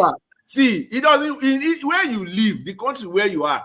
Is it individual that tie the road? Sir, they doesn't matter who tie the road. What matters is the road is tied. No. Sir, let me tell you, the country I live. I want to tell you now. Mr. Odua, wait. I want to explain. I want to answer that for you. Let me just say before you answer that. See, the kind of attitude that you just talked about, that you say you will do, is what many Nigerians have done over the years, and it has made the situation worse. We have dug our own borehole, we have provided our own roads, we have provided these very people that is why we can't even call local government at local government level chairman to account. That is why the governor has the effrontery and temerity to touch their budget, and they cannot do that very thing at the local government levels that we are at. They can't provide water for us, they can't provide road for us, because the person that will build his house is the one that has to do everything. That is why they've neglected all those things. We have encouraged them into such acts. Now, I want to tell you, Baba Jonathan, the reason I told you that. Mr. Dua, wait, before you continue. Oga Jonathan and Olumide, the reason I left both of you to slug it out with Mr. Dua, we had this argument before. And I think I'm glad with the position you and Mr. Jonathan has taken. I think we tried to explain to Mr. Dua before that it's good to, community development, but at the level of governance, you can't just because you have money, you just be doing everything. So what's the purpose of governance? You are just only encouraging lackadaisical attitude from the government. Well, eventually, Mr. Duare, is your perspective, so you can continue. But before that, let's quickly say hello to Osamudiame Okosun, who is just joining us. Oga Osamudiame, if you did there, welcome to the show. Use the like button, use the $sign, and use the share button. You can subscribe to this station if you have not done that. This Nigerian station is the only station where you are free to express yourself, irrespective of political divide. Invite your friends, invite your family, invite your not so friendly friend if you can. Thank you, Mr. Odua. You can continue, sir. Thank you, Baba Jonathan, because I respect the Baba Olumide. You have said something which is profound. I agree to your contribution. So, Baba Jonathan, let me put it this way. You see, you want to compare the country which me came from with the country I'm living. No, we are not the same. We did not look alike. The way the country think. In this my country, we have what they call express. We have what we call train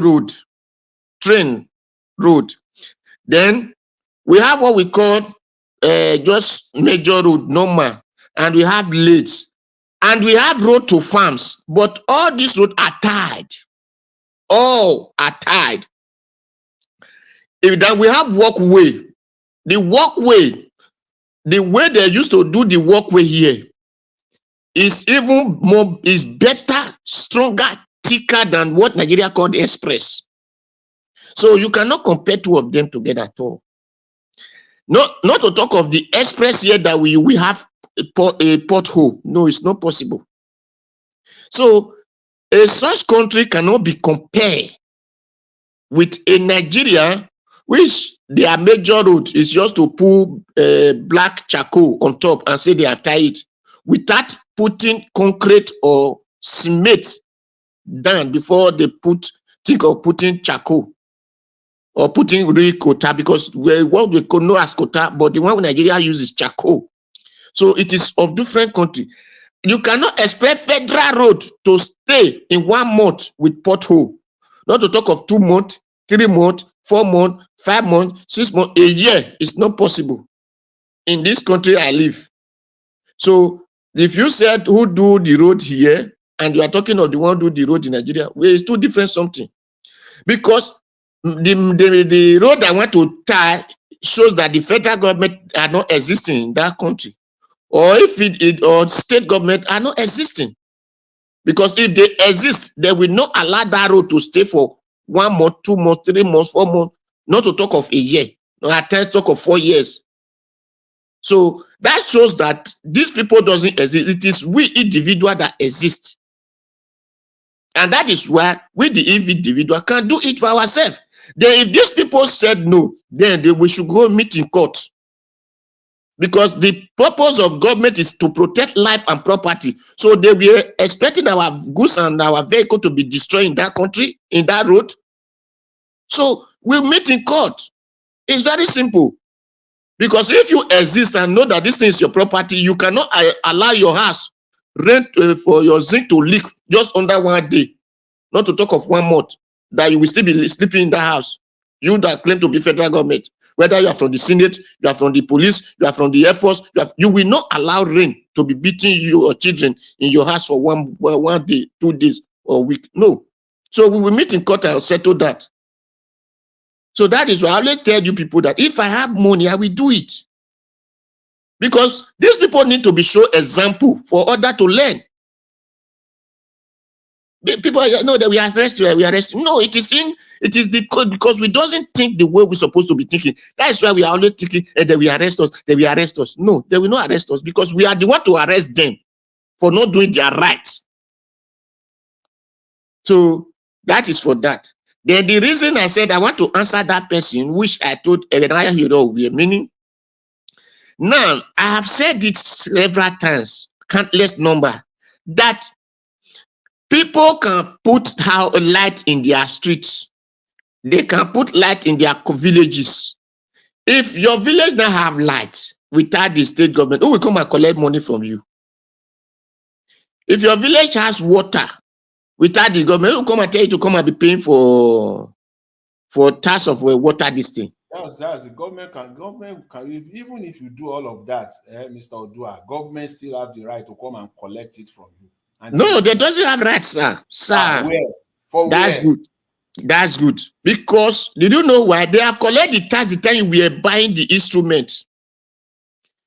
Because generator you are using now. If I bring my coil, you bring your coil, all of us put our coil together. Then the light it will produce, it will be more higher and bigger than the one that it give to only one house. If all of us put those coil together. Hello? Mr. Odua, I just want to add this to what you are saying so that we can, I want us at the end of the day to have to be on the same page, if possible. We don't have to be. We don't have to be on the same page, but at least we'll strive a little bit for us to be on the same page. See, the idea that if you have money, you will build something, you will develop it. It can only go, say, your own streets, maybe your own village, the way Nigeria is structured, the way we live our communal system in Nigeria, maybe your own village. See, if you say, and I ask you, can you want to do that in major roads? See, to do something, to build a road, it goes beyond just building it. It is only government that have the capacity to do certain things when they want to construct major roads. It's not just that road.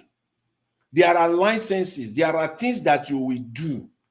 There are areas that you will encroach upon that you as an individual, you cannot encroach on it. There are rules on ground that you as an individual, you cannot break. You cannot. It is only the government that have the capacity, the wherewithal to go ahead and say, okay, they want to build this road. so that the road will stand the test of time. If there is need to go through certain areas, government have the right, the capacity to. You as an individual, you cannot do it. So by the time even if you have your billions of dollars, the reason why billionaires are not doing it, it's not that you don't have one or two individuals, perhaps more, that have this kind of thought that you have. But by the time they sat down, analyze it, go through it with their experts, they will tell them, you don't need to do this because there are things that you need to get that it is only the government. And the government that you want to go and meet, they will go political. They will start playing politics with you. Things that you need. You know that there are roads that pipes must go under, that you have to get licenses. You have to, it's you know, it goes beyond just because I have money. You can do it in your village, perhaps in your street. We've done it when I was growing up. In my father's house, that was our neighborhood. All they have landlord association. I recall in my teenage years when they would do meeting, and then they will come and pour quota on the road. They will do this thing. They will even, you know, they do all of that. You see, you can do that in our own little way. But when it comes to real proper development, you can't. For example, if you have your billions now and you want to build hospitals, you can build your own private hospitals. You know, yes, and you can do your own best. But thank you, Baba. If I do that private hospital and I dash it to the community, will the government don't allow them to operate? Yes, I think now two distinct things I would talk about, two very important things. Well, Mr. Jonathan don't already explain. What you talk, they good. For example, you day one street for Ogida there or New Benin or Ekiosa. You decide to say something not good, or maybe your streets need transformer. You feel give them that one are just a community. That no problem for that one. Say maybe you just get money, then you just enter, they do government work, they go. That one not possible. For example, landlord meeting, if you do landlord meeting as Oga Jonathan talk, they'll say, okay, that whether not gutter they call them or that this thing, the manhole don't spoil. But we do another one. We don't feel they wait for local government. When I get bricklayer, do something, just patch them there. Or maybe that on a street road, so some pothole they one or two place. Now if you carry gravel, fill them up. That's it. These are what I'm saying. Now they talk. Now that one you they talk, but waiting with they talk, be say governance is bigger than that. Because that your street so where you did not just one street, and you get thousands and thousands and thousands of streets. So everybody, okay, imagine for your street, you do this, so everybody for their street go just they do that one, that kind of thing. They go lead to chaos now. So it shouldn't be the standard. The point we say that one not go be the standard where they take the govern states. You understand? Sir, it's even more than the standard. Sir, I want to tell you, it's even more than the standard they use to govern states. Let me thank God that you say, if I do my community, another person does his community, the other person does his community. Is the road going to be nonsense? If the road is there already. Yes, that is it's tied. So it doesn't matter who come and tie it. What matter to us in Nigeria is let the road be tied. So my village now doesn't have road. We are waiting for the government, and the government have come and go. Government have come and go. Government have come and go. Then the village people now have the money and said, "This is our road. We will do it." Then some people will now say, "No, it is the government road." No, it is not the government road. It is our community road. Then your own community, you want to do that? Say it's government road. It's not government road. It's your community road, because if government exists, they will have known that road is existing for them to do it since before the person grow up. Now, let me give an example of, there are still villages in the Edo now that have not even smell what they call electric pole. They have not smelled it, not to come and talk of wire, or to talk of maybe they see wire, they did not see light, or they did not. No, there are communities who have not know what they call electric pole, not to come and talk about wire, or come and talk of transformer, or talk of that light will come into that village. So a person will not come and say, let us make light in this our community. People will not say, no, the government will come and hold you. No, that government doesn't exist. You still don't get it correctly, fully. Yeah. You see that road where you won't build self. See, even if you go on this mission, let's just take it hypothetically that yes, you really want to go on this mission. See, now lawsuit, now then go take finish you. You know that if you are building road, you will encroach on people. People can, because before you even do it, you have to get people together. People must agree with you. You must call people together. You must all agree. So now that one you won't spend all your life do. Now government, that's why we have government. It is government that, do all these kinds of things. So if you want to say you want to build roads now, you have to go and get approval of people living in that neighborhood. Because you are an individual. People can sue you. Then you will go to court and start explaining that I'm doing good. I'm a good man. I just want the good. Before you know it, you will lose. So you will lose cases. So, and at the end of the day, they will turn your goodness to bad acts. So that's why this thing can only be limited to a very small, area, where you live. But if you say you want to take it, people will sue you. Yes, you will dig gutter that will come and pass through the house of so many people, right? Without getting it is only government. So you put your signboard, construction going on. Like Sapler Road that day, I want to give example of Sapler Road. Is what they know as federal government road. Yeah. Like that Sapler Road, if I have money, I will go there. I want the so-called federal government to come out so that we meet in court. Because if the federal government exists, 8 years of Buhari was Mr. there in my own state. It doesn't work that way. It doesn't work that way. Sir, we will meet in court. Because the purpose of the federal government is to protect Edo people and protect the entire data, protect the entire Nigeria, and then now leave our vehicle to be destroyed, goods that we're supposed to survive as human beings to be destroyed in that Sapler Road. So we will go to court. Mr. Dua, make you try round up. Ogachim is ready to talk. If because waiting, I want to answer the person. Because now the person make me one answer. Despite that we are both left and right. So, madam or baba, that lights in my own community. Chris, what do you say, Mr. Chris? I say after Odua now you go talk. So make you ready. Those are our generator. Okay, I want to give example here. They say that the children are the future of tomorrow. Pay your children's school fees. That was how they were singing that song that time. They are the children of tomorrow. No, the future of tomorrow. No, I've never seen any children the future of tomorrow. What I always see are the young one or the old one, the futures of today. Because nobody have ever seen tomorrow. We only see today or yesterday or the one that passed. So since I am born, I've never seen that they put children in position. I said, children, because you are the future of tomorrow.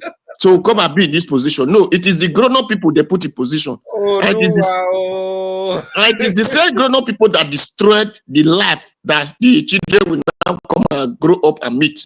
So this thing is very simple. If all of us who have traveled and know that white man company, it is not one person that have it. Like where I'm working now, some we do the floor, some we do the rope, some we do the leather, some we do the iron. There are different couples of it, but then when that bring them together, it will not become shoe. Until we get that in brain as a Nigerian, that the so-called government you talk about is not coming from the sky. It's either my son or your son, or my daughter or your daughter, my brother or your brother, or my sister or your sister. Is the government. So the thought they have, they grow up with that their mentality that if you do anything, you will be sued for it, you'll be doing this, you'll be doing that. That is where we are not going forward. Until they change their mentality of thinking that this money we have, we are not carrying it to the underground world. We need to put it together and you need to do something.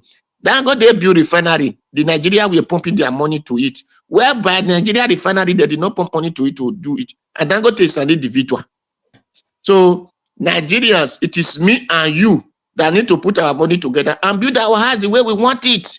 Let us not wait for person in Kafashan to come and do it for us in the name of the right paper. We did not know where the paper came from. They call it constitution.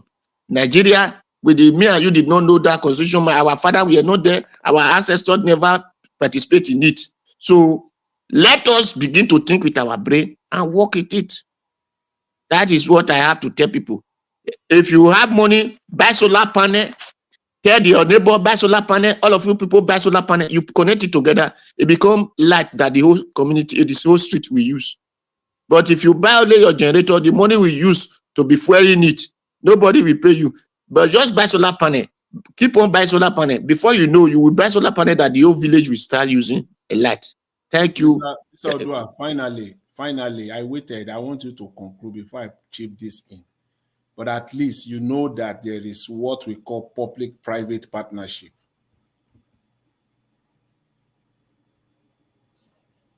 Abi? Yes. That is my life. That is what I believe. You see, I'm trying to align with you. I'm trying my best possible to kind of align with you, because what you are saying is you are coming from, from a good perspective, if someone with a good heart, know. So I'm trying to find a common ground. But the law does not permit. You can't. This thing you are saying, the law will not permit you. The only place where you will see is that people will say, okay, I want to partner with the government. That's how you can find a level ground somehow. So that, because you will be confronted with so many, stuff that will be confronting you, that will not allow you to do, except you are doing it at a communal level, street level, your village level. But that level that you say for government, we should leave government alone and we can do it ourselves. No, you can't. That one, you can't do it. You have to at least, okay, I want to partner with the government, a public-private partnership, government, so that people will not disturb me. So that when I start now, people will not take me to court. So I have this arrangement with the government, sign an agreement with the government, and then you can now start, doing that's the only way through which you can achieve it to a large extent. But to just say you want to embark on it yourself, it will be a tough task. Thank you. Yeah. Mr. Dua, well, if you understand what everybody is trying to say, I think your perspective is quite, it's more or less like a humanitarian perspective to the discussion, which is good. But I still don't believe this ought not to be the way a governance should be. No. Government is there for a purpose, to provide all these amenities for people. There's nothing wrong with communal support here and there, here and there, here and there. And for example, now if government don't bring lights, they bring transformer. If the transformer get problem, the people just decide to say, make them buy, put it's okay. Anyhow, or even if they don't get transformer, as long as the government don't put national grid. May I even give an example of that national grid? Say Tinubu, Amechi generate electricity by himself when he be governor of Rivers State. Obasanjo no agree, made it thing, made them take run only Rivers State. They get to pump am for national grid, and the whole Nigeria share that electricity. That's to tell you how it is. Mr. Chris, please, yes, Mr. Chris, let me please give me just a minute or so. Let me just go this lane. Go on. Mr. Odua, see, I just remember now, as we're closing on this subject that you raised, a very critical one. See, history tells us, you see, this social welfare system that they have, this was how it started. This was the history of the social welfare state. Government don't like individuals to do that. They will even fight you because they know that the people will now be loyal to you. Politicians will fight you. They will even rope you in. I'm now, they will even rope you in because they know that you will become their champion.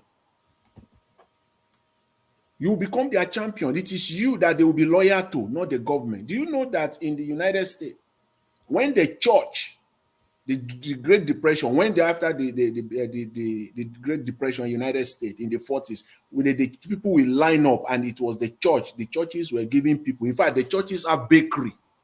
Just bread alone. Bread. Bread. They are giving people. People will line up to get bread. The government stopped them. Because when it comes to election, whoever the church tells to vote for, it is the person that the people will follow. That was how government started giving people stipend, so that people will be looking up to the government. They would depend on the government. They would rely on the politicians. Politicians don't even like that idea. For one single individual to say he wants to champion everything, they will rope the person in, because they know that in that area, before you know it now, that person will even become the national champion. And it is you people will be listening to. They don't want it. So they will sabotage you. They will rope you in. They will make it complicated. They will not give you the permit and the licenses that you need before you are ready. They will even tell you that, before you dig one pole, you put it on Jonathan, I bet add, if you get personal business, they will go and open the tax book and everything. They will come after you. Anything you do, they say, did you get the license? Did you get the license before you dig this 10 feet, before you put this? It's personal business. That source of fund, they will attack that source of fund that you are using to get, they will attack it. Because they are looking at elections. They are looking at who the people will be loyal to. And now you will become the mini god of the people. And that's it. And they don't want that. So it's just like that. And before you know it, that's why they strike this arrangement with churches. You know what? No taxes. Churches don't pay. That's where all this thing comes from. That's what history tells us. And then churches don't pay taxes, so that they just shield the church. Please just go away from politics as much as this church states thing, the state and the church. That's another discussion anyways. But this is where all this thing boils down to. Humanitarian angle, fine. But to go extensively into it is a tough. People will just turn your good deeds to evil. And that even makes men to be even more wicked. They will say, with all my good, they have turned it to evil. And then before you know it, you will now join them. Mr. Odua, you will just join them. In the process of trying to recover his business, people will now start telling him, not be so now, Mr. So and so now, I do these things. So in that process, you'll go meet Mr. So and so. He will come tell you, sir, you don't say you get money like this. Not be, before you know, now don't be friends. You don't join them with that. That's so. You see that small one where you go do so, as long as say no be for large scale, no problem. Maybe 1, 2, 3, 5, 10 people. But as long as you just go into large scale, that will have effect on everybody. The government not get competitor now. Now really they call them now they get monopoly of violence. And then if it's sentence person to buy, nobody go ask the question. And so, well, maybe we drive our canoe go front. Mr. Chimeze. Yes, Chris. Well, I'm in a rush though. I don't have much to say, but I will say let's give you a final thought. Yeah, you see this Mr. Odua is saying, government haven't fight you. That's why he's saying all of this. If anything concerning federal, you say you want to use your money. You see, when you look at what Okpe will say, they will be watching him right away. That if he do a road for 10,000, maybe 10 million, he will go and tell them 100 million. You see, all those things, is he good? No. Is you supposed to come out on the public and say something like that? No. Because maybe you are in an APC. That's why you can come out and say whatever you're going to say and go free with that. That's not right. See, in my community right now, we did solar. We put solar on the street, the whole street in my community. We have a youth guy, we just installed a guy as a youth head, then everybody, the whole community, everybody contributed in that project so that we will carry it on. And we already did it. So the solar light now is working all the whole street. So are you telling me you're going to wait for like government or local government to stand with you? You saw this poll you're talking about. Community can come out and do it by themselves. You see, not everything you will wait for even your local government to come and do for you. They can't even do that. If you want light, like street light for you, you want to see, well, when you come back and see everywhere is lightning, everywhere is shining, you cannot start doing it by yourself. That's what I'm saying. Everybody have to partake. If you want to say your country want to be good, everybody need to partake. Being you who, if you do your own side, people, when other people come into your community, say, oh, how do you guys do this? Anybody, any government person here say, no, we contribute and do it. Oh, that person will go and say, oh, look at what these people did. You see, everything we can see. You see the problem we are having. If you keep waiting for your government to come and do everything for you, they won't. They won't. If anyhow the small you can do to help your people, to help your community, do it. You can say, okay, let's do this. Let's put light. This electric pole you're saying. People do it. People do it. You know, you take it upon yourself. So, okay, let me do it. Because when you're still waiting for the government to come and do it, it might take them years. Even they might put people to do it. They might eat the money because of the corruption. Do you know this government elect now, Paolo? So many people will be lobbying in now. Hey, Paolo, I will do this. I will be this. This road, I will do. They will be lobbying. So many people, they will be coming and say, hey, you see, now, the way things works, federal government have their own thing to do. But you yourself, but if you are combining, bringing your your federal government stuff, road or whatever, say you want to do it because you have the money. My friend, I tell you, that money, you might not see it. And they will take you to courts and they will sue hell out of you, and you will pay damages. They will even, in fact, put so many things on your head that you will say, please, oh, please, oh, please. Tomorrow you will sit there and say, is it how this thing is? There's way government to work.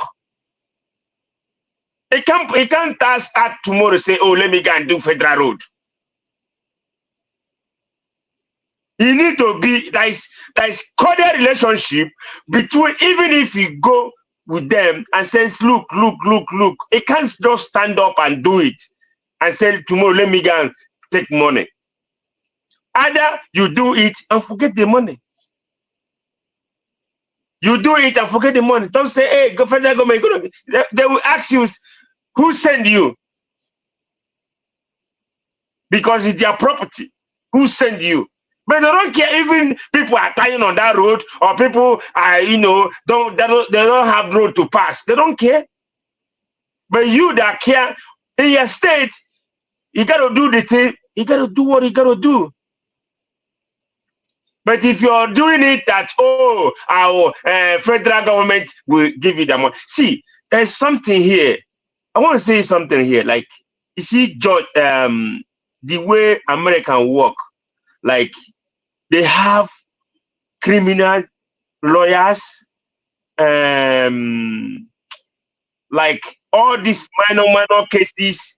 No person that handle criminal lawyer, traffic offense, criminal offense, all the whole criminal stuff here. Every lawyer have the one he partake on. It can't be jack of all trades. Say you are you are this, you are that. If you want to say no, it's not me. It's not me. I don't handle this. This is what I handle. But in Nigeria, oh, even if you rape somebody today, that lawyer will handle it. He still, one lawyer will handle it. He do this, one lawyer will handle it. It's not the way it's supposed to be. It's not the way it's supposed to be. It's supposed to be the way it's working. Those ones that they call them charge and bail lawyer. In Nigeria? And a charge and bail lawyer will be say if you carry anything goes. No specific area. But that's not good because he will mess you up.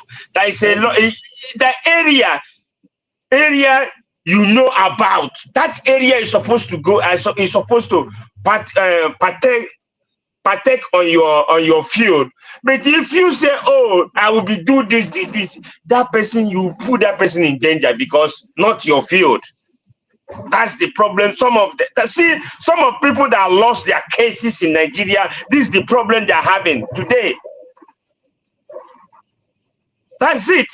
But they're jack of all trades. They want to do everything.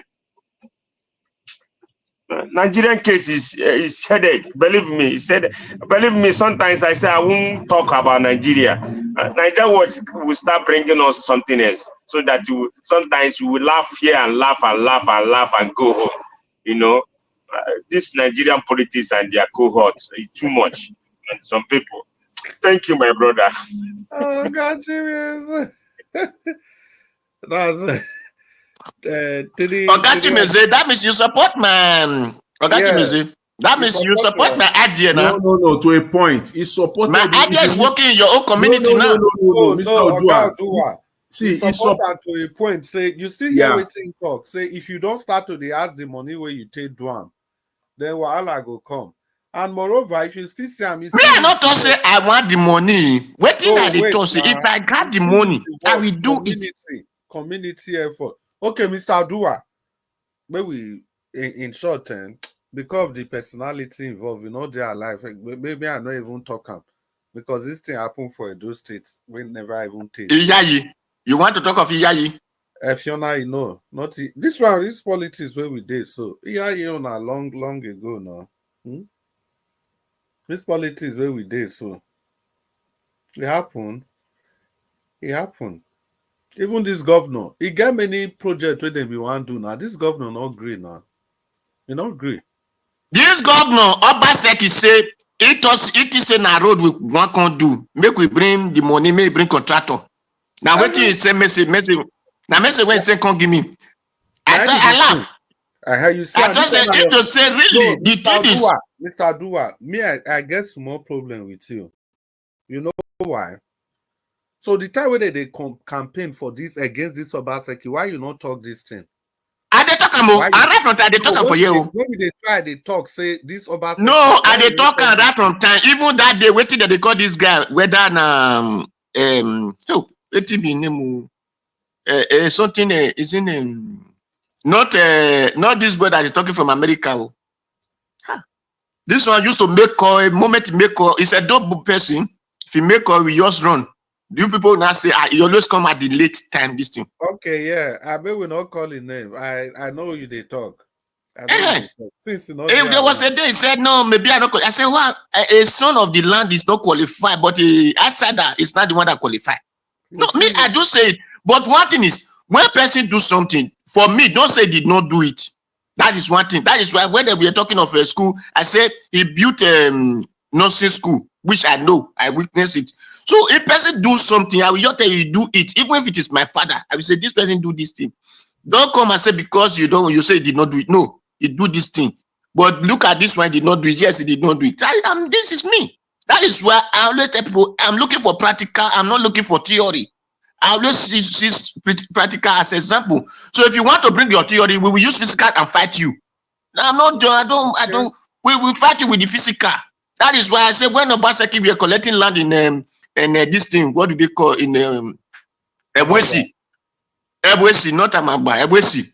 And Ebwesi, which we know of those kind of things, they go give them big leg, make carry go as elephantitis, or give them big brocos. Simple. Those are things. We try now. You don't say we know they use that kind of word here. Okay, I'm sorry that they made them not give those kind of things. But in other hand, those are kind of when wickedness come, that is how you treat wicked back. So that the next time another person will learn. It's okay. No wahala. Maybe we just continue. Now we want to round up now. Mr. Dua don't talk. Oga Chibese don't talk. It remain Oga Jonathan and Oga Olumide. Oga Olumide, you still there soon? Olumide, are you still there? Okay. If Mr. Olumide is no longer there, in that case, Mr. Jonathan, you are going to give the final submission. Yeah, there's not. Thank you very much, Mr. Chris. No, nothing really much to say. I will just, everyone have spoken, and I want to thank all the panelists. And again, the opportunity Mr. Olumide brought, forward today to be able to shed some light on solutions. I really want us to talk on solutions. I think we should spend more time on the way forward, and I'm glad that at least to some extent we are able to achieve that today. There's nothing much to say anymore. Thank you. I want to thank you, Mr. Chris, and all fellow panelists, and Mr. Elvis. Thank you once again. Thank you. Yeah, thank you, Mr. Jonathan. Yeah, now me I go thank Pat because you guys always start the program and you are here to the end of the program. Thank you so much. Thank you. Yes, the people on the comment section, we've come to the end of the broadcast today. But before we go, let's quickly say thank you to Mr. Nigerian for giving us this platform to continue to talk and express our views and give our various perspectives on the issues that are burning in the nation. And the panelists, the members of the panelists, Ogachimeze, I greet you, sir. Mr. Jonathan, thank you. And Mr. Alumide, thank you again for the perspective. And Mr. Aduwa, we greet you, and do well. Make I greet the people for comment section. Madam Ejediman, we greet you.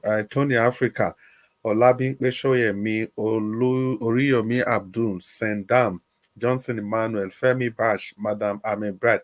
Madam Ame Brad, good evening. They see you still a type. May God continue to bless you. And Rosie Ehioji, Mercy Foster, Madam Peggy Modi, Ikbamonso Amorige, Michael Okata, Ajayi Ogedegbe, we greet you now.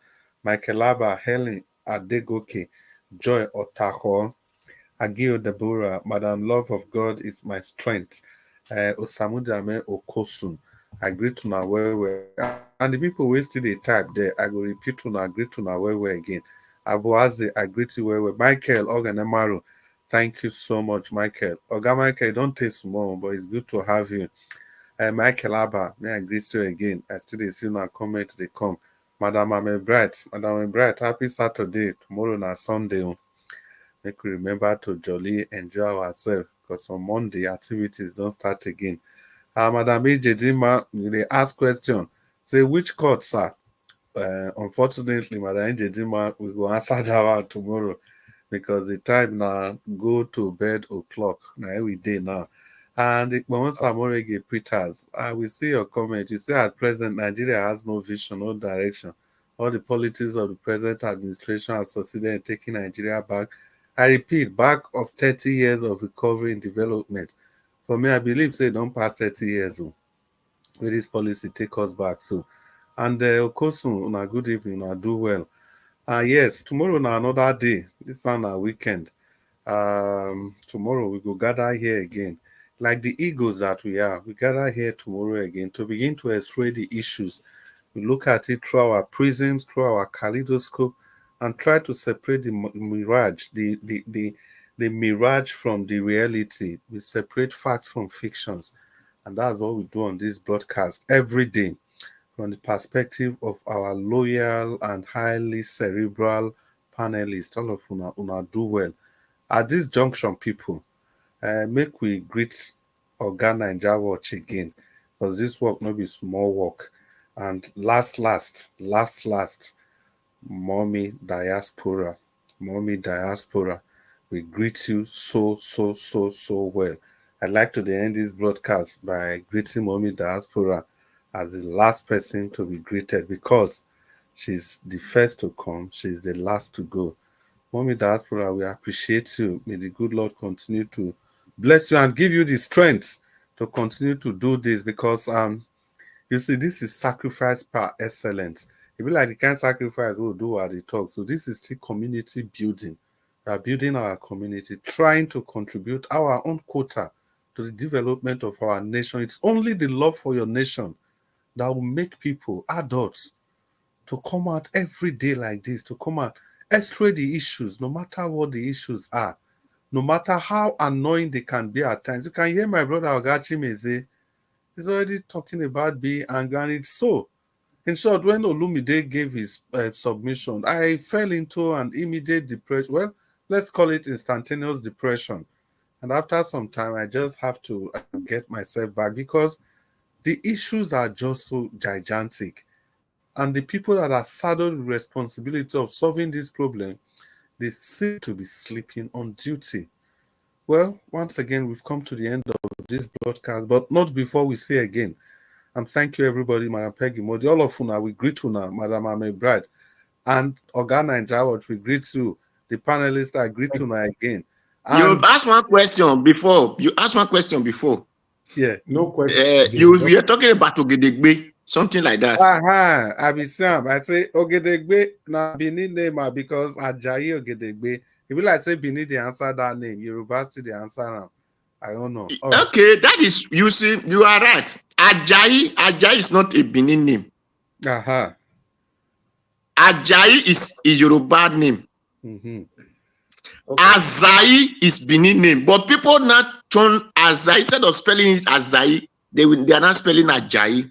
Ajayi, okay. Ogedengbe. It's just like you hear Ojo. I know that Ogedengbe is Benin name because I. All right, guys. Now, it's just like you hear.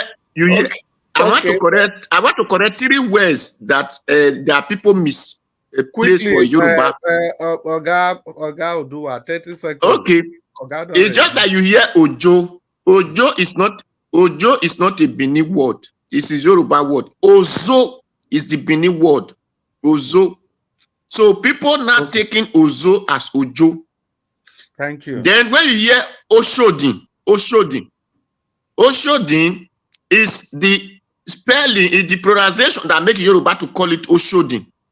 Oshodin is a Yoruba pronunciation of Edo word. It's Osodin. Don't call it Osodin. The Yoruba now pronounce it as Oshodin because there is no H in it. But people are now using H to spell it. It is called Osodin. Then that is these 3 words are correct. So Ogedegbe is a Benin names. Thank you. Thank you very much, sir. And before you take the mic, please, let me quickly say, Mommy Diaspora, thank you. We love you. Happy weekend. We hope to see you again tomorrow. Mr. Naija Watch, thank you, sir. The microphone is yours. Thank you.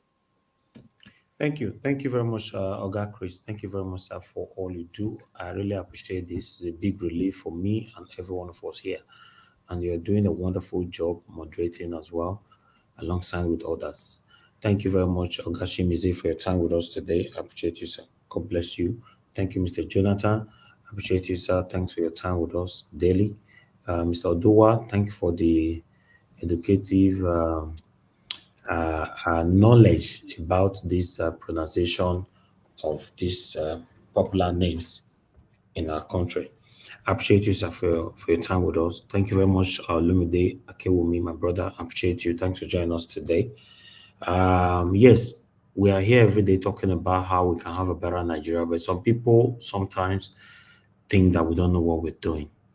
Okay, the breaking news that happened this evening, I don't know if it happens this evening, but I got it now, that the GIG, the God is Good Motors, going to Port Harcourt, everybody inside the bus were kidnapped, all of them, except the driver. they left the driver to go. Every single person. Now Jesus. the family members are crying as we're speaking right now. You know that what happened to their people and all that. So it is crazy. You know, it is crazy that if you listen to this now, for example, I don't want to play it. It's not good for my. Their customers back again. Fighting that GIG motors. Look at them. Passengers have been missing since yesterday. Nothing has been done. Nothing. GIG motors. Look at their faces, oh. GIG motors. GIG motors, oh. Okay, I have to stop you right there because some the family members mute yourself. Noise is coming from somebody. You know, if you want to speak, don't just know there's no noise there. You know, the reason why I have to quickly reference to that is to let you guys know that we can do something else by coming here to talk every day about how we can see our country become a better place. Yes, we can choose something else to do. Like Ogashimize said earlier on that he's tired of hearing this politics and all that, you know, because nothing is working. If maybe we can start talking about something else. Yes, there's a lot of things that we can talk about. But listen, some of you come here to insult me or insult my panelists. I wonder how you will feel right now that human beings like you were kidnapped, you know, since yesterday till now, nowhere to be found. Our president is either in UK or in France as we speak. We don't even have any leaders that we can cry to right now that will say, okay, don't worry, let me solve this problem for you. But when we talk, I don't understand the kind of human beings you are. You come here to say, no, stop antagonizing the government. Like, you know, we're not lying against the government. We have never lied against the government. Everything we project here, we bring it here, we analyze it. That's what we do. We don't assume. We don't give submission based on assumption. We bring it, we analyze informations here based on facts. And if it's not fact, then hold the third parties that we are using, hold them accountable. You know, so that's it. But I just want us to have the same mindset to continue to join head together to fight for our country. And people, thank you very much, my people. We've come to the end of the broadcast. We'll continue again tomorrow, 6 p.m. Nigerian time. Join us and let's do this together. I appreciate every one of you once again, my wonderful panelists, and I appreciate every one of you that supported us today. Madam Obi Achoko, Martin Benjamin, love God is my strength. I appreciate you. Those of you that called in, Mr. F.A., thank you. Thank you, Mr. Ben, Madam Busy Brains, and many others that called in. God bless every one of you. Mother of all Mommy Diaspora, I appreciate you, Mommy, for all you do. God bless you, and I love you so much. Thank you very much, Abo Hazi. I appreciate you, sir, for all you do. Tony Africa, thank you. Michael Okata, thank you, my wonderful people. Ijidima, and many others right there. Peggy Modi, thank you very much. I appreciate you all. Ajio Deborah, Michael Ganemaro, and many other Igbomosa. Thank you, my people. We've come to the end of the broadcast. I'll see you guys again tomorrow, 6 p.m. Nigerian time, so that we can continue from where we stop. Good night. Bye for now.